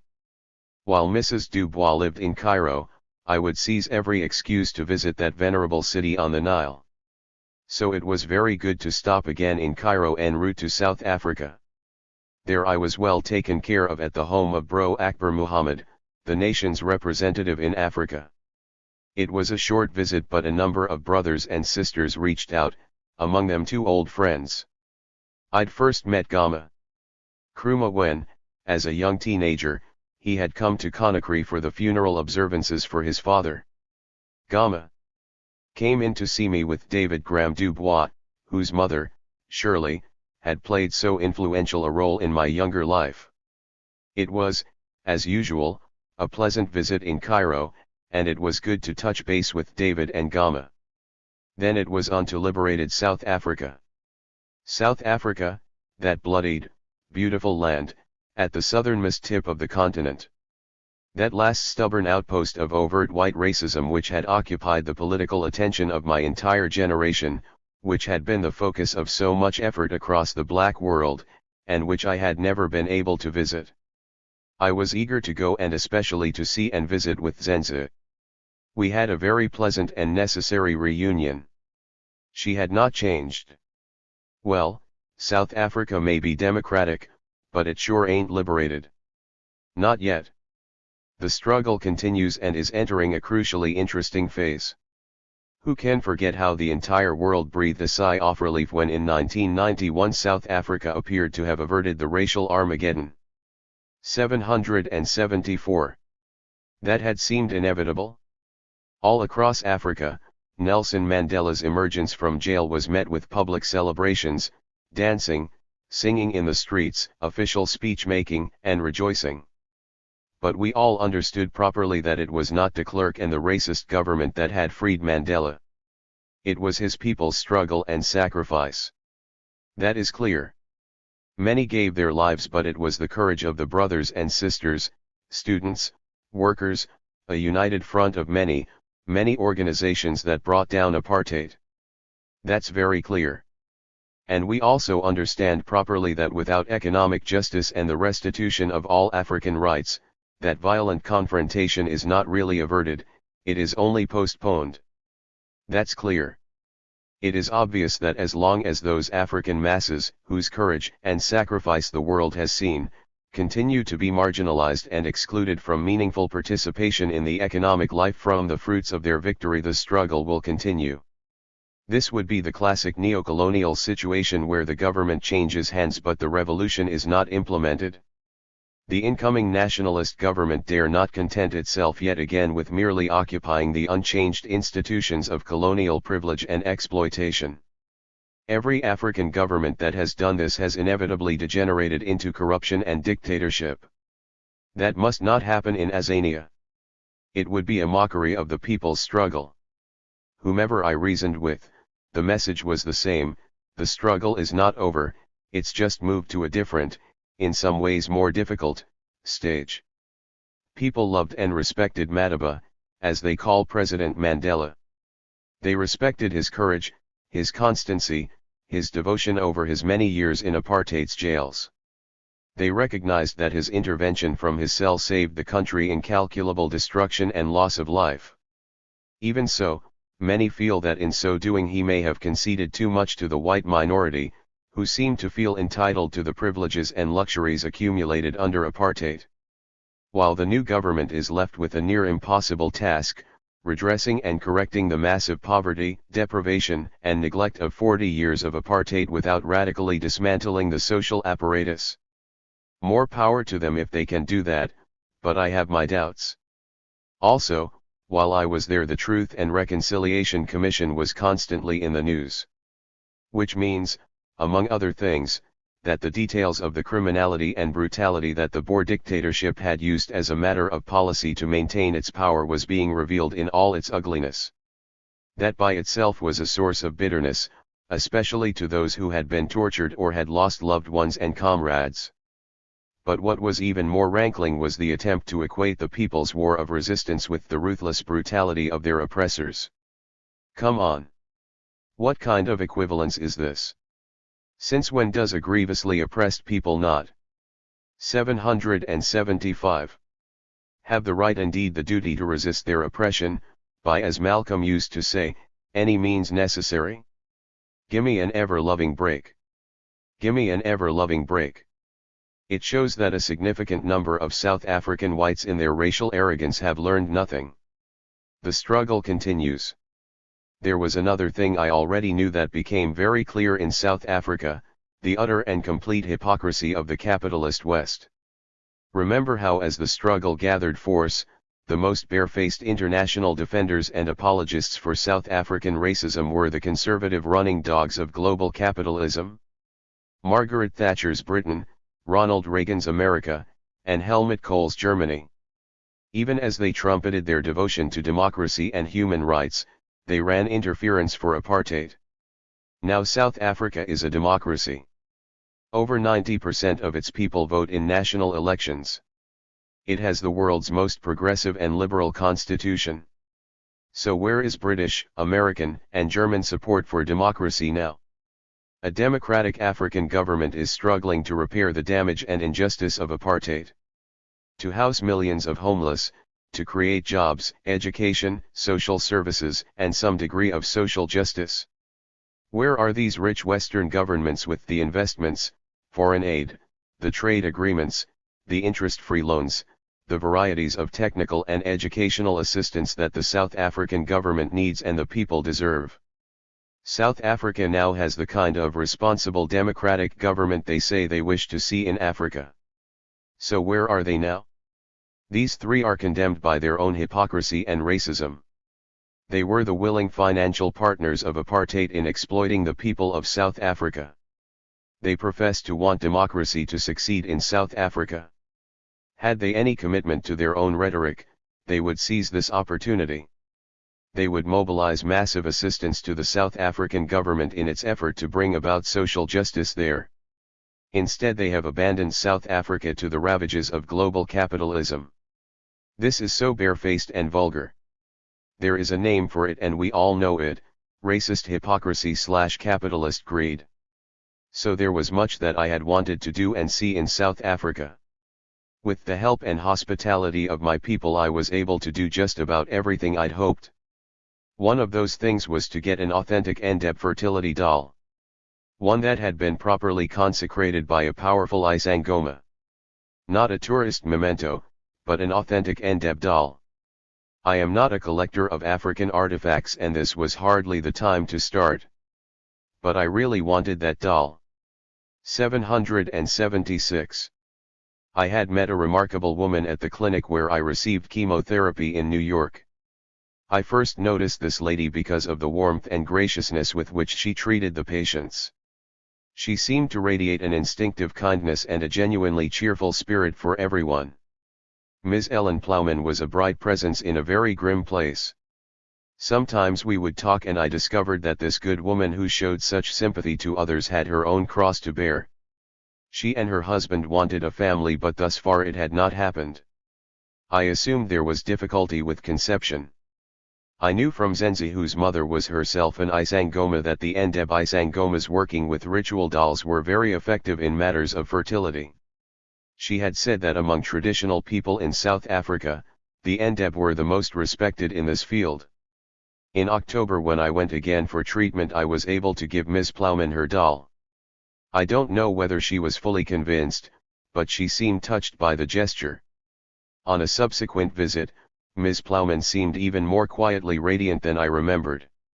She confided that, sure enough, she was with child. I am now back in New York at Mama Jerry's. In a few days we shall return to my home in Conakry for the last time. I look forward to that. I am ready. A few days ago there was a gathering, a big affair in D.C. The organizers called it a tribute, but we all knew it was a goodbye. It was a remarkable evening. As usual, just being with my people will lift my spirits, and it did again. I'm an African, when the drums start to beat, I'm gonna dance. So I did one more time. But, truthfully, I'm very tired now. It was goodbye, an appropriate leave-taking, but goodbye nonetheless. And we all knew it. The DC tribute was organized by Karen Spellman, an old Howard friend from the NAG days. Karen is a truly remarkable human being. I mean, despite a severe physical disability, this woman continues to run a business. She functions very effectively as an organizer of events in DC. At the request of the medical committee, she took on and brought off this massive, complex tribute in something less than 4 weeks. Now that was inspiring. Karen, my sister, you something else. I thank you. See, my people can really organize when they want to. We need to be doing that all the time. 777. What can I say about that evening? I certainly can't hope to name everyone present. It seems my whole life was there. See, because I was aware of the time and financial constraints under which Karen and her staff were working, I wasn't even sure it could be done. So I was simply amazed when I was wheeled into that ballroom. I am told there were nearly 1,500 guests. And, almost every face I recognized from somewhere. Folks from every period and aspect of my life, my immediate family, from Bronx Science, from Howard, NAG, SNCC, Summer Project volunteers, the Panthers, SDS, the Native American Movement, the All-African People's Revolutionary Party, and new friends, my doctors, and the publisher with whom I'd recently signed a contract for this book. Folks from all parts of this country and the world whom I hadn't seen in years. Layman Jangha, our young brother from the Krumah years, appeared. I asked him to wheel me into the ballroom. Muta Baraka, the Jamaican roots poet, showed up from Jamaica. Representatives from the diplomatic corps of African and Caribbean nations. And so it went. The 5 other SNCC chairmen sat with me on the platform, along with Minister Farrakhan from the nation. I was glad to see Jamil Al-Amin, formerly H. Rap Brown, himself now an imam. People tell me it was the most ecumenical gathering of radicals to gather under one roof in recent DC memory. As I say, beat the drums and you know I'm gonna dance. I took the opportunity to call, one more time, for unity, organization, and vigilance. After that I was real ready to go home. Very ready. It is quite clear that this illness has now just about run its course. It cannot be too long before it has its way. But, hey, with the help of my people, we've fought this sucker to a standstill for 2 extraordinary and useful years. My lord, didn't we though? Yes, we did. Thanks to the years we stole from the disease, we did some work, touched some bases, and paid some dues. Give praise and thanks. My soul looks back in wonder. The most evident and concrete change the illness brought into my life was the need for constant assistance. It was a drastic change, being suddenly reduced to the status of invalid. That to a person of even minimal sensitivity can be the most onerous of afflictions, a constant dread of becoming a burden on anyone, and what is usually the case, the people you most care about. But in all this time I can honestly say that I never once had even the slightest intimation of impatience or imposition from the many people, the extended family, who have freely and lovingly given me the care that I could never have afforded to pay for. Ma people, oh ma people. Undying love, undying love. Undying love. Of those people, 3 will, in a couple of days, make the return trip. 778. With me. So I do not go defenseless. And in Guinea, my extended family awaits. And in a few weeks, May Charles will join us. Very shortly, the four of us will be going. First is my youngest sister, Najib Malik, who is a registered nurse. She rearranged her life so as to be able to tour and travel with me. She accompanied me to Cuba on speaking engagements and will accompany me home.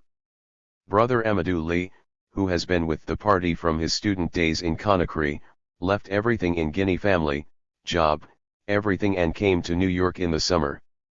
He will come with us. And then there is my brother Eric Muhammad of the Nation of Islam, who for 3 years has been my constant companion. He has lived and traveled with me, advisor, secretary, nurse, traveling companion, security, friend, and brother. Bro Eric stands out in another respect. While our paths had crossed over many years, I first met him up close only 3 years ago, so Eric and I do not share the history I do with many of the other comrades. Yet his unfailing good spirits, constancy of devotion, his thoughtfulness, spontaneous kindness, and uncommon moral and spiritual strength have been both comfort and inspiration. Bro Eric is one person I shall never be able to come close to thanking adequately. I am going home, and so adieu. But you know me. Not quite so fast. A word or two before I go. This being 1998, it is exactly 30 years since Zenzi and I first went to live, study, and work in Guinea. At that time, there was no shortage of people only too willing to instruct me on why this was such a bad idea. But there is one I particularly remember. Truth be told, I'd actually forgotten him until, because of my illness, I came to spend so much time in the United States. This came from an older white man, unfortunately now dead. A radical of sorts, a writer, and an Africa hand. This man meant well, I think. At least he was painfully earnest with his arguments why, believe me, a person like you will never be able to adjust to Africa and will inevitably be in for real culture shock. Why so? Well, his list of reasons, once you boil them down to gravy, really amounted to the great revelation that Africa was not America. Now his was quite a list, so I can't possibly remember all the reasons 30 years later. But the ones I do remember come back with great clarity. In Africa generally, he said, there is no social contract. Democracy.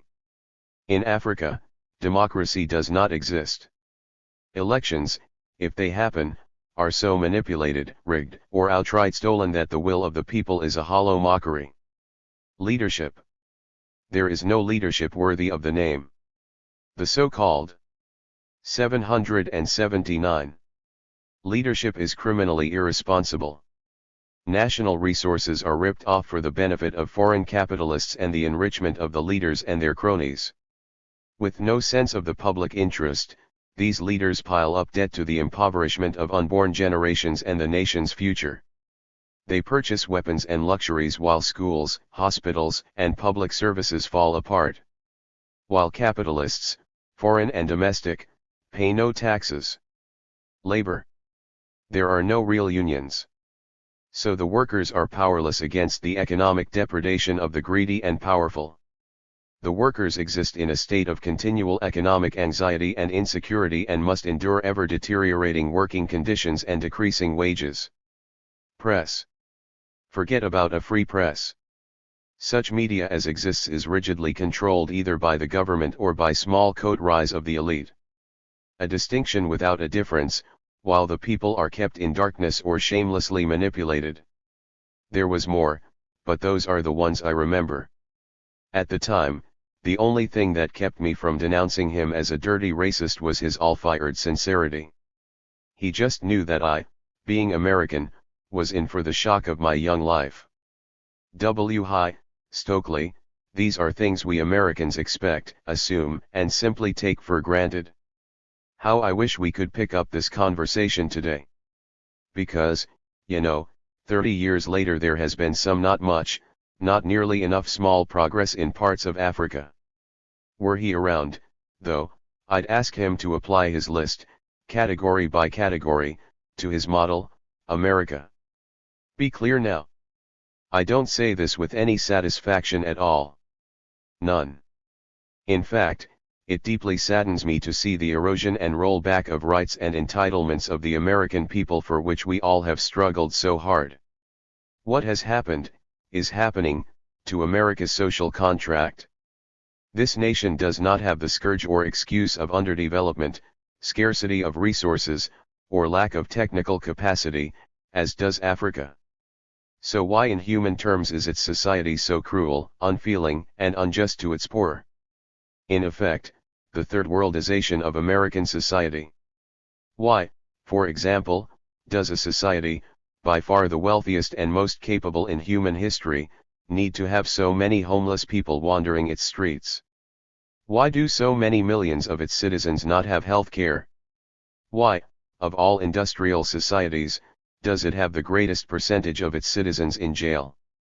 Why can it not have a minimum wage on which its workers can survive with some dignity? Why are so many of the nation's youth so depressed, alienated, hopeless, and prone to violence? Should it not have, as a fundamental human right for the advancement of all humanity, the best public education system the human mind can devise? This is the one that really bothers me. In the world's richest town, 780. Try, is it really necessary that students leave college under a life-crippling burden of debt? That they be taught that education is something packaged, to be purchased, only to be resold to the highest bidder for personal profit?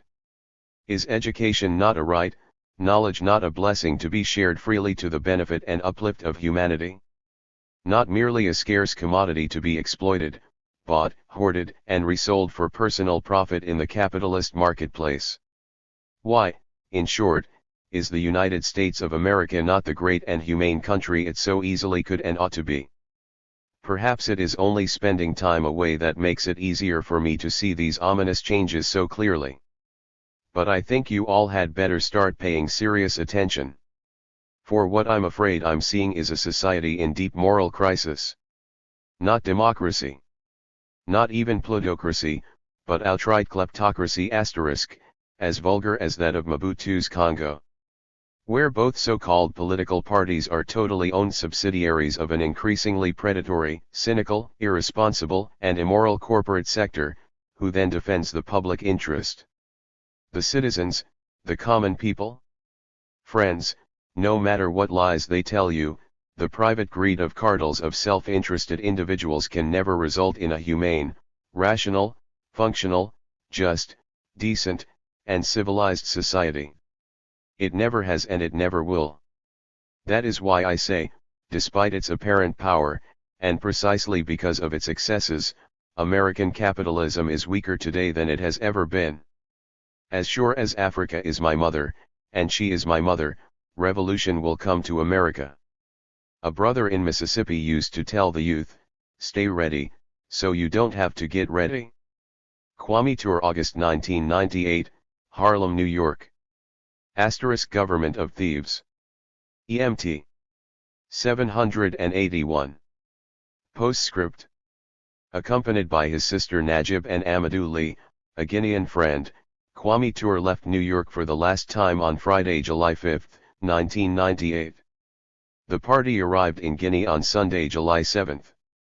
They were joined there a week later by Eric Muhammad and a week after that by Mrs. May Charles Carmichael. For the next 4 months, attended by that group and between frequent medical crises requiring hospitalization, the brother would continue to work while receiving a stream of visitors, humble folk and dignitaries alike from different parts of Africa and the diaspora. The varied events, interests, and actors around the brother during this time, although dramatic, interesting, and considerably ironic when they involved overtures from the military regime or the U.S. Embassy, are beyond the scope of this work. However, I cannot resist mentioning one, a group of visitors from war-torn Mozambique. This delegation, consisting of amputees, made their way from that country to Conakry to greet and salute the brother. What motive, I wondered, could have brought simple farmers and old soldiers so great a distance? As it turned out, Gratitude. Upon learning of their plight, the consequence of landmines and war, brother Ture had earlier brought the matter to the attention of the Cuban embassy, whose government undertook to supply the men with prostheses. The group had come all that way merely to say thanks and offer prayers and libations for the brother.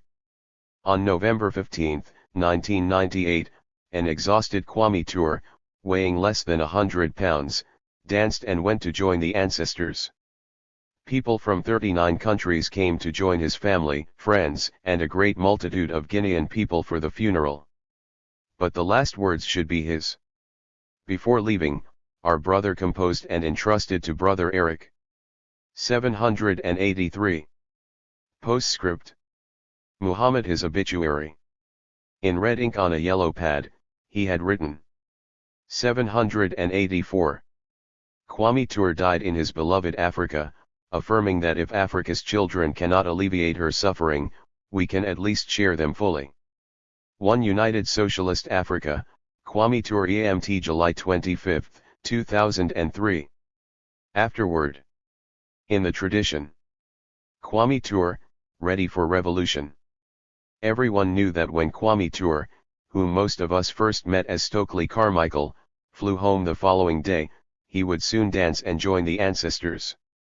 Yet there was no sadness among the friends, relatives, and comrades who had gathered to bid him farewell in the lovely Convent Avenue apartment of a Harlem comrade.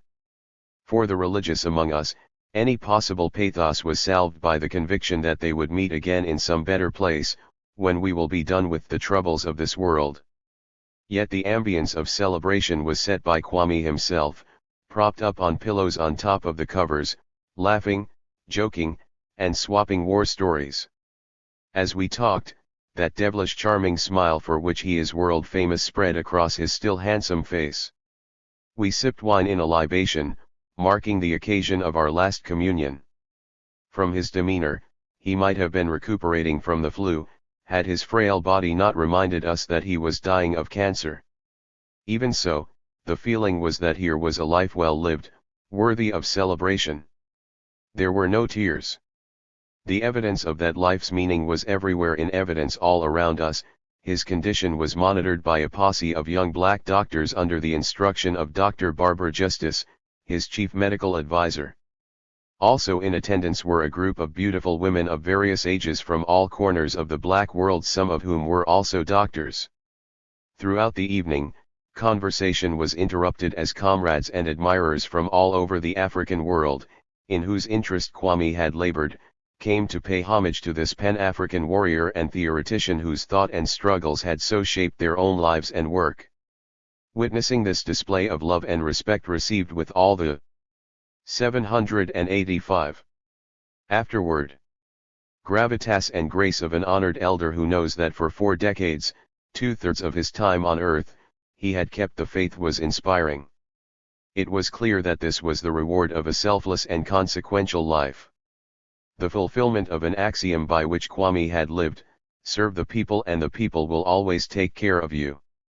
Ready for revolution, Kwame Ture's autobiography in collaboration with his longtime comrade at arms kwame Thelwell, essays the story of this extraordinary life to the next generation of freedom fighters of all nations. But most of all, it is a blueprint for how to live a committed life in service to the oppressed. Had I but one book to give my children explaining the meaning and methods of the world black liberation movement in our time, it would be Ready for Revolution. The telling of this story has been marvelously achieved. By virtue of his scrupulous regard for the integrity of Kwame's voice and memories, Thelwell, a writer versed in the oral traditions of black folk, has rendered a narrative that brings his subject to life. And his prodigious literary skills are such that, like W.E.B. Du Bois, he even manages to give poetic resonance to discussions of the most mundane details of the socio-economic environment and political culture against which Kwame, as organizer of the masses, would struggle. What we have in this text, finally, is not only a quintessentially American saga about the rise of an immigrant family, but also a compelling account of the life and work of a great 20th-century humanist and freedom fighter whose daring actions helped to change the most powerful nation in the world for the better, working to rid American society of color caste oppression and empower the black Southern masses with the right to vote. As a primary historical document, it will be invaluable to future historians charting the Pan-African liberation struggle of the second half of the 20th century. The literary tradition. Ready for Revolution is the latest installment in a grand tradition of the autobiographical, black male narrative, beginning in 1775 with the incredible adventures of Olaudah Equiano, the African, written by himself. When this text was published in England, the year before the American Revolution began, it astonished and seduced British readers. In 1851, the narrative of the life of Henry Box Brown, which tells the story of Brown's fantastic 1849 escape from slavery by having himself mailed in a box from Richmond, Virginia, to Philadelphia, was published and gained a wide readership on both sides of the Atlantic. During the following decades. 786. Afterward, many others followed in writing their thrilling stories: Josiah Henson, William Wells Brown, Solomon Northup, J.W.C. Pennington, et al. One could argue, however, that this genre, popularly known as the slave narrative, reached its apotheosis with the publication of the 1845 text The Life and Times of Frederick Douglass, written by the brilliant editor, writer/polemicist, and orator who had made a daring escape from slavery as a young man. In the Afro-American novel and its tradition, Professor Bernard Bell tells us, most of the autobiographies are characterized by moral purpose, Christian values, and emotional fervor. Many read like moral and political allegories. He then reminds us of their origin in oral forms, which often gives their prose a powerful sermonic style. Their style is largely derived from the pulpit, the lectern, and the soapbox, from scripture and anti-slavery materials. A measure of the effect of these highly dramatic and moralistic narratives on the intelligent reading public was clearly stated by the powerful 19th-century senator from Massachusetts, Charles Sumner. "They are among the heroes of our age," he said of the authors of these narratives. "Romance has no stories of more thrilling interest than theirs. Classical antiquity has preserved no examples of adventurous trial more worthy of renown." Of course, while falling firmly within this larger tradition, Ready for Revolution more properly belongs to the postbellum autobiographical tradition that flowers in the 20th century, which includes such works as Booker T.